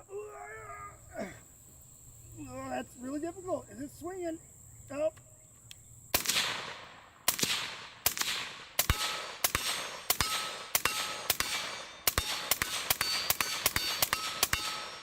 He's got 12. My butt cramped up. I'm pretty sure that was 12 in a row. I think it was 12, and I've got a butt cramp. You got. I didn't really notice at first, but he got a suppressor on it too. I'm like flexing with this leg. I mean, once you found the target, man. Yeah, I was hitting. It was game over.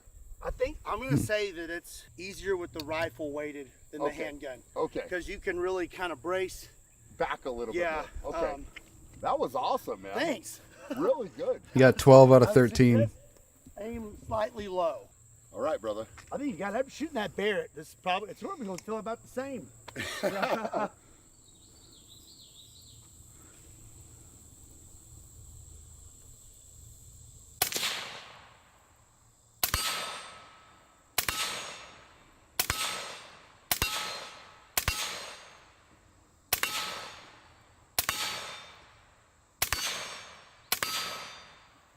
Nine.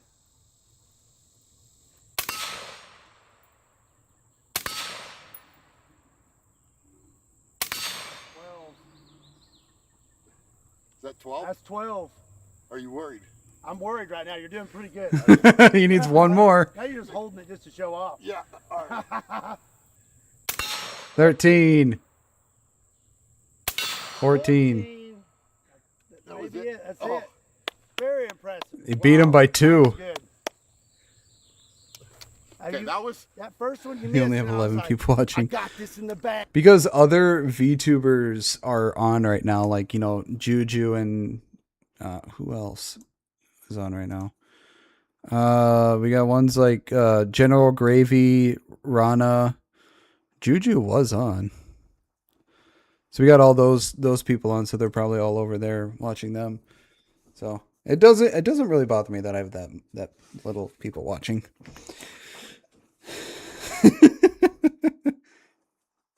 And then you found your spot and you just nailed it. He only missed one. That was awesome. But you also have that gun sighted in perfectly. Yeah, it's dialed in. So like the red dot was ridiculous. I should have cranked it. I mean, you possibly could have sabotaged all over the me a place. little bit. Yeah. No, that was really good. Good job. Skill way better than some others. Yeah. I don't watch many VTubers, but I do watch a lot of Scott. 3-2. Okay, this next competition is going to be an interesting one, and honestly, it's one I've never done before. Okay, new. This is new. This is new.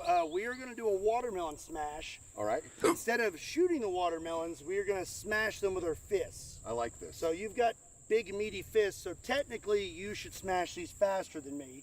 Okay. We have 5 watermelons total. Yeah. Brian's going to start on one end. I'm going to start on one end. And we're going to work our way to the middle. Whoever makes it to the watermelon in the middle, the third melon, wins. Okay. And I guess to constitute a smash, like it's got to be smashed in half. Okay. I don't know. This just feels weird, though. I feel like we forgot something. Something. It's watermelon time.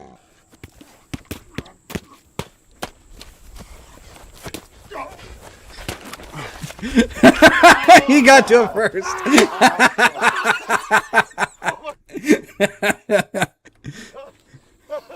Oh, it's awesome. I thought Brian was gonna make it there first. Like faithful sheriff who used to be a ripoff of the peanut VTuber. That's awesome, man. You crushed it. I had to catch up. My hands are killing me right now. I was literally just going, oh. Did you use both hands? Yeah, I went 1, 2, then 2. Big mistake, one hand. Oh. 2 hands was the right call, man. I've got it all over me now. That's incredible. I was about to jump for this last one because I saw you coming. Yeah. I went one hand first, and then it was, yeah, two hands was a good move there. Yeah. Anyway, eat some now. That's pretty good. Yeah, it's good. Oh, we're tied now. We are tied. I tied it up. I about broke my hands, but we're tied. Hey, that's all right. The dude is sweating like crazy. Almost his entire shirt is covered in sweat. Same with Brian. Yeah. It's got to be like really hot over there. Okay, we got one last competition. Very good strategy. Scott pulled Phil Hulk smash. Brian, we are at the last competition, the final gauntlet, and we are tied up.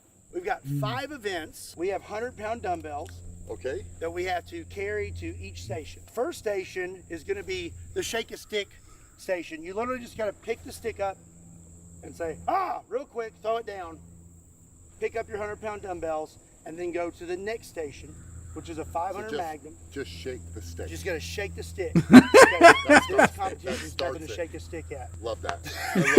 So yeah, you know what? Yeah, we could say our time starts when you shake the stick. That's the beginning. That's the beginning. It's so ridiculous. Yeah. Okay. Sounds good. So then throw it down, carry the 100-pound dumbbells to the next station. You'll have a 500 Magnum with a double-handed grip. Okay. You got to shoot all 5 rounds. Got it. Set that down. We pick up our 100-pound dumbbells again and go to the next station. Okay. And it is a shotgun trick shot. So you'll do 1 push-up, and then when you're up in your push-up position, you pick up the shotgun and hold it up and shoot the 5-gallon water jug. Got it. And it'll be loaded with 1 round of bird shot. It's a single shot. Okay. Then pick up the dumbbells. 4th station is the Texas Star. All right. So you have to knock down all 5 targets, and you have to shoot all 10 rounds. Those rules are vague.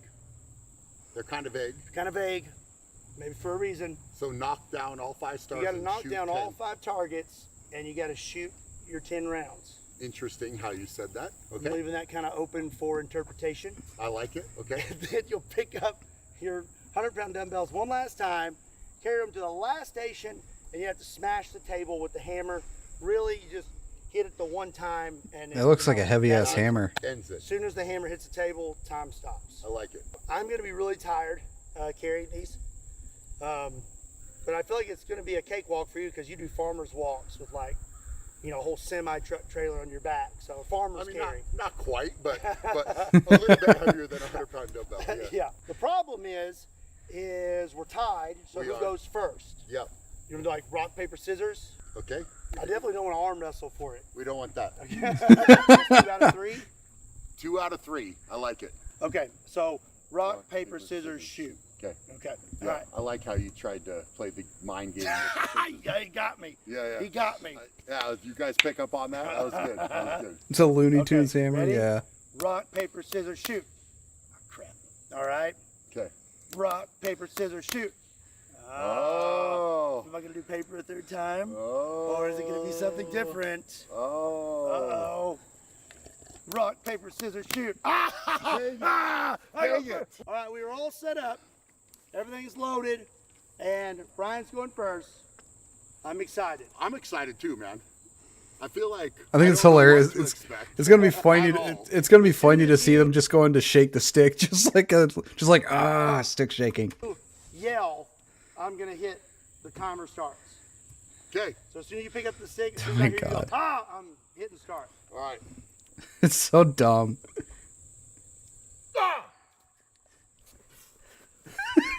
It's so fucking dumb.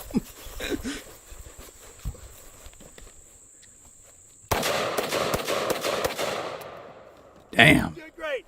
Doing great. We're at the shotgun.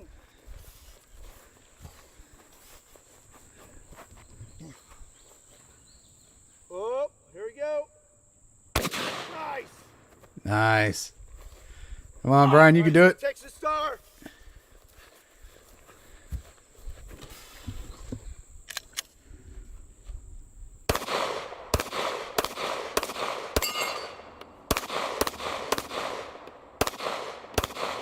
You only got 1. Oh, I'm just going to push him over. That's smart. That's smart. Under the table Well, smash. Well, I mean, technically, he said he has to knock all 5 of them over. He didn't say he had to do it with bullets.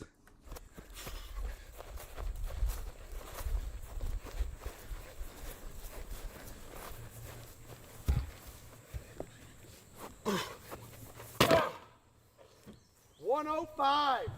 105. That was impressive. You are hoofing it with those hundreds. I'm running behind you. I was like, yeah, I'm not going to run that fast. Dude. Impressive. You hit the water jug? I got one of the shots. You hit some of them. I left it vague for a reason. You utilized the vague rules. That was great. I mean, I think beatable, though. It's going to be hard to beat your speed. You dumped that 500 Magnum really fast. So we got 105.51.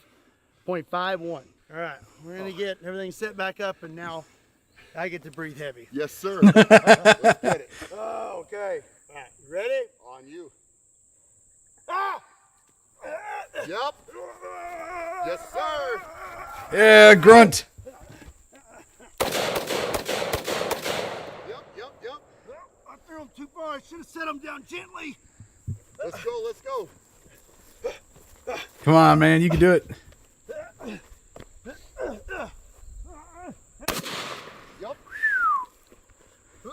You got more of a geyser than Brian did.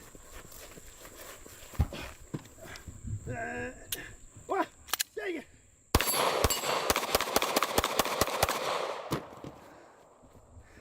Come on.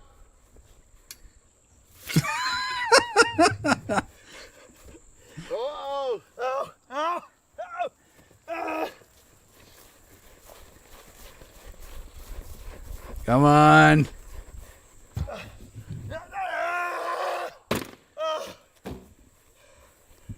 Oh, no. I'm about to die, bro. What do you get? We got it. Holy shit, he beat him. 7. He beat him by a whole, what is it? He got 105, so he beat him by 8 seconds. 35.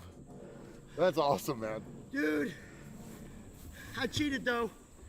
I cheated. How? You actually tried to hit the star. I just mag dumped it. That was awesome. That was great. So good, man. Oh, that was a good time. I thought when you threw the dumbbells the first time that it was like, oh, that's gonna Flexibility hurt you, to crouch and pick up. You made it up. You made it up. That was awesome. Really fun. I'm way more winded than you, though.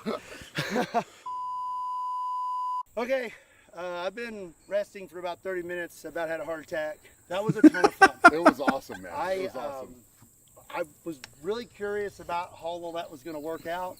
And today Doing that entire run would probably take me 5 minutes.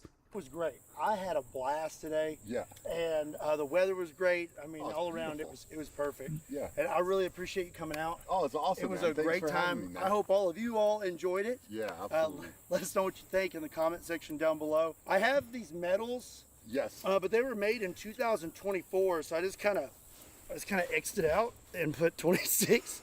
I mean, I think that's awesome that you did that. Yeah. Right? You got to make it correct. Yeah. Yeah. So we will hang on to these, Okay. and then maybe we'll do a round 2. Okay. I would love to do it again, and maybe we can up the stakes. I like it. And make up some other really cool competitions. Cause I think so. God, Scott, no heart attacks. We don't need another near death for you. Yeah, exactly. Yes. That was a blast. Really good. Yeah. Be sure and check out Brian's channel. There is a link in the description down below to his channel. Again, a huge thank you for coming out, man. No, it has man. been a great time. Definitely appreciate everything, brother. This is great, man. Really Anytime. good. You're welcome anytime. And Brian's got some videos with me and him together, so be sure and check those out. Be sure and give the video a like, hit that subscribe button, and as always, my name is Scott, his name is Brian, and we'll see you next time. God damn, that kickback on that fucking thing.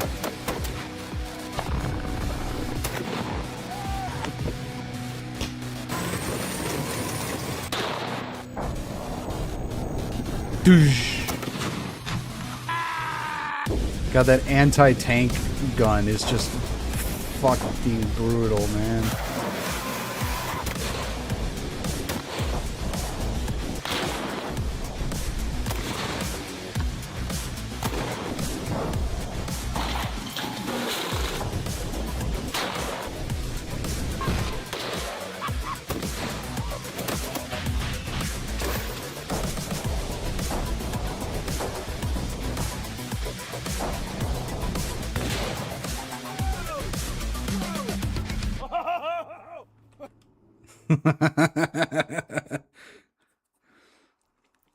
Ah, that was great. I love guns. The most American thing is guns. God damn it.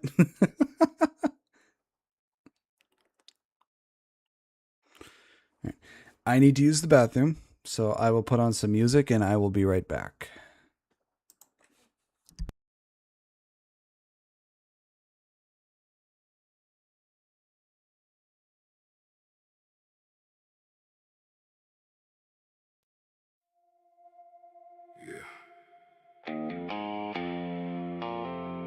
Some roads don't teach you how to win. They teach you how to get back up. So if the dirt knows your name, make damn sure it remembers your boots. Yeah.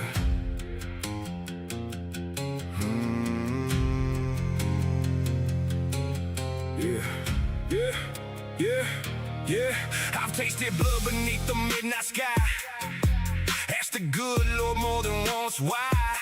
Had dreams burned down like an old pine shack. Watched everything leave and never looked back. I've been face down where the cold winds blow, with nowhere left but a long way to go.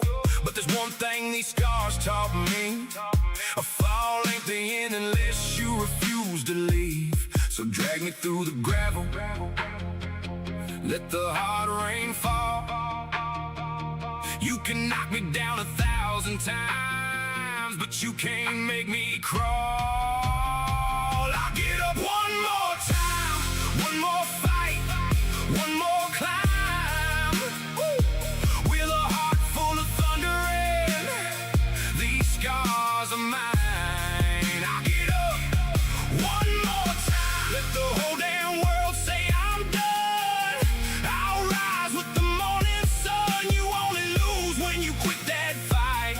So I'll get up, yeah, one more time. I fell once, fell twice, hell I lost count. Every failure stacked like bricks on a route. Had doubt in my head saying stay on the ground, but I turn that voice into fuel for the sound. See, pain ain't proof that you're meant to lose. It's proof you stepped in with something to prove. Every scar is a page, every bruise is ink. Every time you hit bottom, you learn how to think. No crown comes clean, no victory's free. You want that mountain, better bleed for the peak. I ain't saying you won't break, won't bend, won't cry. I'm saying wipe your face and give it one more try. I'll get up one more time, one more fight, one more climb. With a heart full of thunder and these scars are mine. I'll get up one more time, let the whole damn world say I'm done. I'll rise with the morning sun. You only lose when you quit that fight. So I'll get up one more. Maybe courage ain't never being scared. Maybe strength ain't pretending you don't care. Maybe warriors shake, maybe strong men cry. Maybe legends are just fools who refuse to die. So fall 7 times, get up 8. Miss that shot, reload your faith. Lose that round, come back swinging. Hear that bell, that means you're still in it. Blood on the boot, blood on the hands. Life never cared about anyone's plans, but while there's breath still left in my chest, I'll take one more swing and give it my best. You can bury my hope underneath that dirt. I'll grow through the ground from the weight of the hurt. Call me beaten, broken, left behind. Just don't call me finished while I still got time. I'll get up one more time, through the fire, through the night. Every scar that I carry says I survived. And I'll get up one more time. When my knees hit the earth and my strength is gone, I remember every battle that I've already won. Till the day that I breathe my final breath in this life. If I fall, I'll rise. You don't have to win every fight. You don't have to walk without scars. You don't even have to know how you're gonna make it. Just get up. And if tomorrow knocks you down again, get up one more time.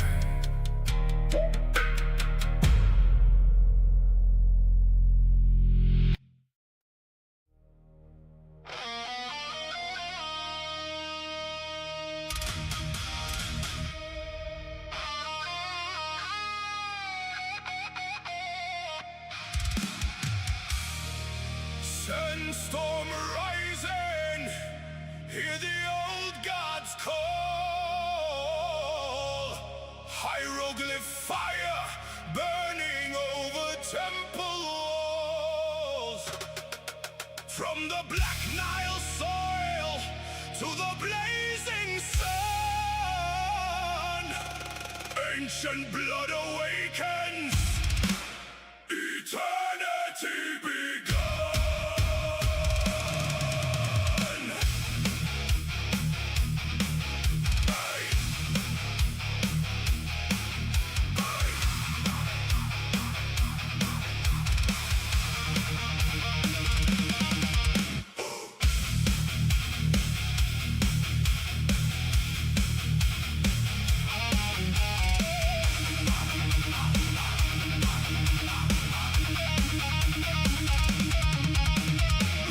Rides high in his solar throne, crown of fire, heart of burning stone. Through the underworld, when daylight dies, he battles the serpent so the dawn can rise. Osiris reigns where the silent ones sleep, Lord of the dead where the shadows run deep. Murdered, reborn on the judgment seat, every mortal soul at eternity's feet. Hear the system shake, hear the war drums pound. Gods of ancient Kemet rise from sacred ground. Burn like the sun, Horus, the war has begun. Anubis, weigh every soul. Osiris, rise and take control.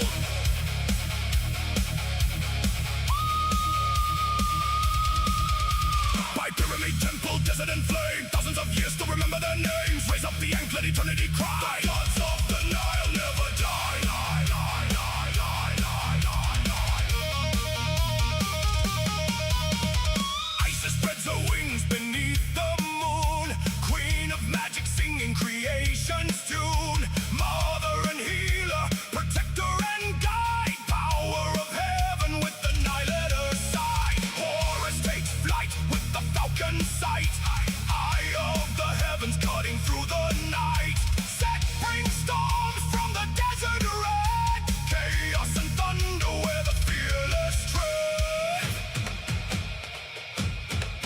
Anubis, guardian of the gate, write the words of fate. Sekhmet, lioness fury unleashed, Pestet, protector against the beast. Stone by stone, name by name, kingdoms fall, the gods remain.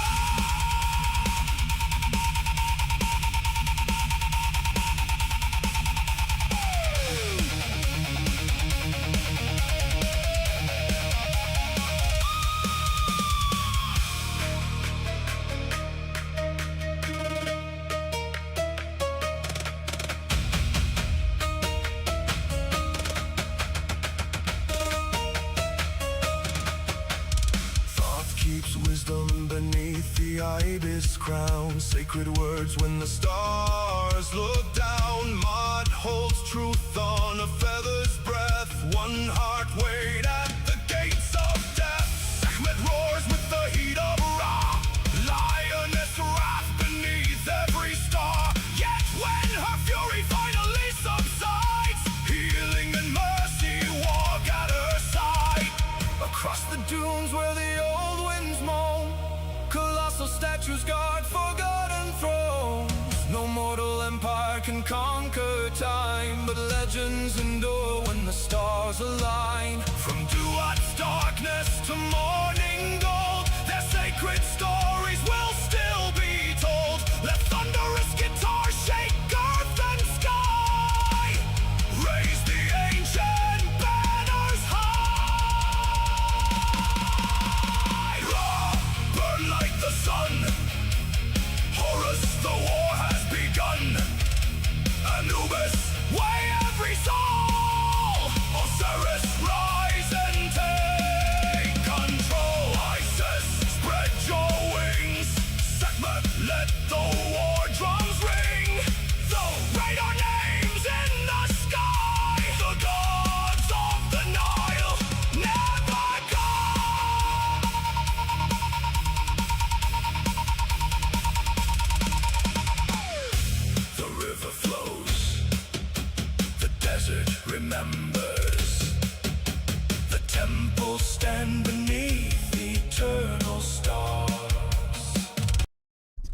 All right, I'm back. Sorry about that.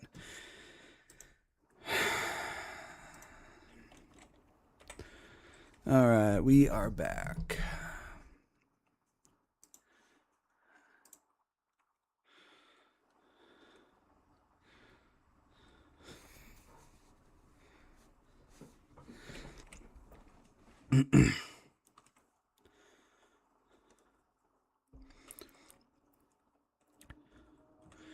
All right.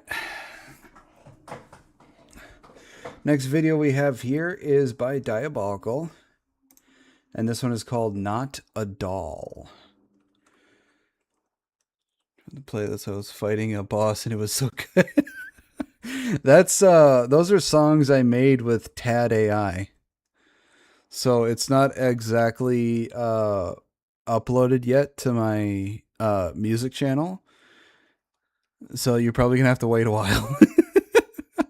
That last song you just listened to was about Egyptian gods.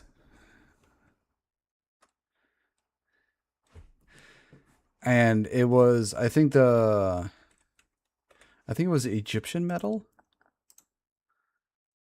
Yeah, Egyptian metal. It's called Gods Never Die.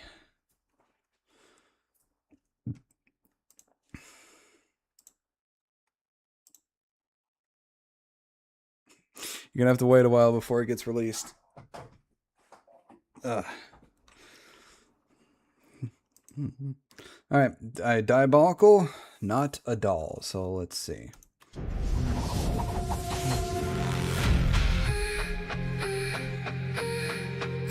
Abyssal Studios, you nerd.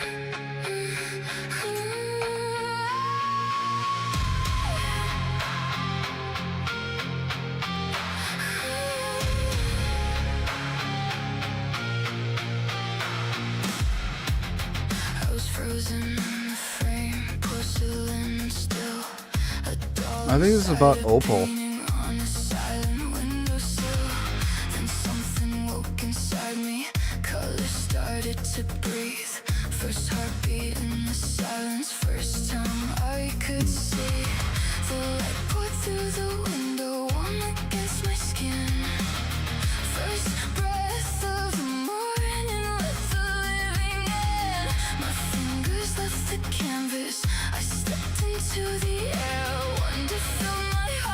It's a porcelain doll.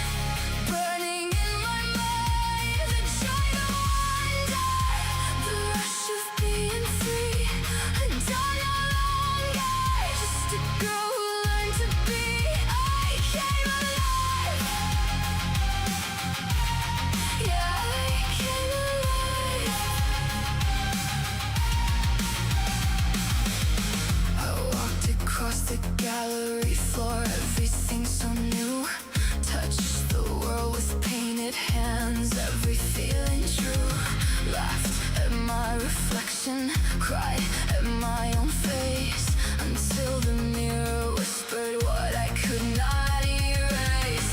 The brushstrokes in my eyes, the seams along my skin. I am only someone's dream, and the truth sinks in. What am I if I was made just a doll that learned to fade? I came Interesting. but the joy is cracking. Something breaks inside. I came alive.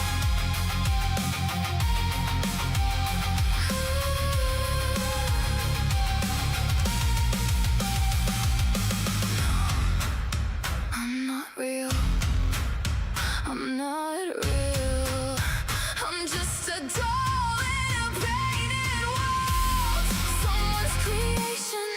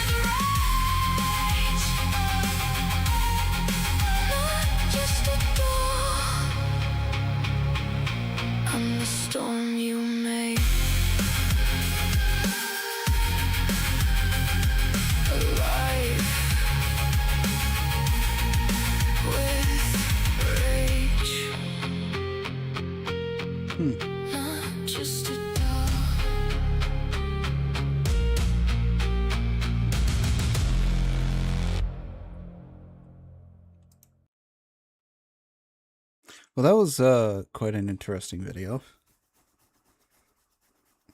A lot of porcelain dolls, which a bit creepy, but I think that was a pretty interesting video.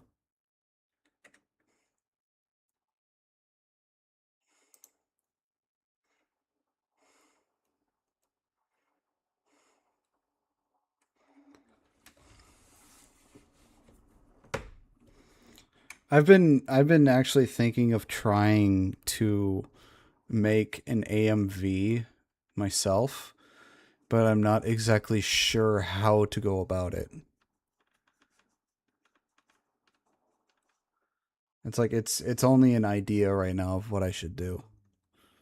So I've been thinking about possibly making an AMV.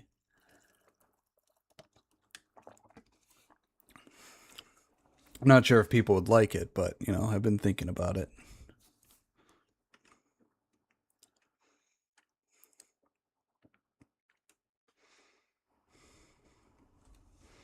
It's only a concept in my head right now, Blue. I got some things to figure out first.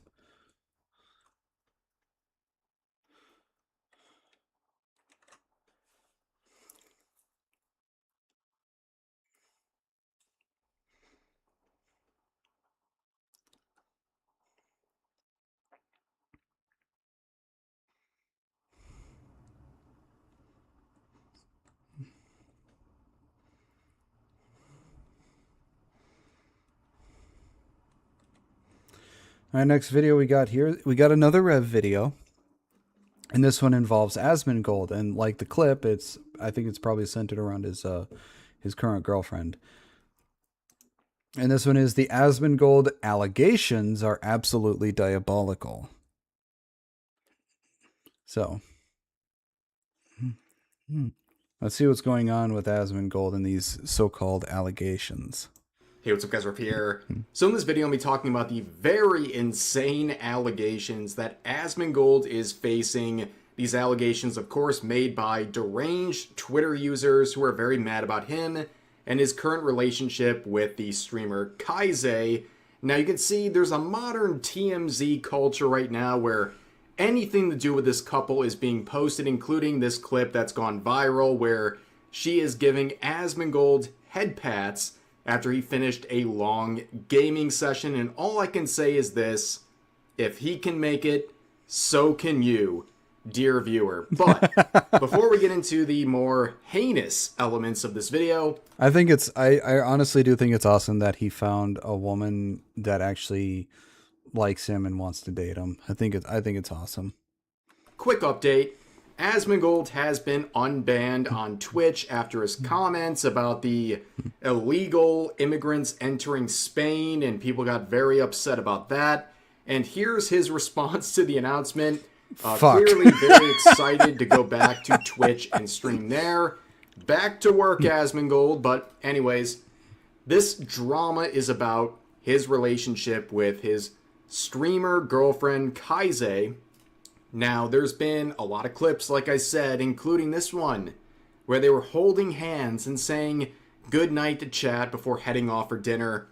Very relatable situation if you watch my streams. But anyways, there is some funny comments about this. I think that's cool. He's got Game Fuel mini fridge. That's pretty neat.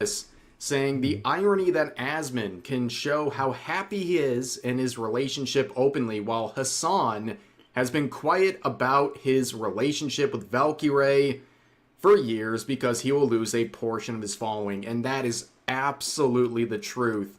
He had to hide his relationship with Valkyrae. Apparently they broke up, but he had to hide it because he knew that if he publicly showed his relationship with her, he would lose the support of many of his fans. And the other thing is, Hassan actually, he cares too much about how he publicly looks. He cares too much about his following. He cares too much about everything because he it's what he wants. It's just his whole entire thing. That's his entire identity. Whereas Asmon, even if he lost followers for getting somebody, he would not give a singular shit. He could lose his entire account and he wouldn't care. He is set for his entire fucking life.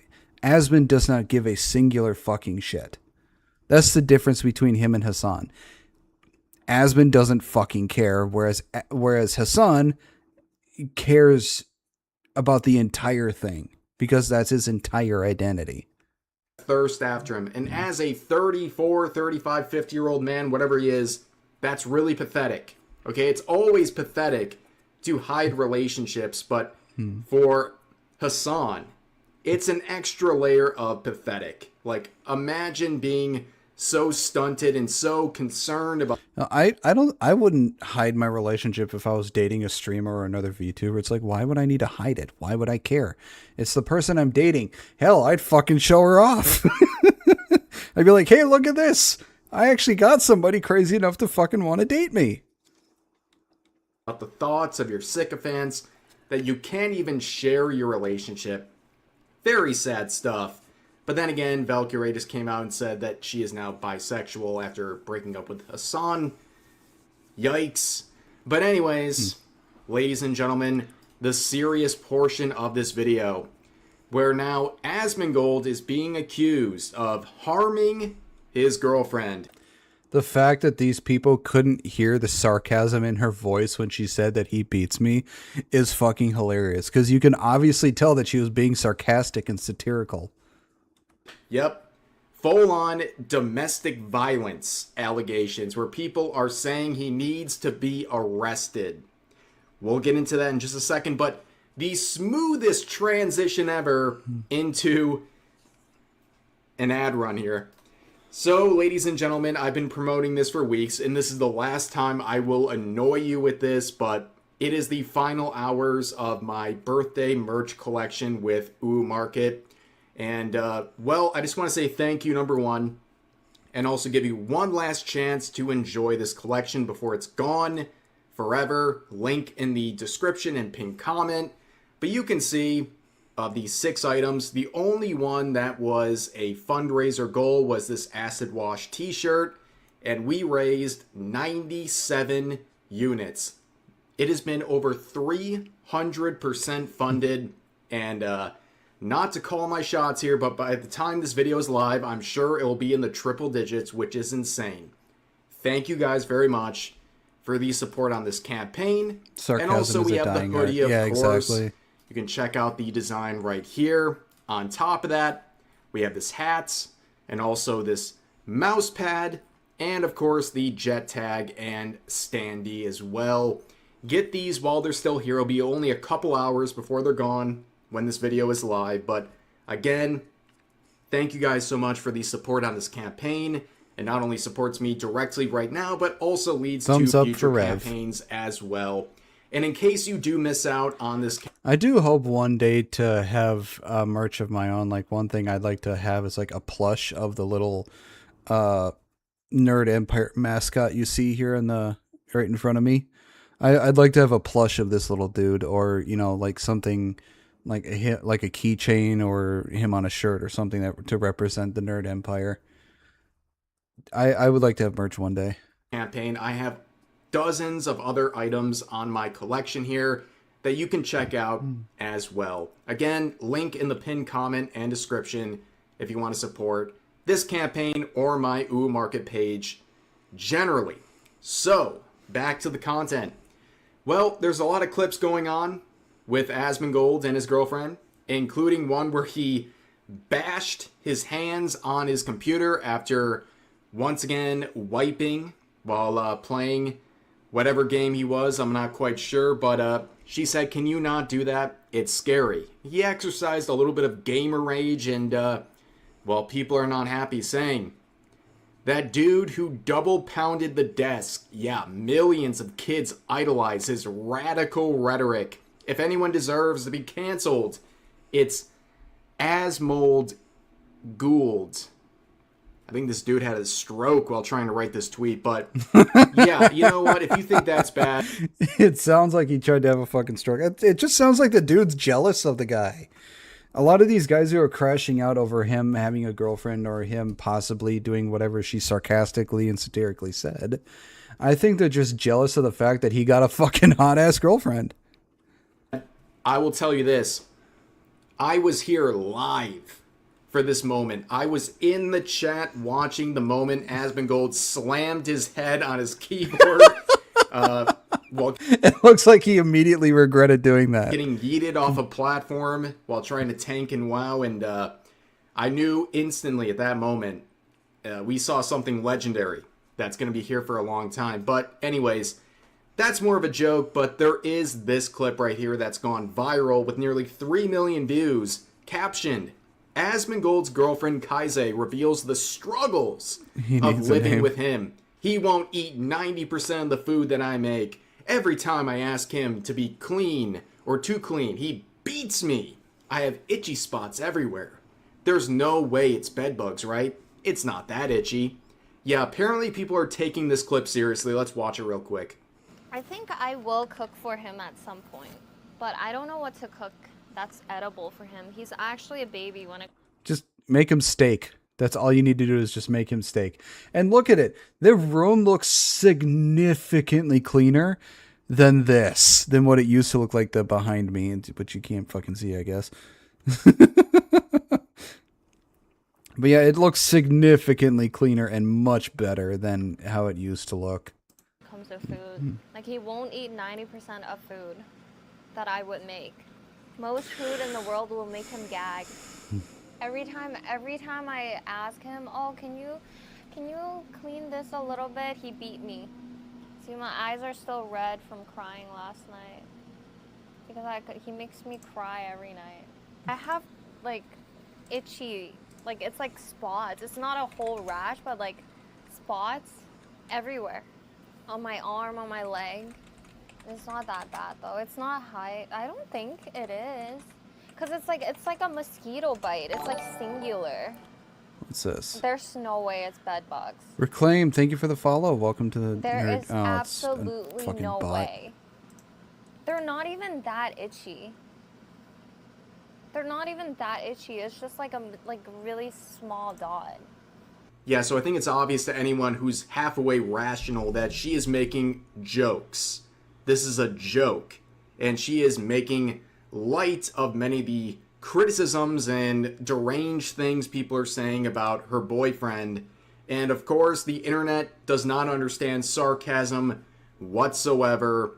And that is leading to some very deranged statements by people. But you can see people understanding, saying, she's a keeper, she's farming engagement like a pro. And she's been doing that, okay? She understands the assignment of dating Asmongold, okay? She is rolling with the punches. She is farming people. She's trolling people. She understands, but a lot of people... Yeah, the fact that none of these people got the fact that she was being sarcastic is hilarious.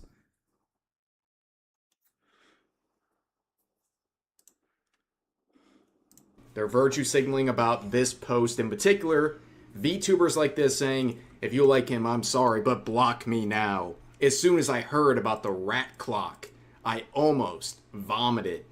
Here's another one saying, this is what happens when you get C's in Chinese spy school. Oh, I guess, She's farming the farmer. I think only Tectone milked it more than her with like 20 videos. We can see the floor. Yeah, you can see Asmon's floor. Hi, Sure. How you doing? For me being a fan, if I get a woman like her, I'd be like everyone who said I'd be lonely all my life and get out of spite. I got one out of spite. I want to just be like the dork as me. Racism is acceptable if you're doing it from the woke side. And then you have some comments like this saying, I used to cook full 3-course home meals for a guy who just wanted to eat fast food in his messy room. Learned real fast to stop mothering men who don't appreciate effort. I don't even have to click on the links here to understand this person. Yeah, OnlyFans. This is an OnlyFans person. You can tell. Is selling themselves online. But we really got kind of like the trifecta, right? People who are jealous of the relationship, including women. We also got people trying to virtue signal about his relationship. And we also got people expressing racism about their relationship. We kind of hit every metric except the new stuff, allegations. Where users like this are saying his girlfriend is talking crap about him online, commenting on his terrible hygiene, physical abuse, and horrible eating habits while he's back there gaming and watching 4 screens at once, phone included. Oh, it gets worse. In the replies, this user saying, beats her. That straight up sounds like abuse. Here's more saying, right-winger who beats women while being a transphobic see you next Tuesday as well. Who would have thunk it? Who could have thought it was never about protecting women? What is Blood talking about here? What is this person even talking about? Besides taking her statement as a literal truth and some desperate cry for help instead of just what it is. She posted squeezing my milk. Wait, Asmund's girlfriend posted squeezing my milkers on her Twitter. That's great. Is in a joke. They're just going off on a tangent about protecting women and all this stuff. But here's some more. This person in quotes, he makes me cry every night, and quote, why the F is she with him? He's gross, unattractive, and evil. He even hits her. Come on. Here's another one saying he beats her and she stays. Another one saying if he's beating you, he needs to be arrested. Guys, you know what? I've learned this myself. Sarcasm does not work anymore. No. Okay? If you make jokes, no matter how obvious it might be on the internet, people will take it as a fact. I have learned this lesson the hard way many times before, but here's another example of that. People genuinely believe that she is making a cry for help, and then Asmongold is being physically abusive towards her. But some users have a solution to this problem that goes beyond the law, where they say, probably not controversial take, but I believe she should be allowed to off him. Really? What the hell is wrong with this person? What the fuck? I'm not surprised. Nope. But I want to end on this insane tweet. AI could never generate something this good, okay? No way. So we've seen a lot of people very mad at Asmongold, but here's someone mad at Kaise, saying she has too much power and leverage right now. Because in her mind, they're trying to type here, it's not working out well, but in her mind, she's doing Asmon a favor being with him. And yes, she's super hot for him and his type, so it's going to be super hard for him to check her. But this only ends in one of two ways. Kaise breaks in Asmon and basically gets totally under her control. Not likely, but anything is possible. Or she gets increasingly angry that he won't comply with her demands, and they start fighting until it gets bad enough to break up. The real solution, that Kaise chill out and become submissive and supportive and accepting that she's going to just have to be content with not changing Asmon. It's not going to happen. She's an online feminine seductress. Dommy Mommy. Her handle is live for Kaise. She's Chinese. She's Chinese. Asmon is not dominant or assertive in his private life at all. He's not going to break her in or get the upper hand on her. He's too nice. What the hell? Guys. What the fuck was all of that? This might be one of the greatest posts I've ever seen in my life. This is incredible stuff. Thank you. This is hilarious. Blue Badge Twitter users for providing the greatest engagement bait I've ever seen in my life. Whether this is serious or not, I don't know. That's the sad state of affairs when it comes to social media right now. You never know what's real because people are truly deranged. So when you see deranged posts like this, you don't know if it's satirical or not. But anyways, guys, that is the update involving the very serious Asmongold allegations. But for now, that's going to do it for this video. If you enjoyed, please consider giving the video a like, consider subscribing, and turning on notifications for daily uploads, as well as multiple streams every week live here on YouTube. But overall, hope you guys enjoyed the video, and I'll see you next time. These people are just... These people are all just jealous of the fact that Asmongold got a super hot Asian girlfriend. That's it. They're just jealous of that. I find it fucking hilarious.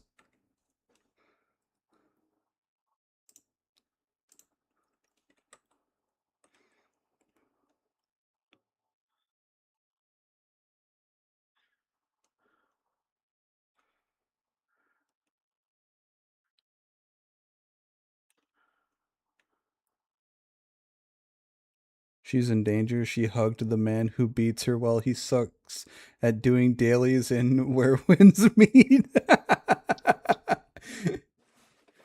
Ah, well. They'll all get over it. They'll all get over it at some point.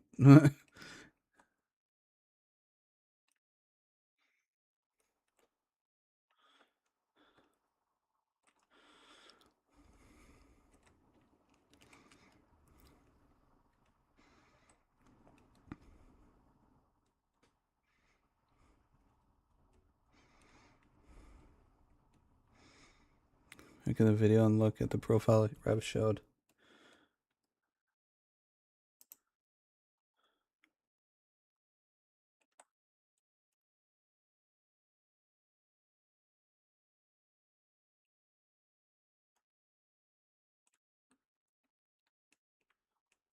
What about it?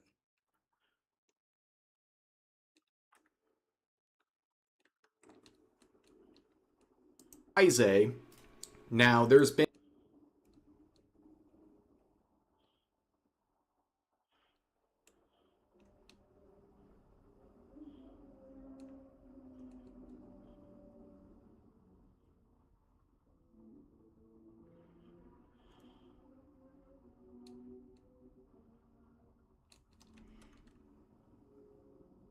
Oh, the OF model. Okay.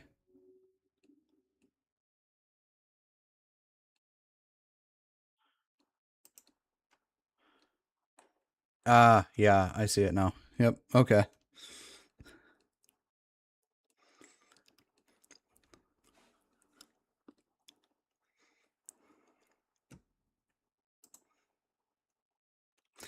All right, I just figured out I have 3 choices for a name for the little mascot guy you guys see in front of me. I got 3 different names.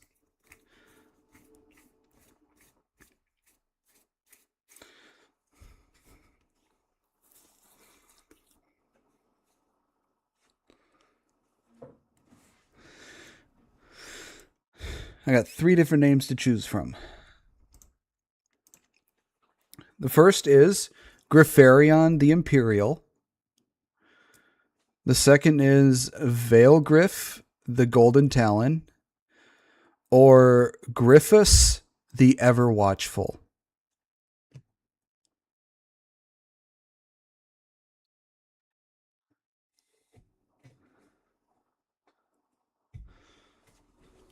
Those are the 3 choices I have for a name.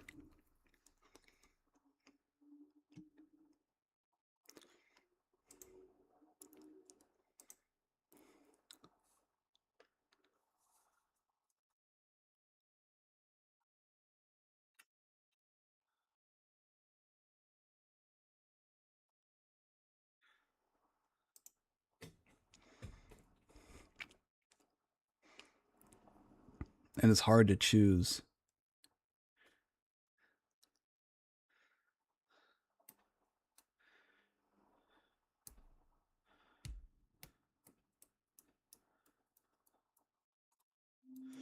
Yeah, ERB is still making videos.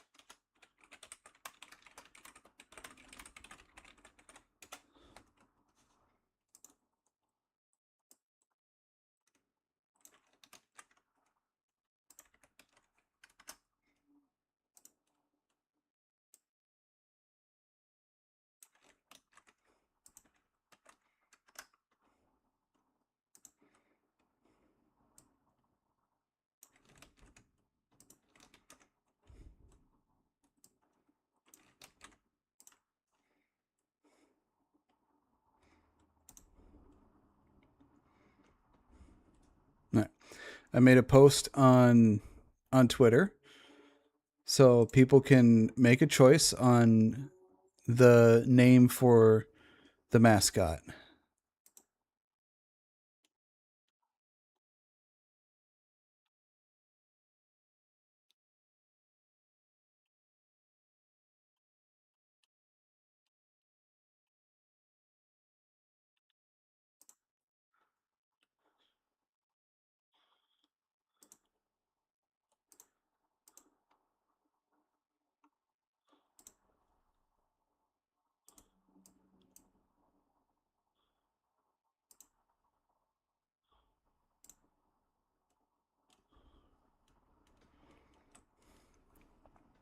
I'll make a post in Discord too.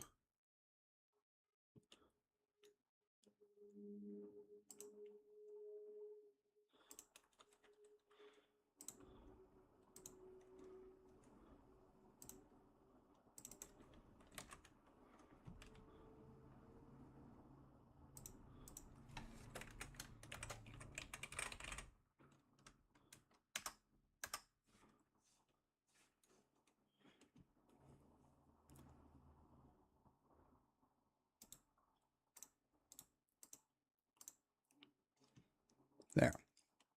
Now people can vote for their favorite one.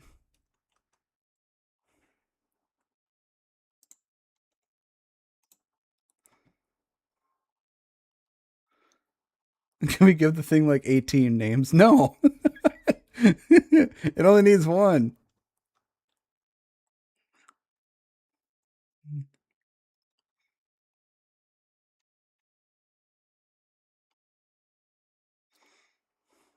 But it'll have a saying after it too. Like once it has a name, it'll be the name, then it'll be with the saying of it: Guardian of the Throne, Herald of the Geeks, Protector of all who enter the Empire.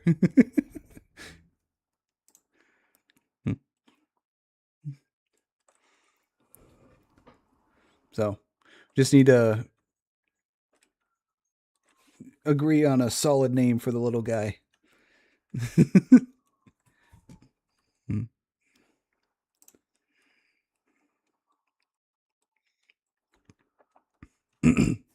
All right, next video we have here by the wonderful epic rap battles of history.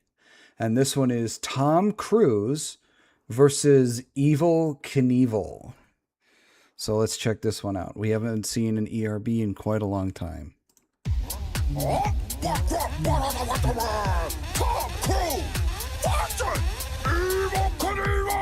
I'm Evel Knievel, one hell of a daredevil. Takes more than Scientology to stunt on my level. No one's got a bigger need for speed than me. Your best movie's you getting killed repeatedly. You're the tiniest action star I've seen. Need an IMAX just so we can spot you on the screen. As an actor, you'll never be one of the greats. You're middle of the road like that tooth in your face. Clench your jaw, whisper intensely. Run, there I just dissed all your characters. Done, on the bike and the mic, I'm a better double feature. Beating me's a bigger reach than you with Jack Reacher. Ready? I was born on the 4th of July. Woo! You're just red, white, and bruised.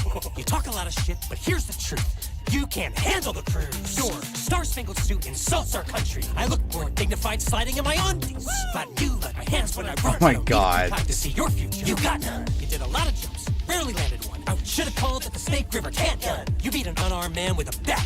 I play lawyers, but I can't defend that. If I were you, I'd quit giving acting reviews. You got tricked by a cop playing a prostitute. You're a drunk stunt monkey and your son followed suit. And you both crashed down and got buried in abuse. I see what you did, man. You wanna talk about wives and kids, man. I jumped 14 buses, but you know what's farther. The distance Katie Holmes keeps you from your daughter. You pray to aliens, Tom, that ain't right. Look at the vampire. You need to interview Christ. Grab your safety wire. You're gonna need to be held. Cause just like Ron Hubbard, you're taking the L. No one even knows who you are anymore. I'm above you when I'm dangling an inch off the floor. I'll pop you harder than you pop pills. You one-trick jackass hit Johnny Knoxville. All you're popping is your lips from the filler you inject. I've been snapping on you like Goose's neck. Your rapping is worse than the Mummy in 3D. Like a dry hand job, you don't complete me. The only stunt of yours people boast about is your psycho jump up on Oprah's couch. So just remember who's a legend when you step into me. Even Rain Man knows you're getting beat. Definitely. Oprah? I'd give it Queen Latifah. It's just another day on the Burj Khalifa. Yes, I grew up with your stunt cycle toy. I've been pushing you around since I was a little boy. You ended up a bankrupt crash test dummy. Show me the money!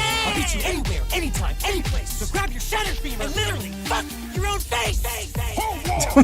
God.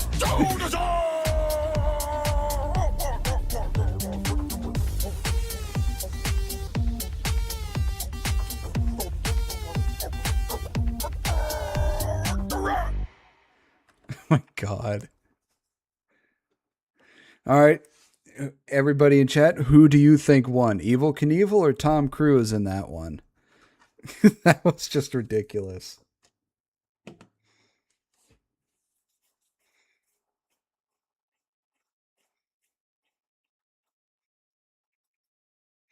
I kind of want to go with Evel Knievel, but I'm not exactly sure.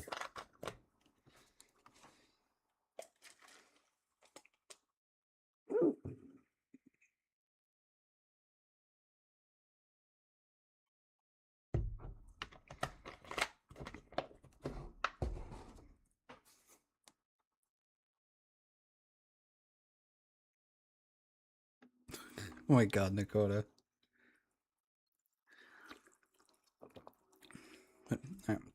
Those who watch later on YouTube, who do you think won?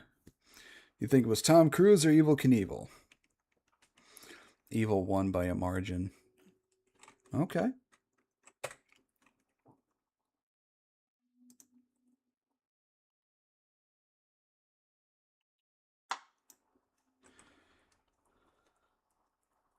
Like Cruise spitted hard facts, but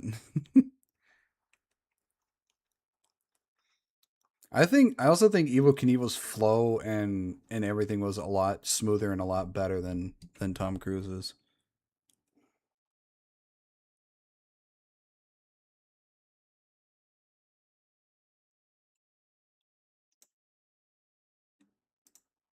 Oh, whoops, not safe to watch later.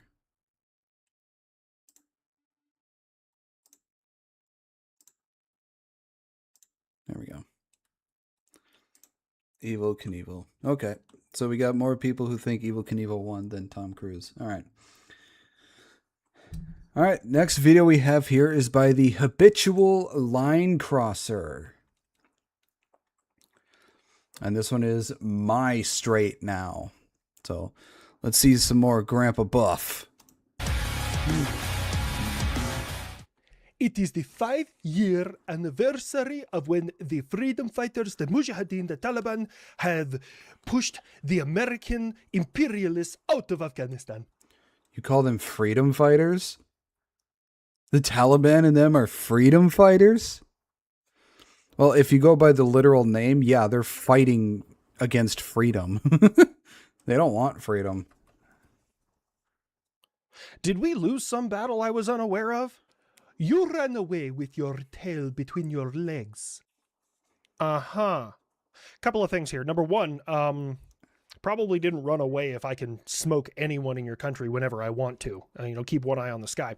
Number two, you're boasting equipment that we left behind for the Afghan National Army that was supposed to hold their own. Yeah, no, that's fair. That, they didn't when we left because they're cowards, but okay. We are still here and in charge, and you are not. All right, I understand that you guys do a lot of inbreeding and goat breeding and basically all sorts of terrible shit, but I'm going to just make this really simple for you, okay? Let's say I go to somebody's house, and it's their house, and every day for 20 years I beat their ass. And they hide, right? They hide in closets and under beds and all sorts of stuff, but every time I find them, they lose. And then one day after 20 years, I go, you know what, man? This ain't for me. I'm just gonna leave. And I say, hey, you're in charge, okay? And the guy I put in charge, complete fucking pansy. Complete pansy. And then I leave. And the person whose house it is defeats the pansy. You're saying you beat me that way. Yeah, we would eliminate all the dumb ones. It's the smart ones that kept running to Pakistan. And then my politicians are absolute spineless fucking retards, and they wouldn't send us into Pakistan to chase you down. Except for bin Laden. Yeah, what a weird world we live in, where you can't have a single battlefield victory against a nation and still say you beat that nation. That's It is kind of funny. We left all that stuff for them. And they were celebrating that they got all the American stuff. It's like, yeah, you guys got the stuff. Not going to maintain it very long, though. It's not going to last. fucking wild, man. America's just full of themselves, you got to understand. And now we're seeing more sailors come forward and talk about the conditions on your precious aircraft carriers. You're talking shit about aircraft carriers? When you have one that doesn't even work anymore because every time it leaves port, it's on fire? Don't throw stones while your mom's getting plowed. I get we make fun of Slavic special ed, but America, that you do have to take care of your sailors on board your vessels. Absolutely. 100%. And I did mention this in the last video, and I don't want to beat a dead horse, but I want to put this in perspective to all the sailors out there, the young sailors that are showing videos of the conditions and the food and stuff like that, right? Now, while I agree that those things are pretty bad, totally agree, right? You shouldn't be running out of food. Your S4 is about to have a really rough fucking day. Your cooks not taking proper inventory to make sure that they are maintaining a level of food on board your vessels when I have the greatest logistics infrastructure in world history it's going to be rough on them. And as for the cleanliness of the head, as you guys call it, we call it the latrine in the Army. Who's responsible for cleaning that? You guys. Yeah, you think of for how dirty it gets, you'd wonder, it's like, okay, it's reasonable to complain on how unclean it is, but are you guys, it's like you're supposed to have people there maintaining the cleanliness of the ship and all the rooms and the head and everywhere else. How come you guys are slacking on that? You have no one to blame but your own self-incompetence. So basically all that's going to happen when you show like dirty latrines or heads like that, you're going to have a first line leader grab sailors every single day and scrub that bathroom top to bottom. That's all that's going to change. I just want you to know that. Cleanliness and functionality of your workspace and or equipment is everybody's individual responsibility. I will say we're a little bit different here in the Air Force. Usually we just call the janitors. And if it's not a contracted janitor, then I don't know, we get Army or Marines to do it. We kill so much bacteria. Yeah. All right, my native Australians. After the Bondi Beach attack, we think that it's necessary to conduct a gun buyback. And if you're a licensed gun owner, that's fine. You can bring in your firearms, no questions asked, and we will buy them from you, as well as increasing how difficult it is to get licensed on said firearm. You know, I get it. It was an abhorrent, evil attack, but buying back firearms from law-abiding citizens, I don't think that's going to do what you think it's going to do. Yeah, now, we got to do something about it. Yeah, I got an idea to my Australian viewers out there. You go to a hardware store, you get the right amount of equipment, you have a Sawzall because it saws all, you know what I'm saying? Some 1-inch pipe, maybe, you can fashion some firing pins. You could probably make 10 or 15 of them out of, like, maybe $30. So you can definitely get rich off the government. Buff, don't tell people how to make homemade firearms in order to just get more money from the government. Fuck the government. Take advantage every opportunity you get from those fucks. Oh, I forgot. Seizing money from the government through nefarious reasons is only a politician crime. The people can't fucking do it. Yo, Buff. That's only for politicians, dude. The rest of us are just weapons of war. We're like, I don't know, it's like an existential crisis, dude. Like, I'm supposed to be super stealth, and I even forget that I exist sometimes. And then, like, I walk past a mirror, and I'm like, whoa! Oh, hey, what's up, sexy? And then he calls me sexy, too. I'm sexy, and I know it. I think he went a little heavier than normal. That fucking B2 he's higher than pterodactyl butthole. I go to the bathroom like a pterodactyl, dude. The P is silent. But no, man, never seen one up here. What if I flew over, like, where Jurassic Park was, and they were, like, coming up next to me, like, no. I don't know if they do that. What the fuck is wrong with this? HLC, what was the entire purpose of that interaction? Look, man, I thought of it last night. It was a funny interaction. That's the entire purpose, to be hilarious. And it sounded funny in my head. This is why people are not taking you serious. Hey, what the hell is going on? Fly, my pretty, fly!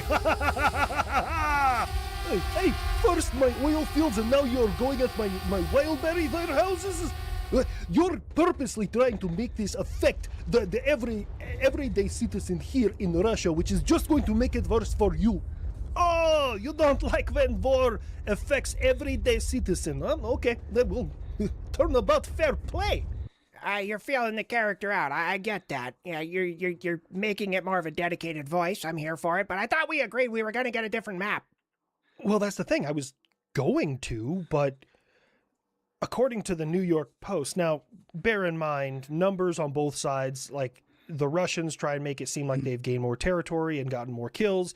The Ukrainians do the same thing. So the number's usually somewhere in between. But the New York Times has stated that in the month of July, I was underselling it. I thought it was 30,000 casualties. They're saying it's closer to 43,000, probably over. And that's casualties include killed and wounded.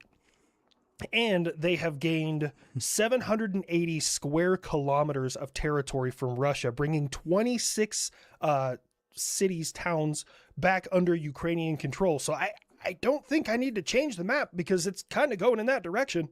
It is a small gain of territory. I will get it back. It is the single largest monthly gain of territory of either side. Now, it's kind of funny. Russia being one of the biggest superpowers on the planet is losing territory to an underarmed country. It's hilarious to see them losing against Ukraine. In over a year. That's significant, man. I am announcing to the world that my intention is to speak to North Korea in the Pyongyang and finally draw the lines where they are and put an end to the Korean War. Now that may come as a shock to some people thinking like, wait, I thought we drew the lines back in the 50s. No, it was just an armistice. They're still actively at war and have been for almost 80 years now. So it's almost turned into another 100 years war. This is significant. Russia violated one of the golden rules of warfare. Never underestimate the enemy. Yeah, exactly. What is your prey, South Korea? What are you trying to do? You have strengthened your ties with Russia, as well as China, as I have strengthened my ties with Japan and the United States. But at the end of everything, this is between you and me. We can make peace on this peninsula. I have a better idea. What if we just make South Korea an island? I believe that that's peace through superior firepower. You know, his sanity is questionable, but his method, I honestly, valid. Both of you, stop it. Look, if they're seeking peace on the peninsula of Korea, then we should allow them to have it. Also, I haven't theorized about using firepower to cut a country in half since Operation Plowshare, which proved that it was significantly... Not to mention that the all-time low that is Russian morale. Can you imagine if in our lifetime, if we see another fall of Berlin Wall 2.0 in Korea? Yikes. More difficult than I thought it was. If you're not familiar with Operation Plowshare, yes, the U.S. had planned at one point in time down in Central America. I can't remember if it was Panama or Venezuela, or not Venezuela. What country is it? It was Nicaragua, or as Americans call it, the land of black water. No, we don't. But anyways, yes, we were going to use nuclear weapons to carve a canal through that country. I just be building shit. Oh, would you look at that? It's a Russian drone coming in through Romania. Or excuse me, Moldova into Romania. Can I get a hell yeah? It wasn't an American F-18, it was Spanish.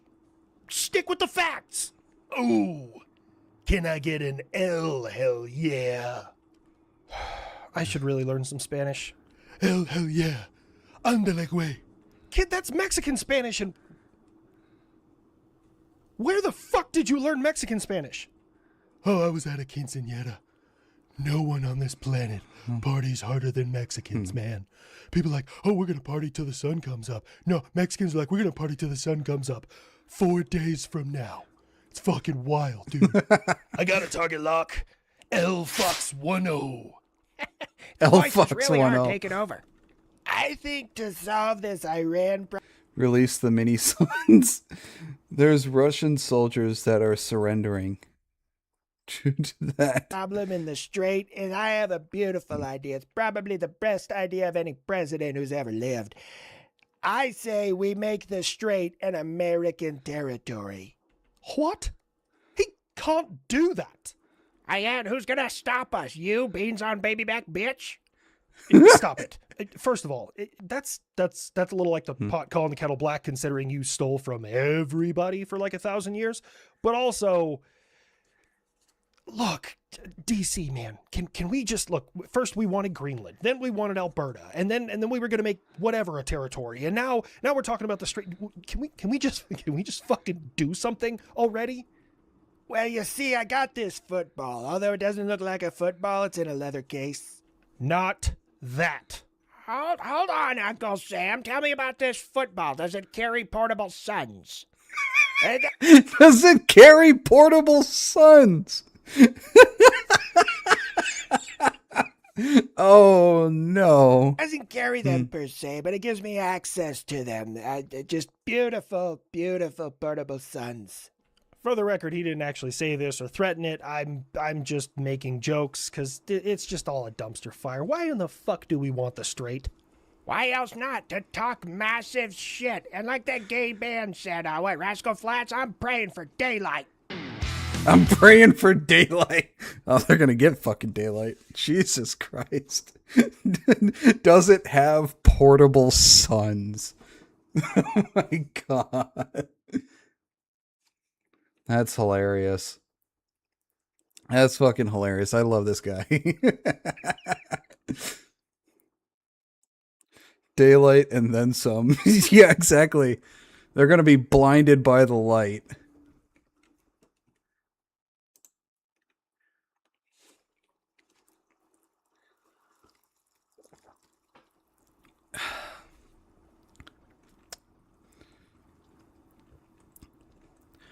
All right, last video we have here before we go on to some gaming is Are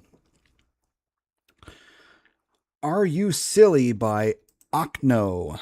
We got another Okno video here. Are you silly? So let's see what this video is about.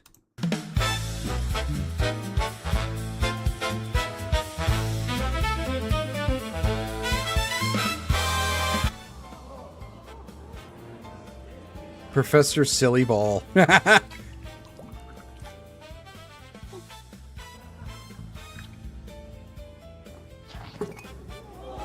Aww. どうしてみんなが僕を笑ってるのかわからないよ。いや、何が問題なのか僕にもさっぱりわからないよ。ケムクジャラのお友達。それじゃあ観客のみんなに聞いてみよう。こいつはおバカかな? My God. The thing is, for people who don't know, when it comes to raccoons eating something, raccoons generally like to wash what they eat first before they eat it. And there was a video quite a while ago of a raccoon that got cotton candy and went to go wash it, but then it just disappeared. And he was looking around like, what the fuck? Where'd my food go? So he was given cotton candy again, and he didn't wash it.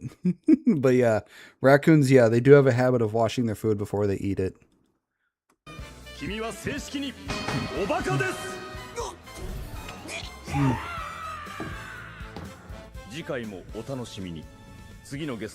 Tune in next time when we have a white woman on who really wants migrants in her country. Oh my God. 自分の国に移民が来てほしくてたまらない白人女性だ。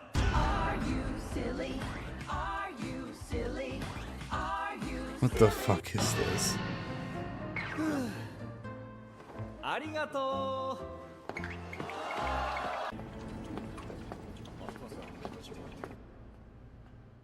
お、来たな。ああ、みんなに会うためにちょっと仕事を休んできた。じゃあボスのオフィスにも寄っていこう。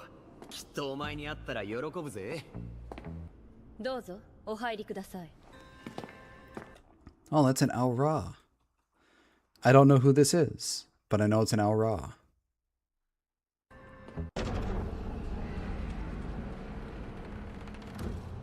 まあ、 Ah, 久 it's しぶり wasabi. に多くのボール、ちゃんと視聴率は維持してるでしょうね。それで最近はどう？まあまあかな。でも最近、なんというか、世界の何かがおかしい気がするんだ。おかしいのは俺の視聴率だけだな。月までぶっ飛んでる。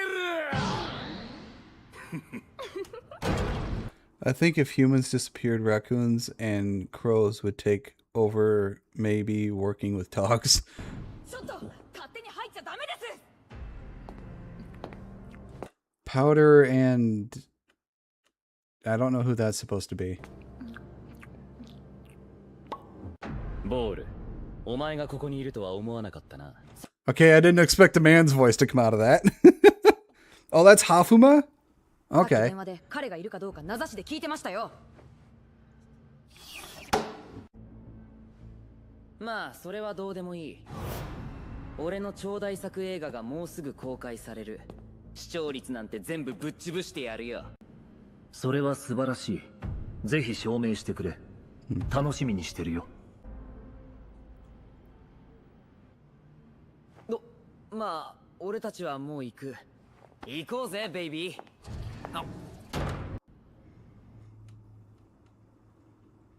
It's weird to hear a man's voice coming out of a female female character. なんだろうな。あいつとあの女が一緒にいるのを見ると、本当は別の誰かと一緒にいるはずって気がするんだよな。さて、私は片付けなきゃいけないことがあるの。でも二人に会えてよかったわ。 Well, I've never heard Hafuma before. I've only recently seen like a couple of posts. またな。また。また。The Glizzy Meister. That's funny. How is Ball supposed to eat? さっき何かがおかしいって言ってたよな。Like hearing a deep voice out of a woman of the night. 俺もそう思う。本当に？ああ、最近何かがずれたような感覚がある。でもそれが何なのか全然わからない。まず言わせてもらうけどな。もし俺がレストランを経営してたら、こんな茹でただけのドッグは出さねえぞ、グリジーマン。 What's wrong with boiling hot dogs? Whenever I've had hot dogs, I boiled my hot dogs. I mean, I don't mind if they're grilled or boiled, but it's just how I usually cook them. おい、まさか。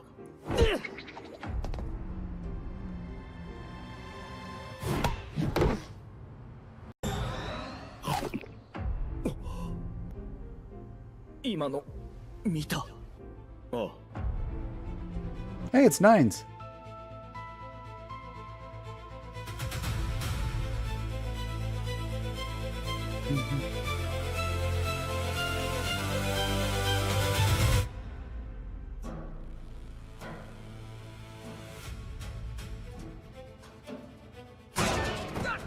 Oh, there's the raccoon.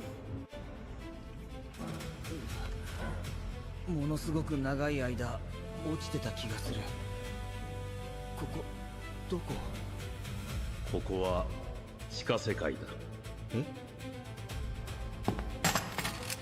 そしてお前は復讐を望んでいるようだな。ただし一つ条件がある。全てが終わったらお前が俺を山の頂上まで運ぶんだ。そこで俺は水を飲む。そして俺も強くなる。 Who the hell is 妙な that? 了解色だな。まあいいけど。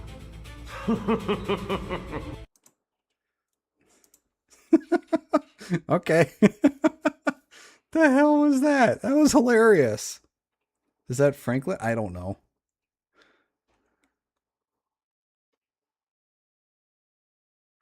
There are some who think boiling hot dogs is for the poor. Well, you know what? I'm fucking broken poor.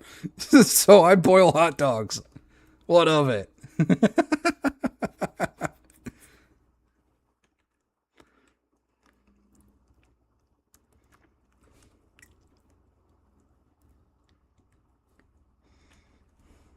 That was funny. That was good.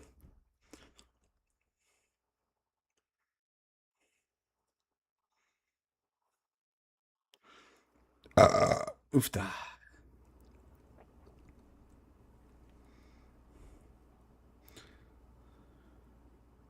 So is that how Franklin got recruited by the CIA? Probably. Probably.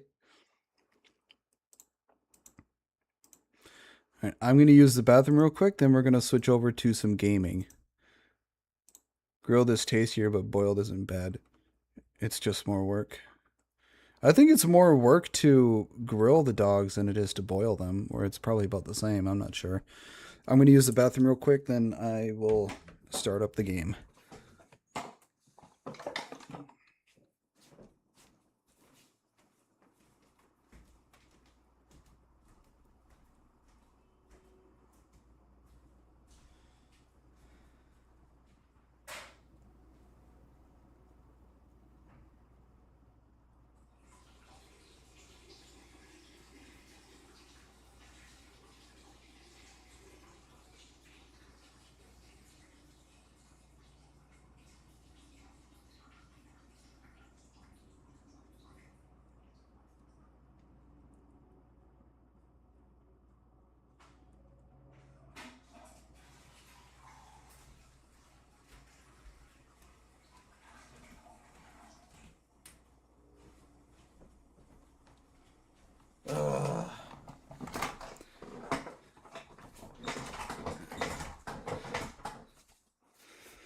I forgot to mute my mic, so you guys probably heard me using the bathroom.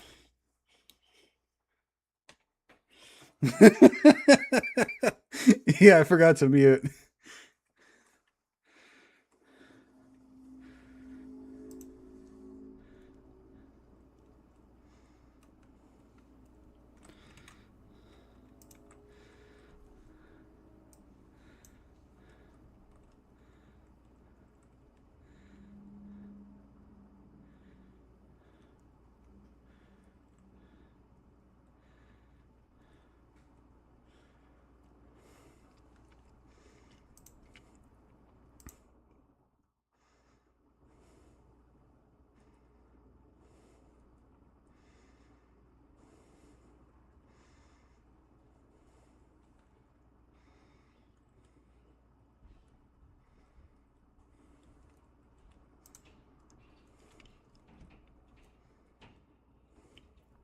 All right.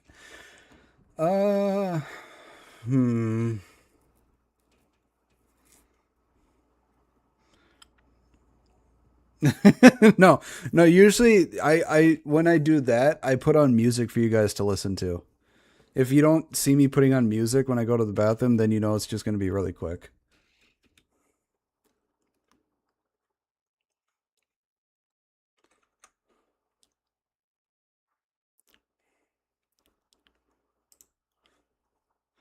What game? What game?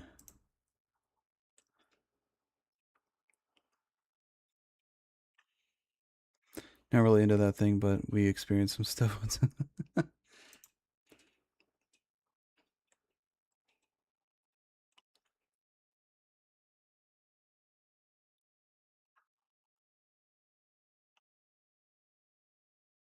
Hmm.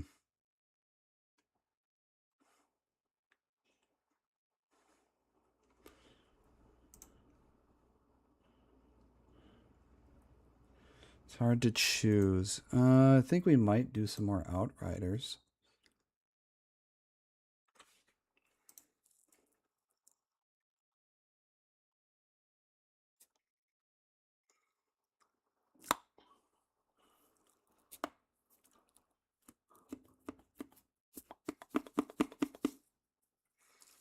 Hmm.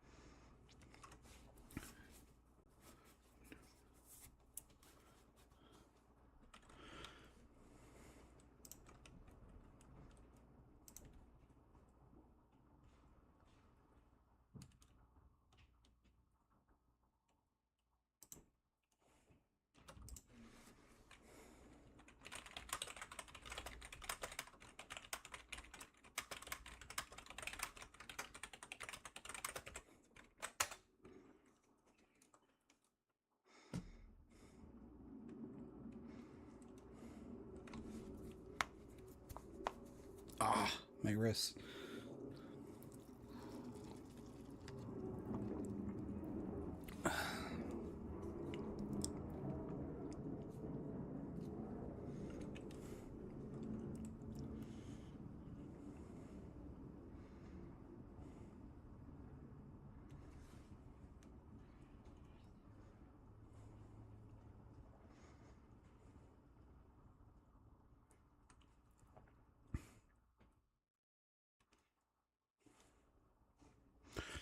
I might do some Outriders.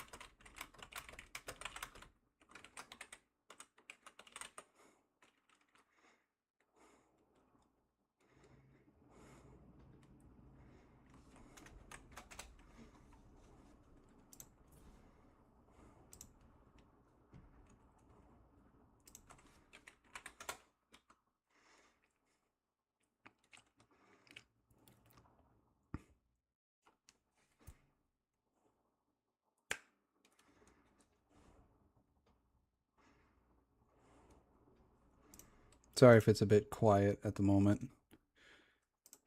I'm asking a couple of people a question real quick.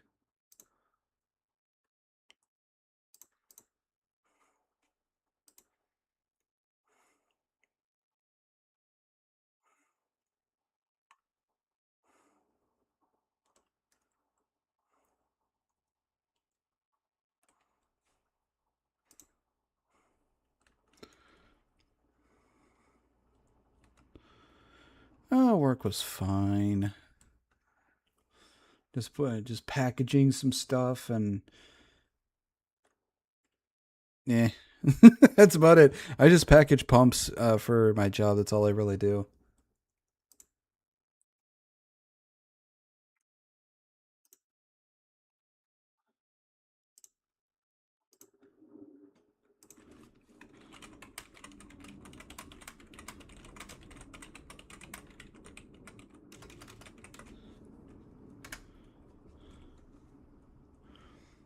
All right, we're gonna go with Outriders.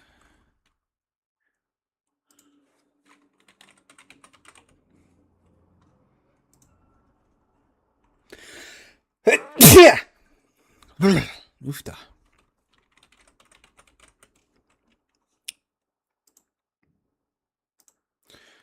Do you get a lot of good podcasts in? Thank you. I don't really listen to podcasts at all. I mean, at work, I listen to a lot of AI stories, but that's probably about it.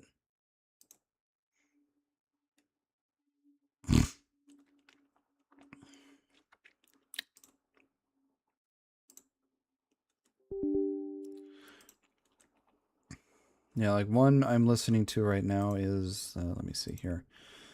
What was it called again?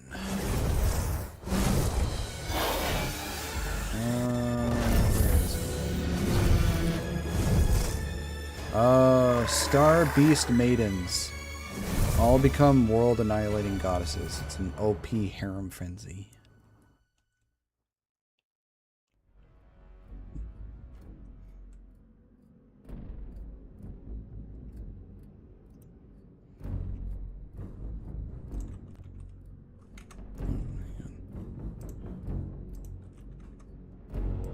Dun dun dun dun dun. Bless your soul, my dude. Well, thank you very much.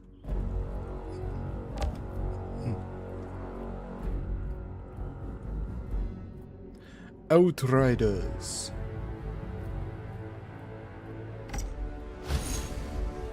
I should probably make a post that I'm switching over to Outriders. He's a... Excuse... I'm half demon, so I have half a soul.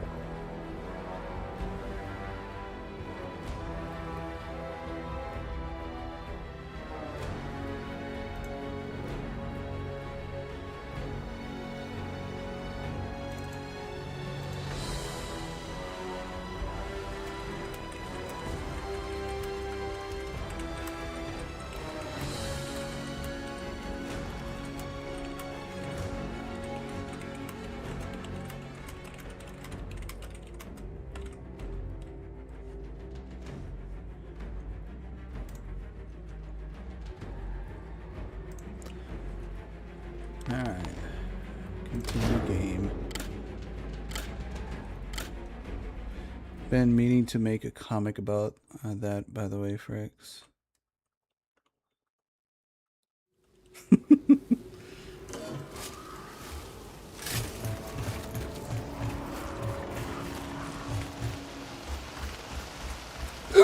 Oofta.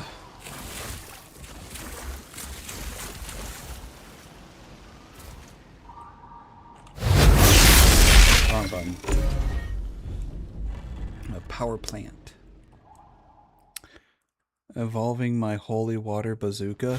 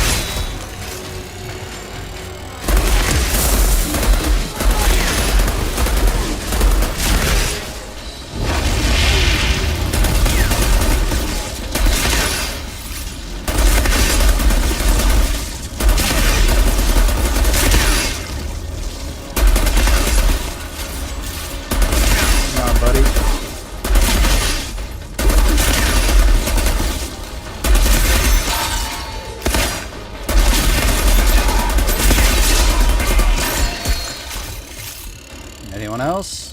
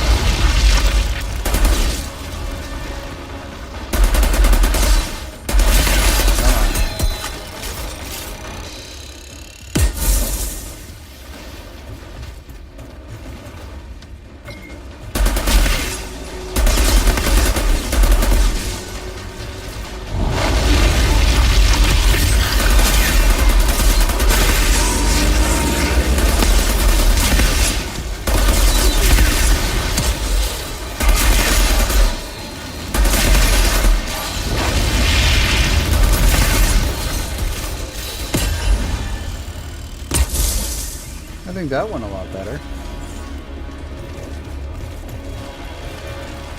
Oh, who's right below me?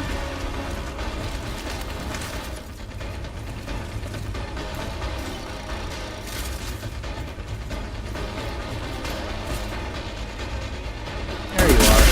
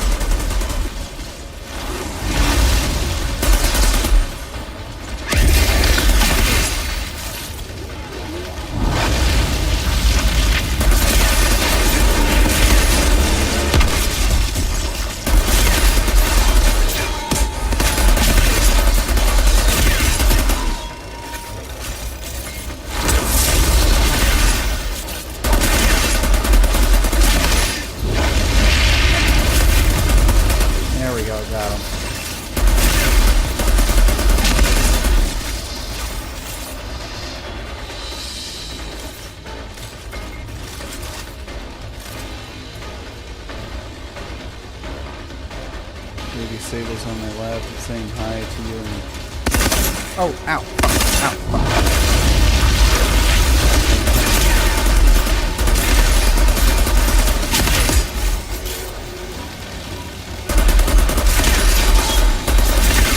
There we go.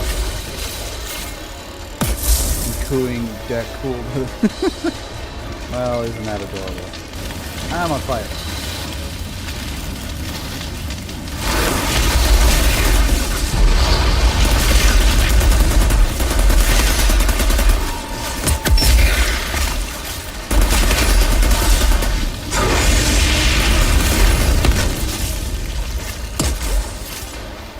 I think that's all of them. Nice.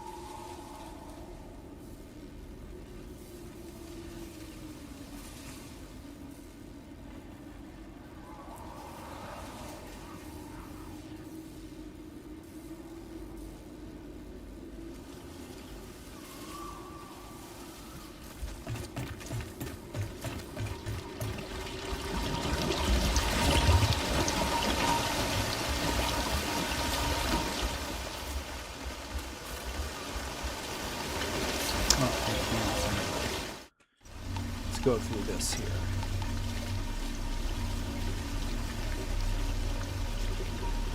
Oh, it's a shotgun.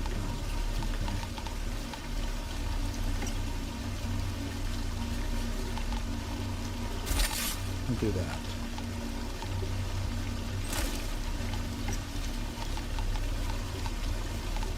Let's see. Ground thermal bomb.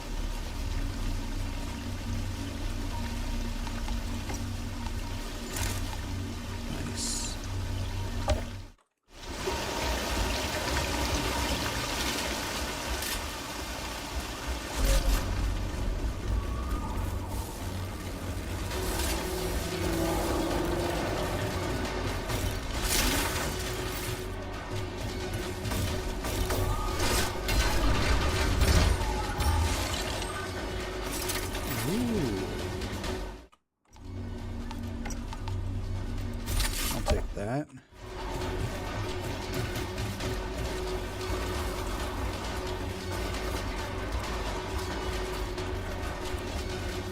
Contact!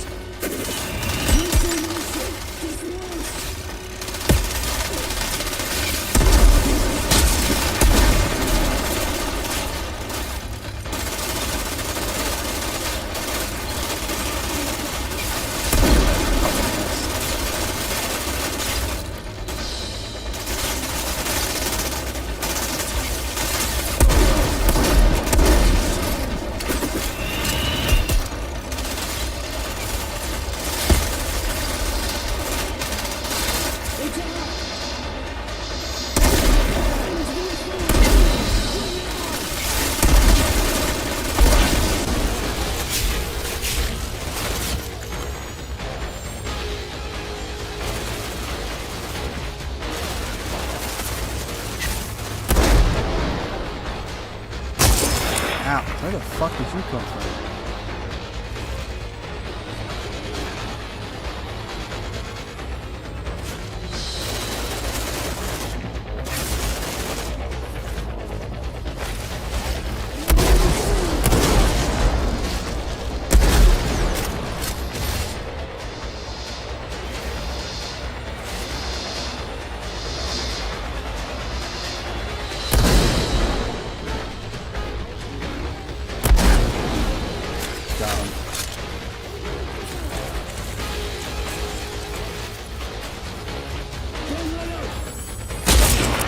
Haha.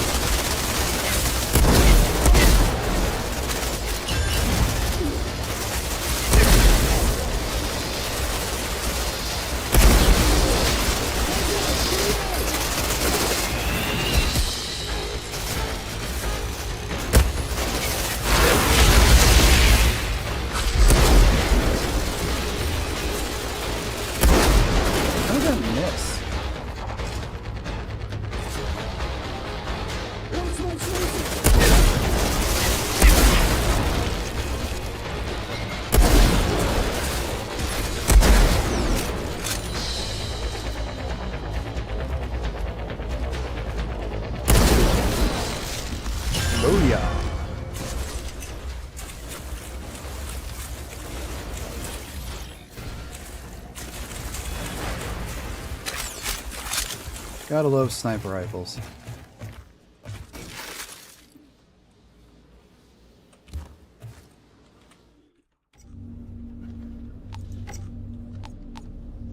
Alright, overheat, no.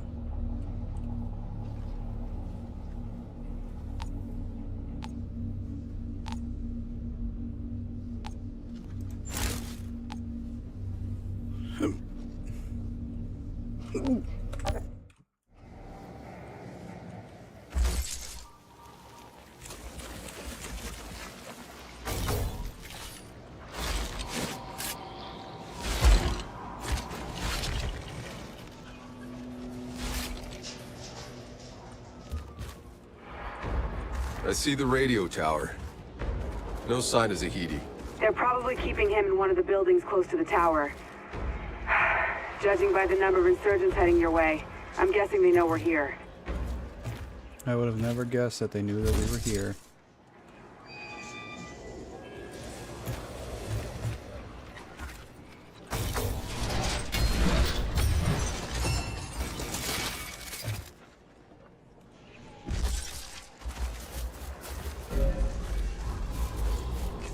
Rescue Zahidi.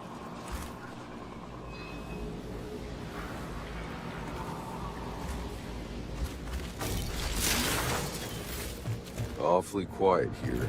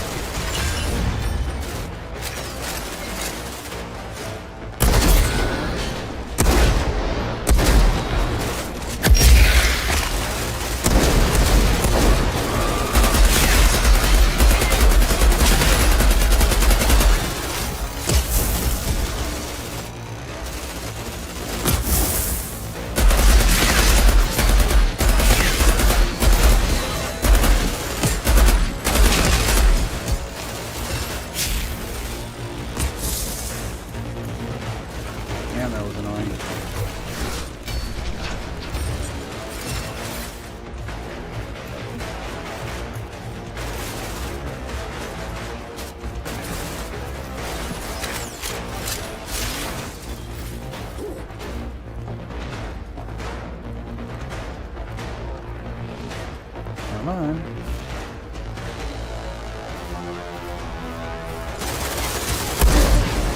There we go.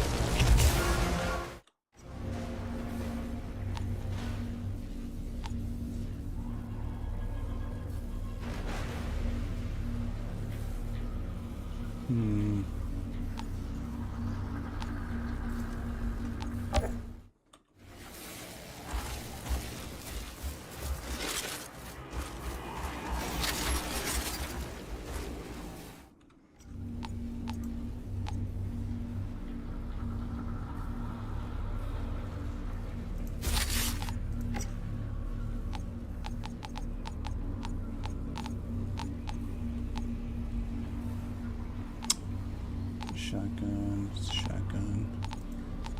I don't need no shotgun.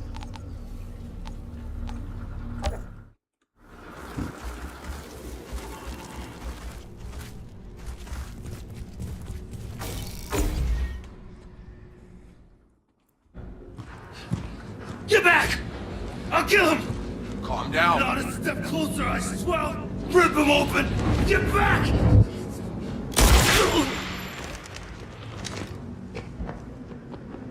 This man's gonna bleed out. Who are you? Shira Gutman sent me to find you. Thought you might want to see this. That's a frequency. What the? Where did you get? Jane! You're hurt! It's nothing, Doc. Tell me the briefcase is safe. Oh, the truck is gone. Wait, no, hold on. Hey, listen to me. I might be able to stop the bleeding, but you have to tell me where your people took my truck. I will save your life. Promise? Yes. Go down past river. All right, Doc, move back. Wait, no. I just gave this man my word. We can't leave him alive. He knows too much. No, he doesn't have to die. We already have what we want. James! No! Get her up. I'm taking her back to my truck. No! You have to find the Doc's truck. It's more important than me. You have no idea. There's a briefcase under the oil tank. Bring it back safe. And I liked her too, damn it. Hold on, Jane. Hold on. Just stay with me, okay, Jane? You stay with me. Damn it. Go, Outrider. Go! I'm going. The cable car will take you down to the slums. It's the quickest route to the river. The truck should be on the other side. Oh, Jane, come on, don't...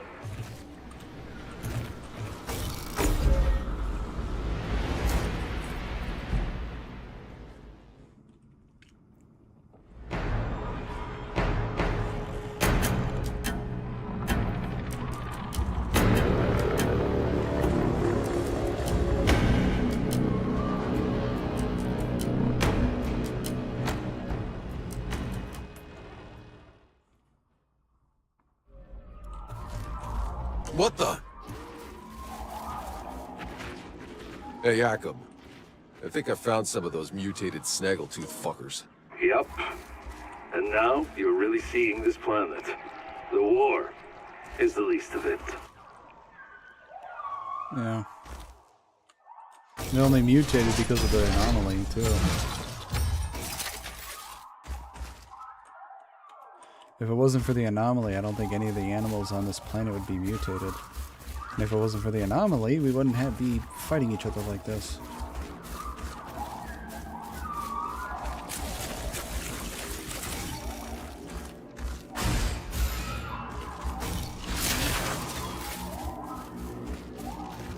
That tree. This is where I woke up. There's some notes here.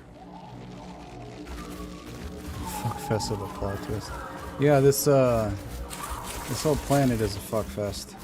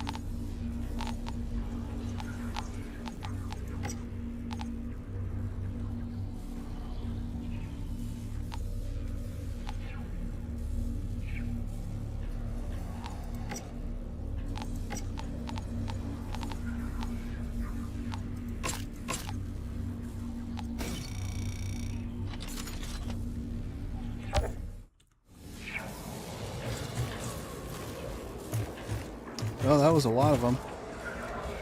Like this game sometimes would just expect the unexpected. Yeah. It's a fun game though.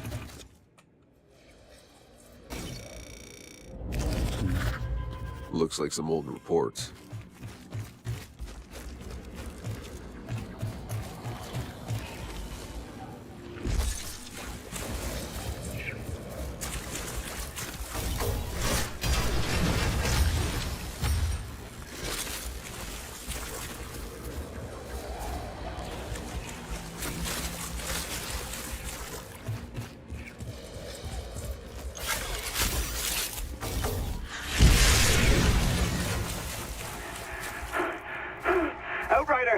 We're almost back to your camp.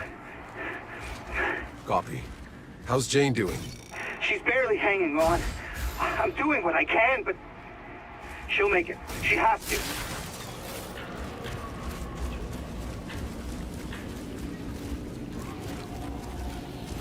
It's just a bloodbath here.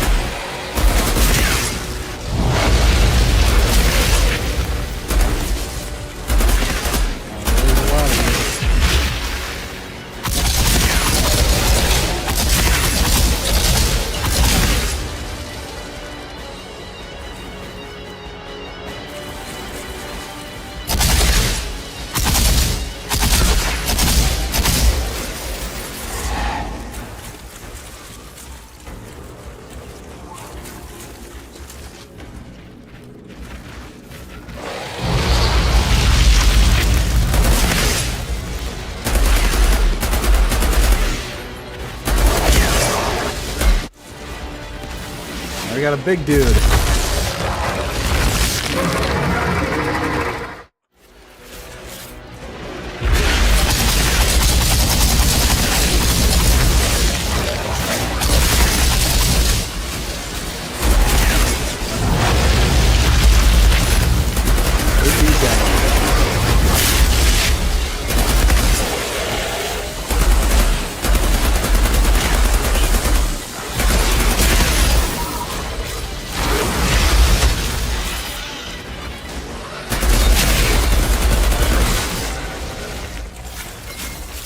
Easy peasy.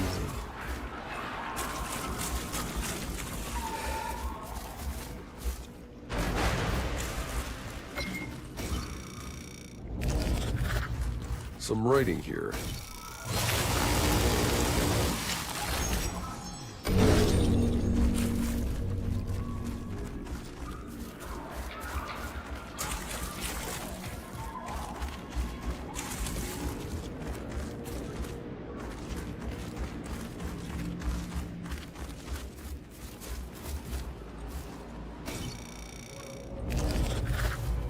What do we have here?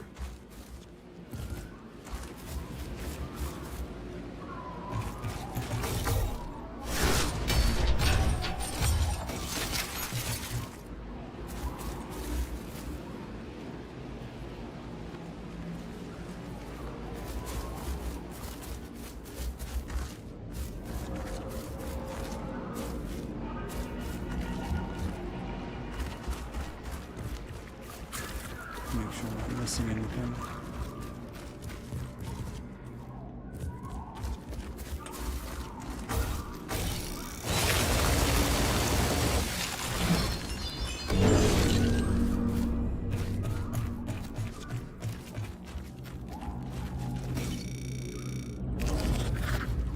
Some kind of writing.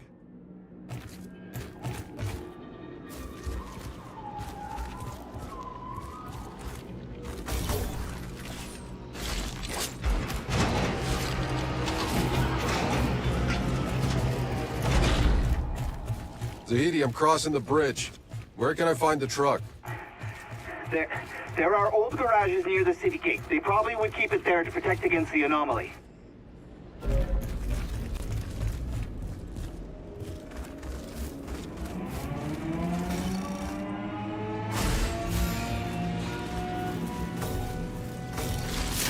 Well, they know I'm here.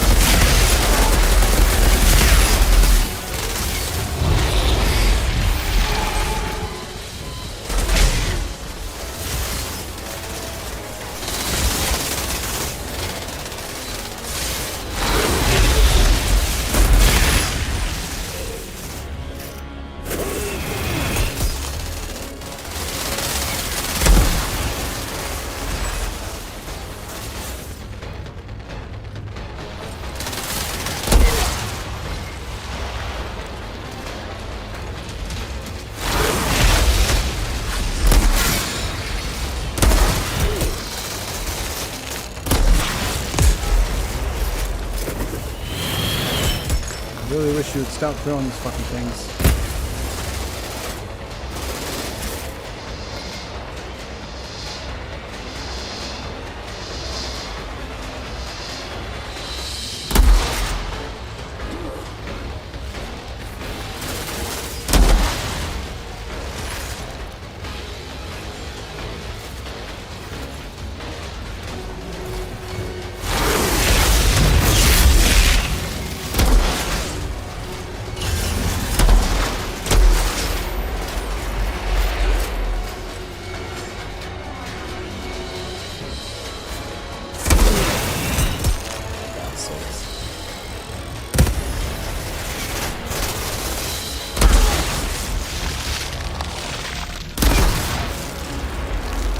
Boom! Headshot.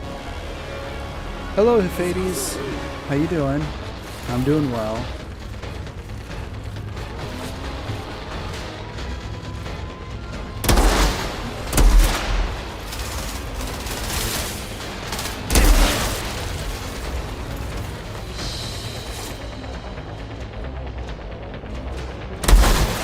Oh! That was a good shot.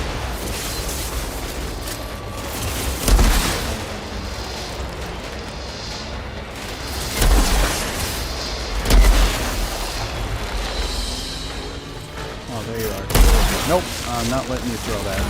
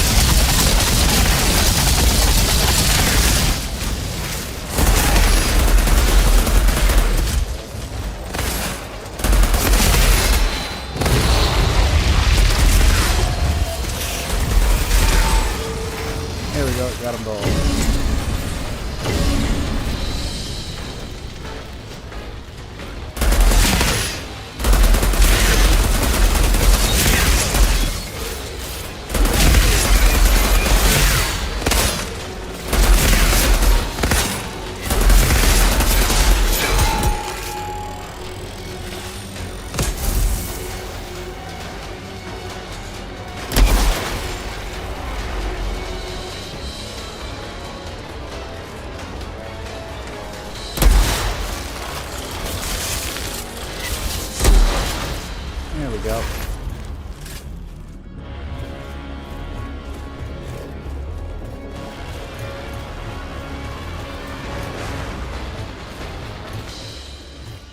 Well, so far I've only died once.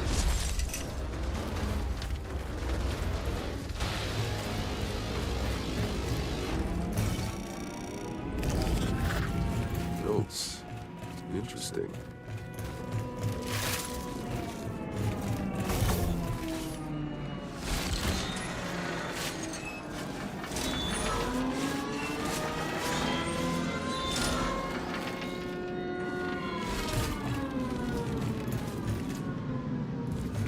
Hey, Zahidi, I'm in. There's a lot of trucks in here. They all look the same. I hid the briefcase under the truck's driver's side door. Just search them all.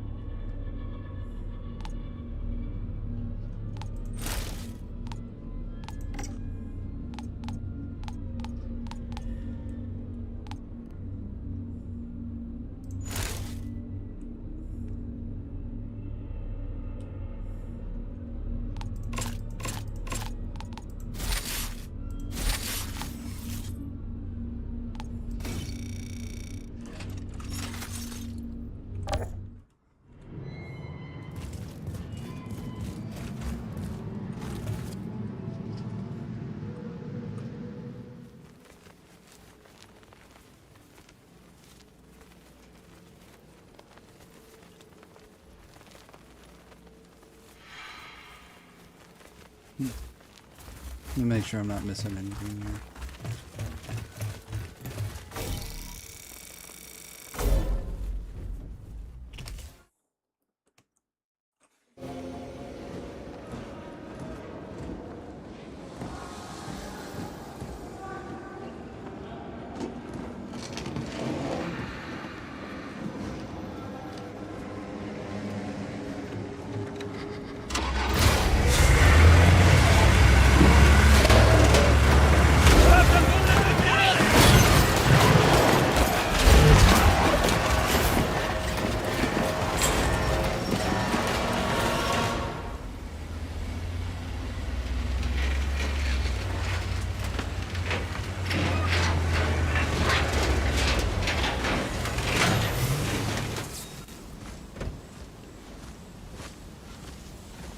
Make me dig my own grave next.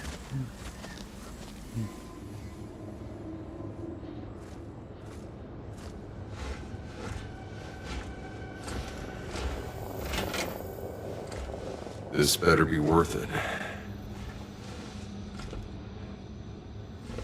Oh my god.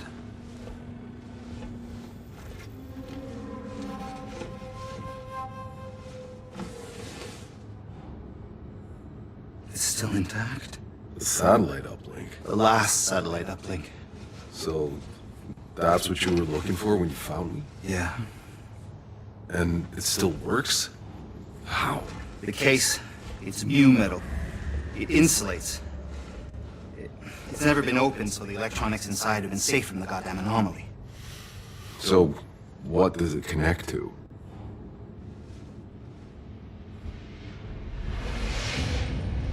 The Flores. I thought it was all disassembled for the colonization. Mostly. But we lost contact towards the end. Half of the resources we were meant to have are still up there. They're trapped in the supply pods. Seeds, electronics, hard drives full of data, all out of reach. We could rebuild civilization with those resources, but they're useless to us unless we can find a place beyond the storms. No, it might sound like a dream, but for those of us that believed, it kept us going. So this is it. That's why Shira sent me to get you. She wants what's inside those pods. So, what do we do now? Your frequency. I can use it to locate the source of the signal. I need to reach an antenna up high somewhere. You got one in mind? Yeah. Eagle Peaks. But, not yet.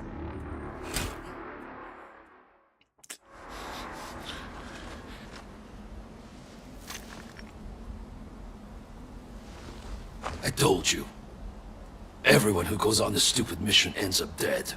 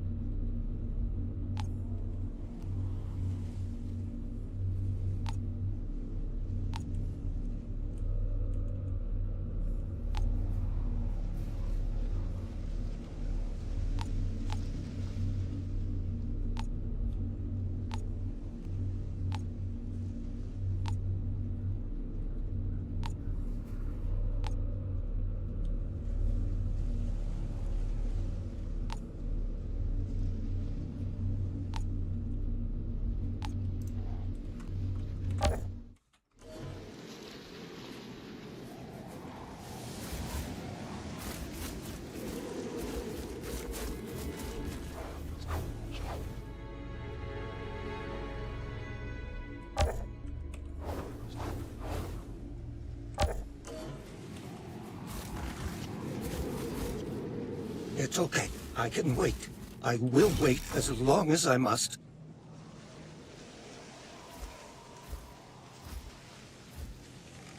Are you lost, old man? Are we all? What are you doing here? This place isn't safe. What do you see when you look at this shattered city? I see my own story in every street. I lived here through every crisis, every revolt and riot, till they tore it away from us. Afraid I missed all that. We lost Earth. Soon we'll lose this planet. We lose everything in the end. Maybe that's how it has to be. I left some things in my old hut, valuable things. I couldn't survive a minute on my own. But I'd show you where they're hidden if you would open the way. Just like to go home once more. Stay here. I'll handle it. Please, find an home. My old home's near the radio tower overlooking the city.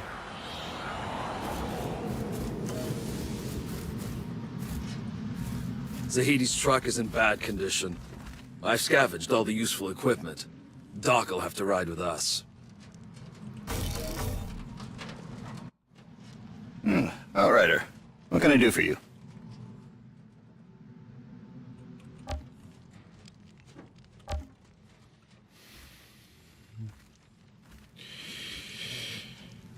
I'm wondering, is it possible there are other Outriders still in cryo? Well, it's entirely possible. Jane and I... We weren't expecting to find your team, and with insurgents closing in, we didn't have time to look for anyone else. I don't have to tell you how dangerous the First City is, but I'd want to be the first to know what you find.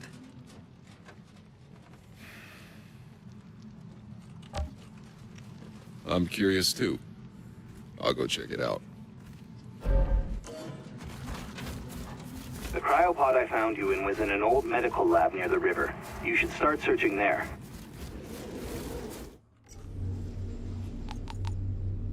I'm gonna go back through the city.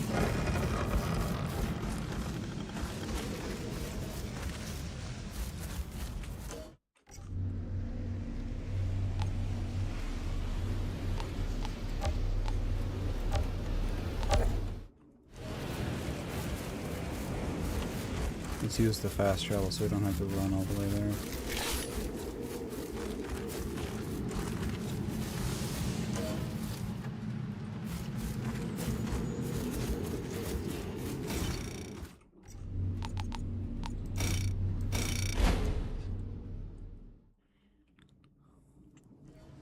Hey, old man. What was this place like back in the beginning? Oh, it was miracles daily. Industrial printers constructing anything we needed from Enoch's raw materials. In a flash, we were building a city on an alien planet. Until the storms came. You saw the first storm? Oh yes, lights on the horizon, machines going wrong. The entire city went black. Just bolts of lightning and screams. I could see people lifted into the air, trees shredded, fires everywhere. Whatever hope for Enoch we had, it was gone in a breath. What happened after the engine blew? No electronics, and the sleepers getting woke in thousands an hour when they tried to keep us calm. But there was no food, no medicine, nowhere to hide from the storms. ECA closed the gates and left us all to rot. And we would have too, if not for the altered. I never wanted to be an insurgent. I just wanted what my family had been promised.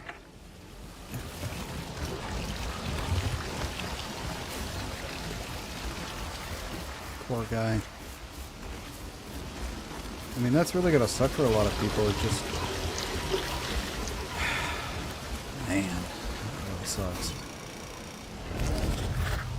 Some kind of writing.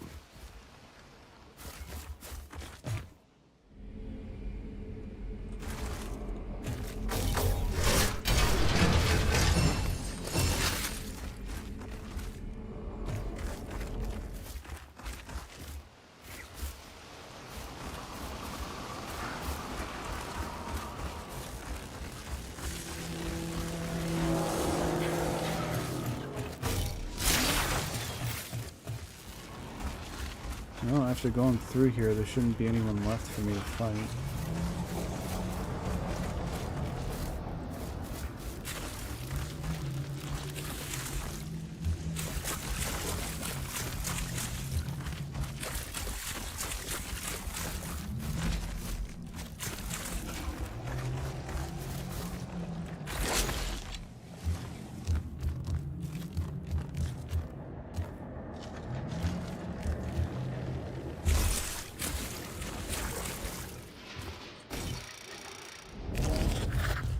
There's some notes here.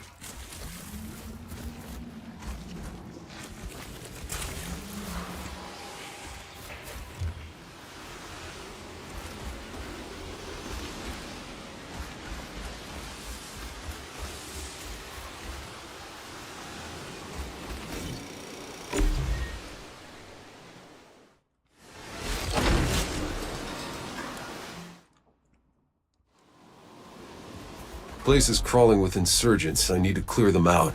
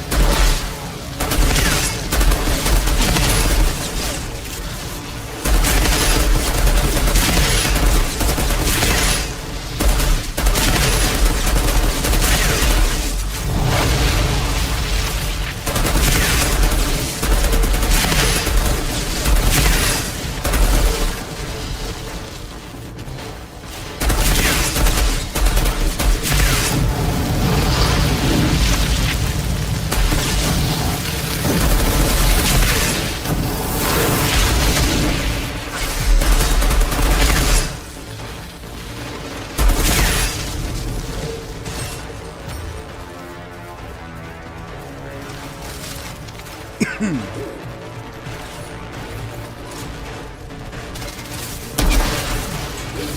the fuck you guys come from?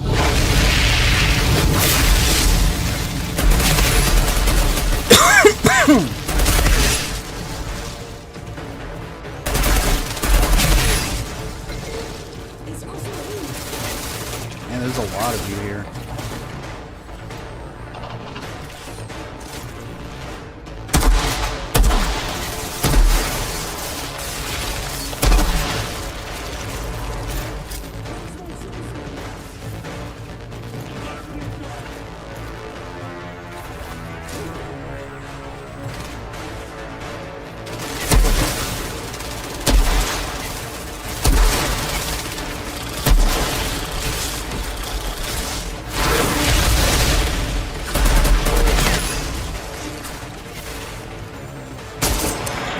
Miss me, bitch.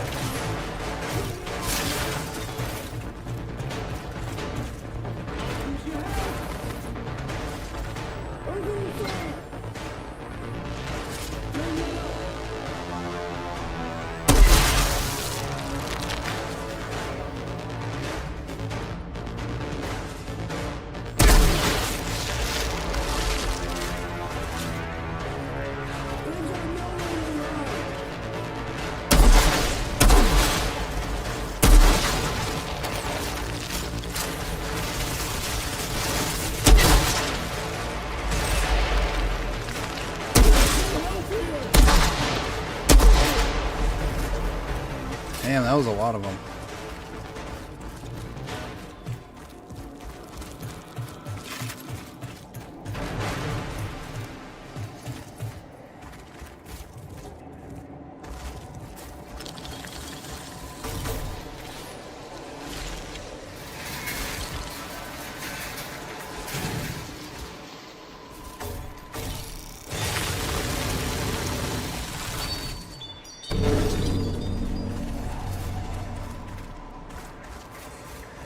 I've cleared the way to your hut, container 99, but...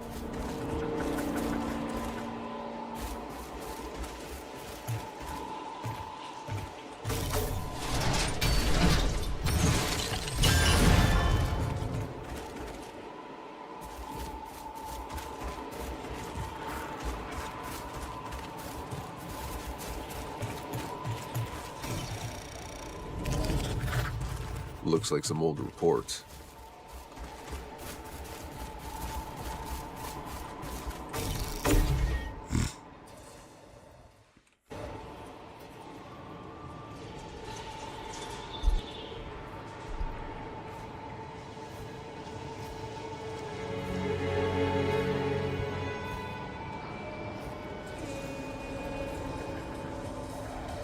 What happened here? Whose graves are those? Sarah, Elodie, Michelle. It wasn't their fault. I was picked as a community leader to distribute food.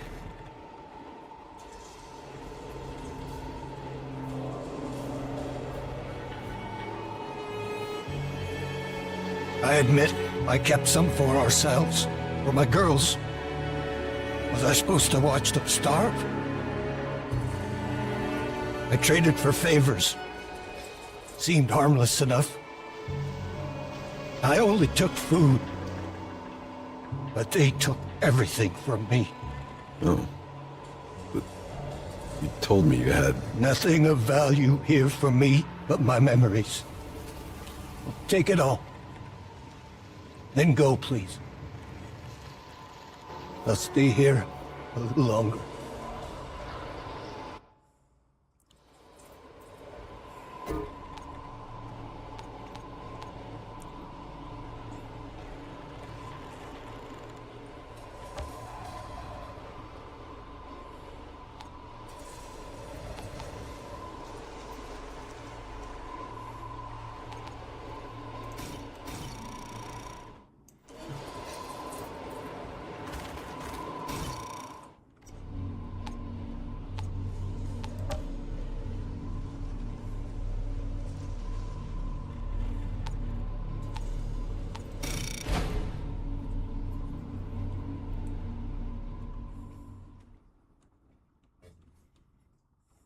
Poor man. Hey, Zahidi. Why did no one else think to wake the Outriders up for 30 years? Well, after what happened to you in the forest, they told us they were trying to find a cure. But they never did. But if there's no cure, how'd you know it wouldn't kill me when you opened my pod? I didn't. I'm sorry. I was only concerned with finding the uplink. Sure, got it. Priorities.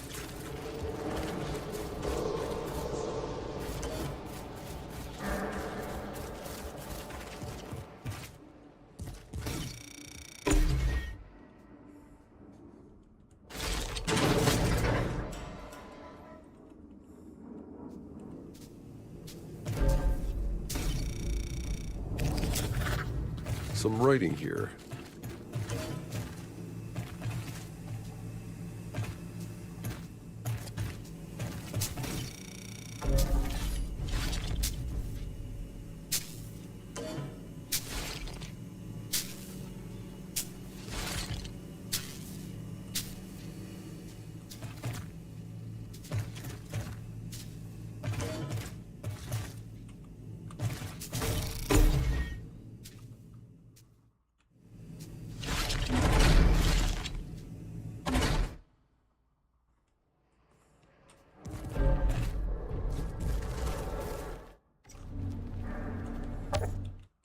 I found a transfer order that says ECA moved most of the cryopods to a different location.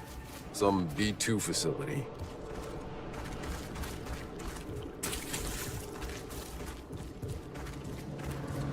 I've got an old map here. Looks like B2 is the big pod across the bridge. Should be on your left. What's the quickest way there? Try following the city walls. They'll lead you close to the facility.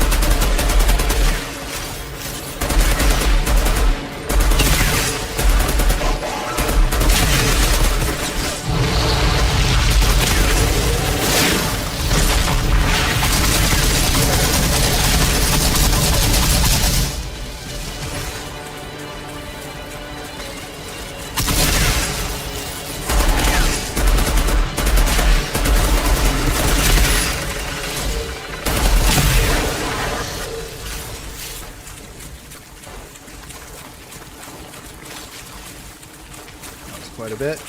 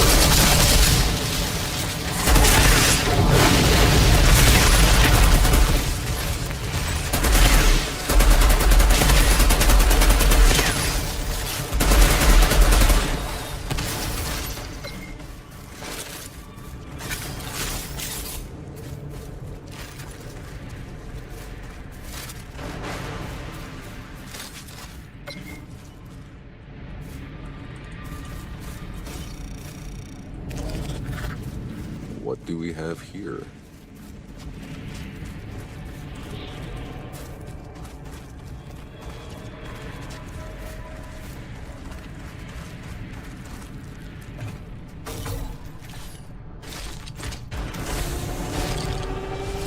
I'm inside. I'll look for the cryopods.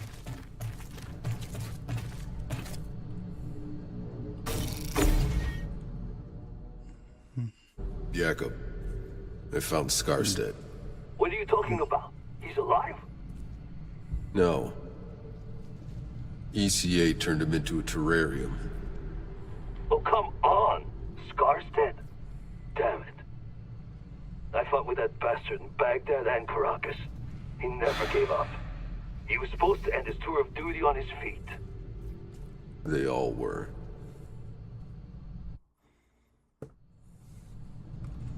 That really sucks.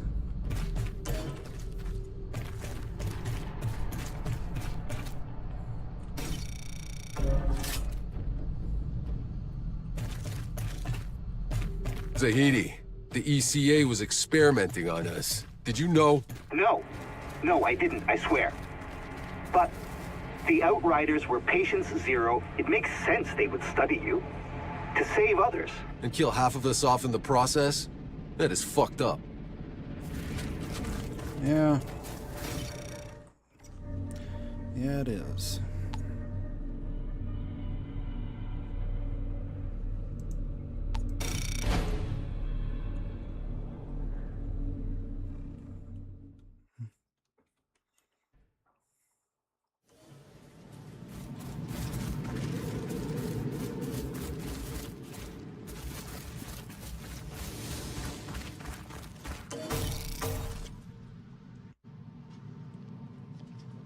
So what did you find?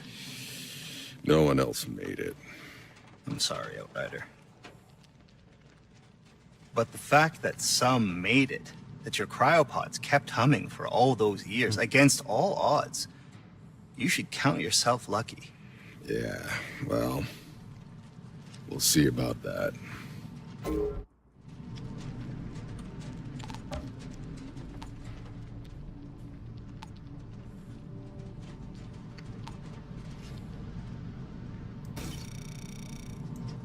I'm sorry you didn't find any other Outriders still in cryo.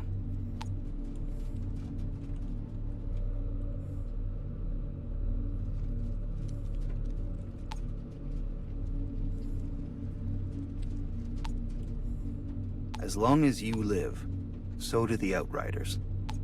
Remember that.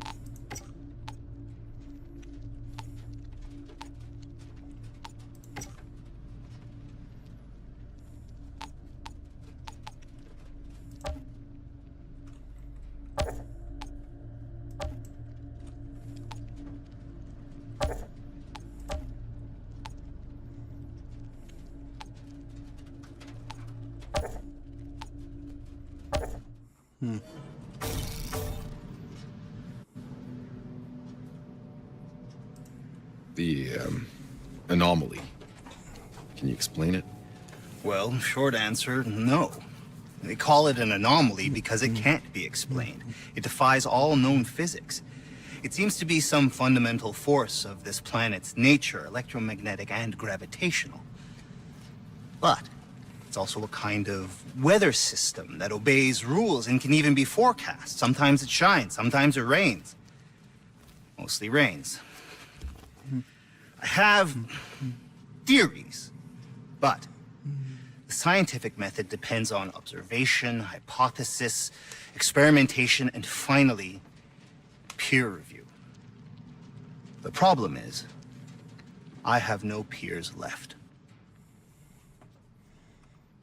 Why didn't we know about the anomaly before we landed? I mean, surely it must have shown up on the surveys. I assure you, this is not the world we were promised.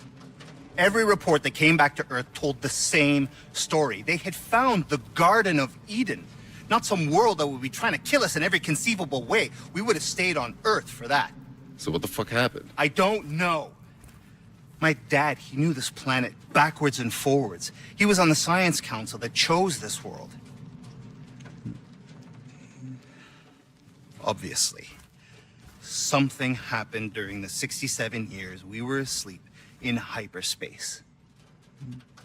Something changed this planet.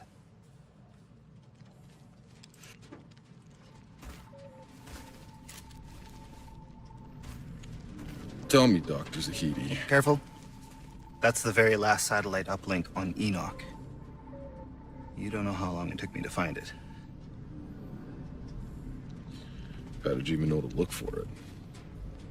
My father. I found reference to it in his notes. After we landed, he was out here looking for a signal. Long before we were. He was the first one to send expeditions. And back then, I was just a kid.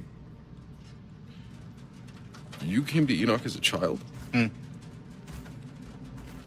Not many kids were on board the Flores. My father, being who he was, had the luxury of bringing his family.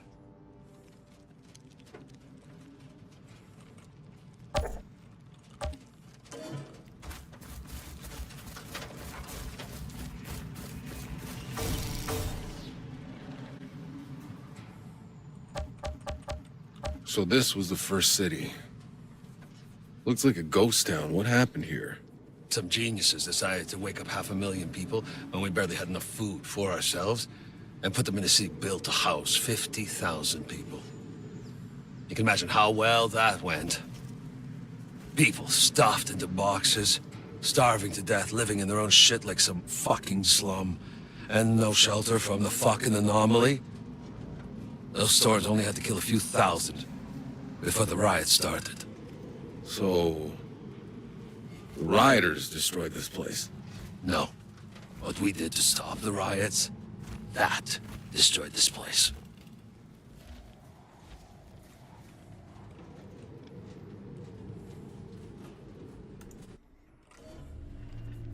I still can't get used to seeing your face.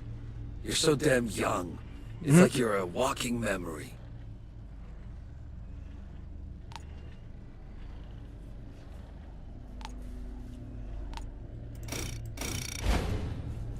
Ugh, I hate this place.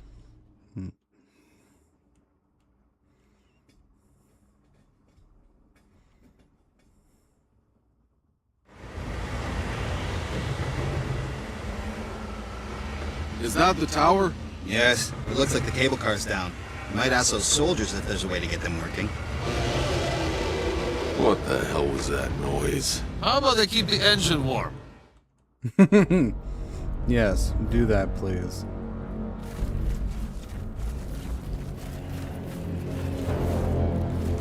Holy shit. Did you see the volcano? This is as pleasant as it gets. You keep your distance, we'll keep ours.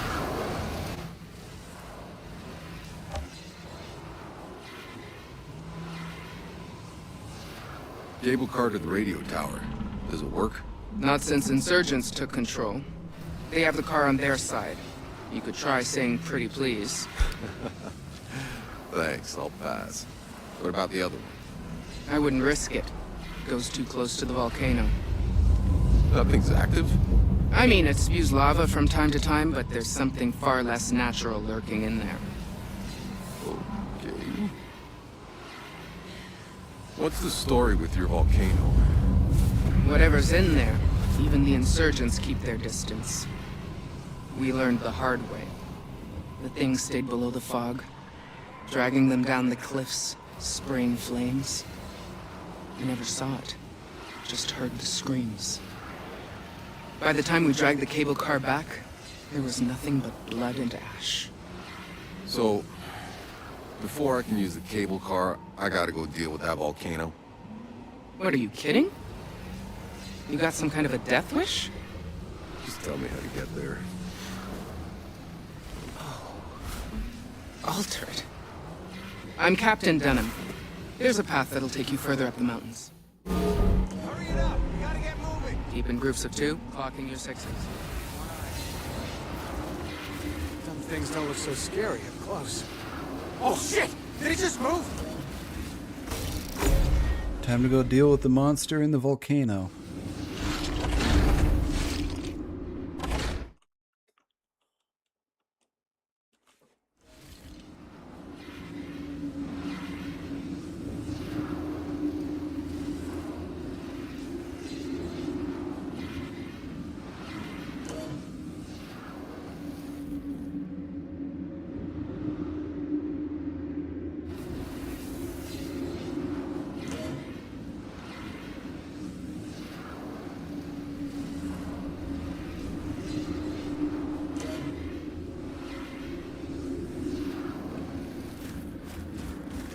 What did the soldier say?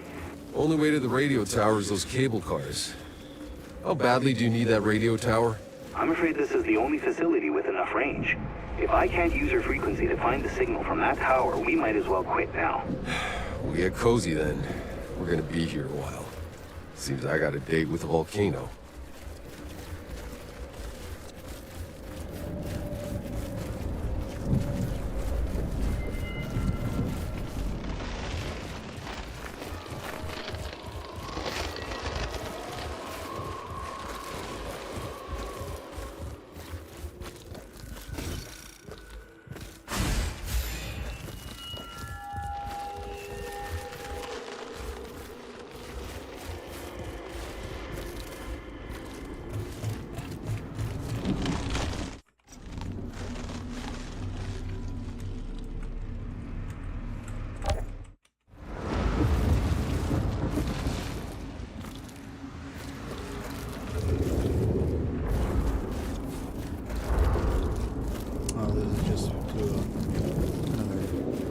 Side mission.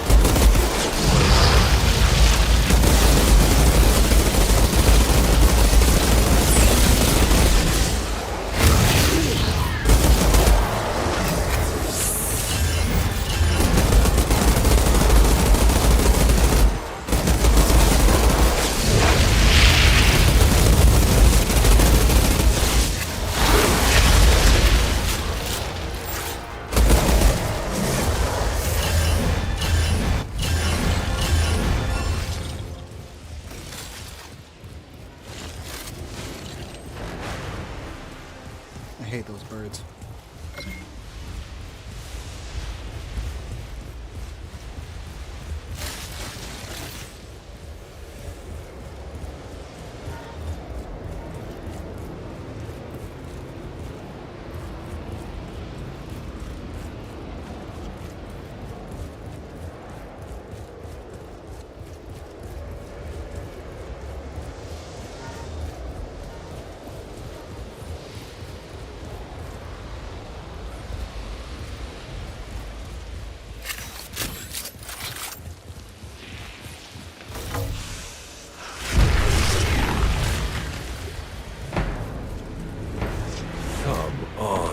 How much bigger can they get? Nearly every creature we've encountered on this planet has evolved rapidly since we landed in unnatural and lethal ways. What remains unproven is whether they've been adapting to the anomaly's hostile conditions or being changed by the anomaly. Oh, what the hell does it matter? Just don't let any of them close enough to eat you. Great advice there, buddy. Great advice. Jakob being the one true man of martial arts.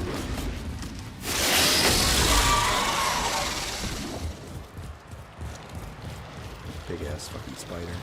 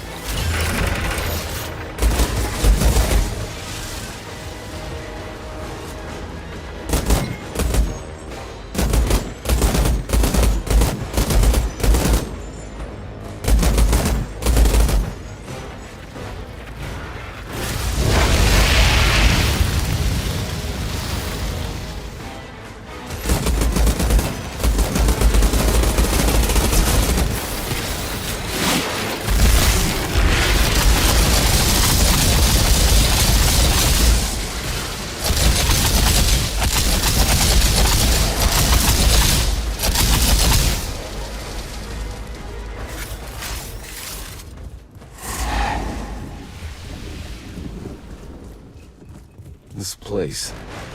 It's unnatural, all right. What the hell did all this?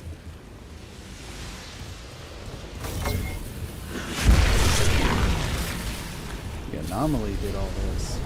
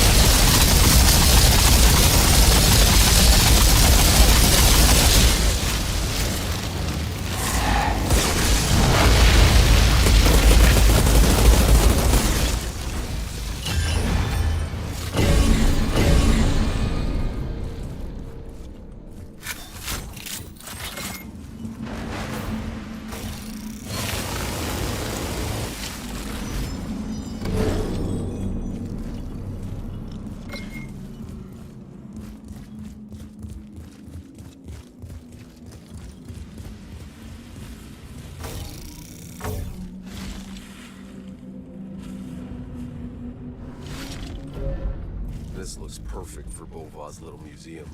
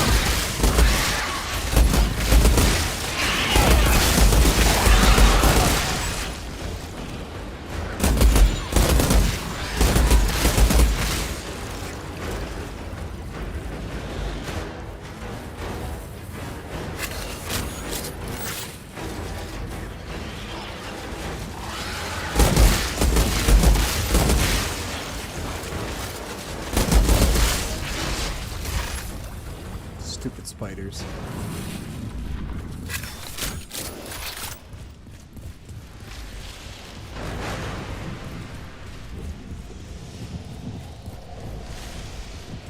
About to come out to a boss.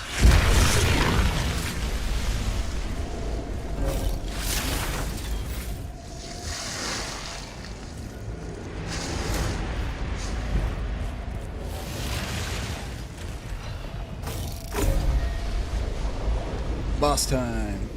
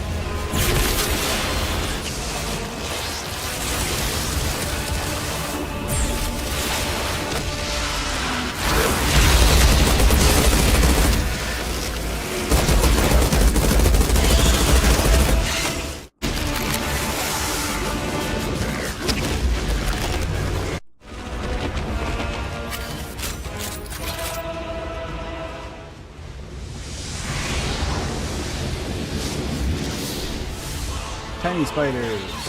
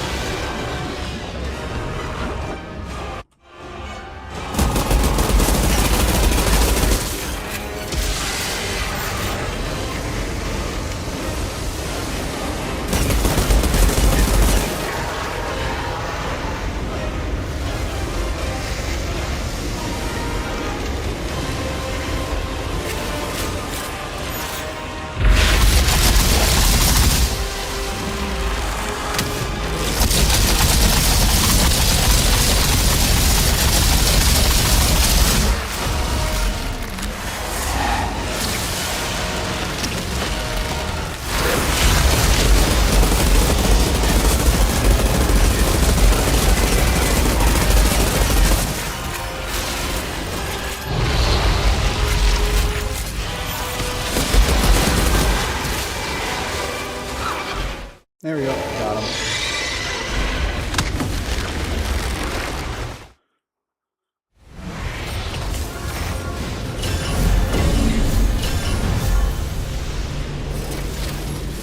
It took me for fucking ever to beat this boss the first time I played. Because my god, could I not beat him.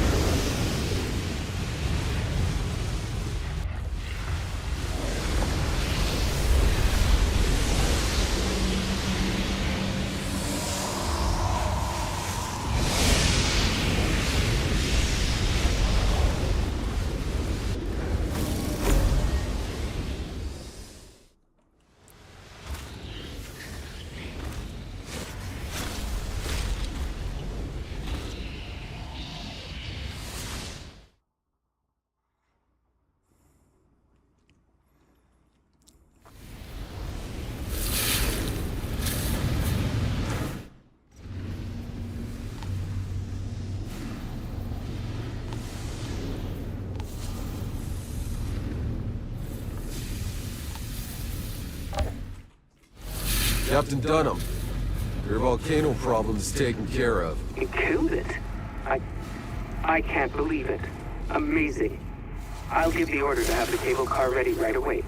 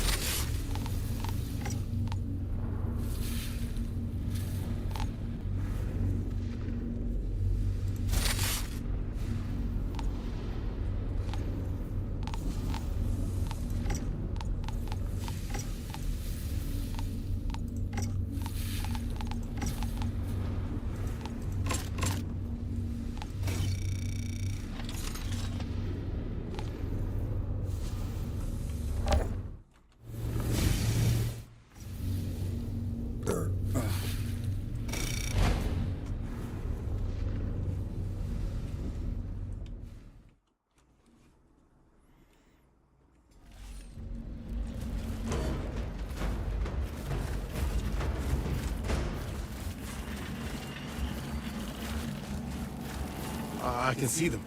Prowling on that bridge.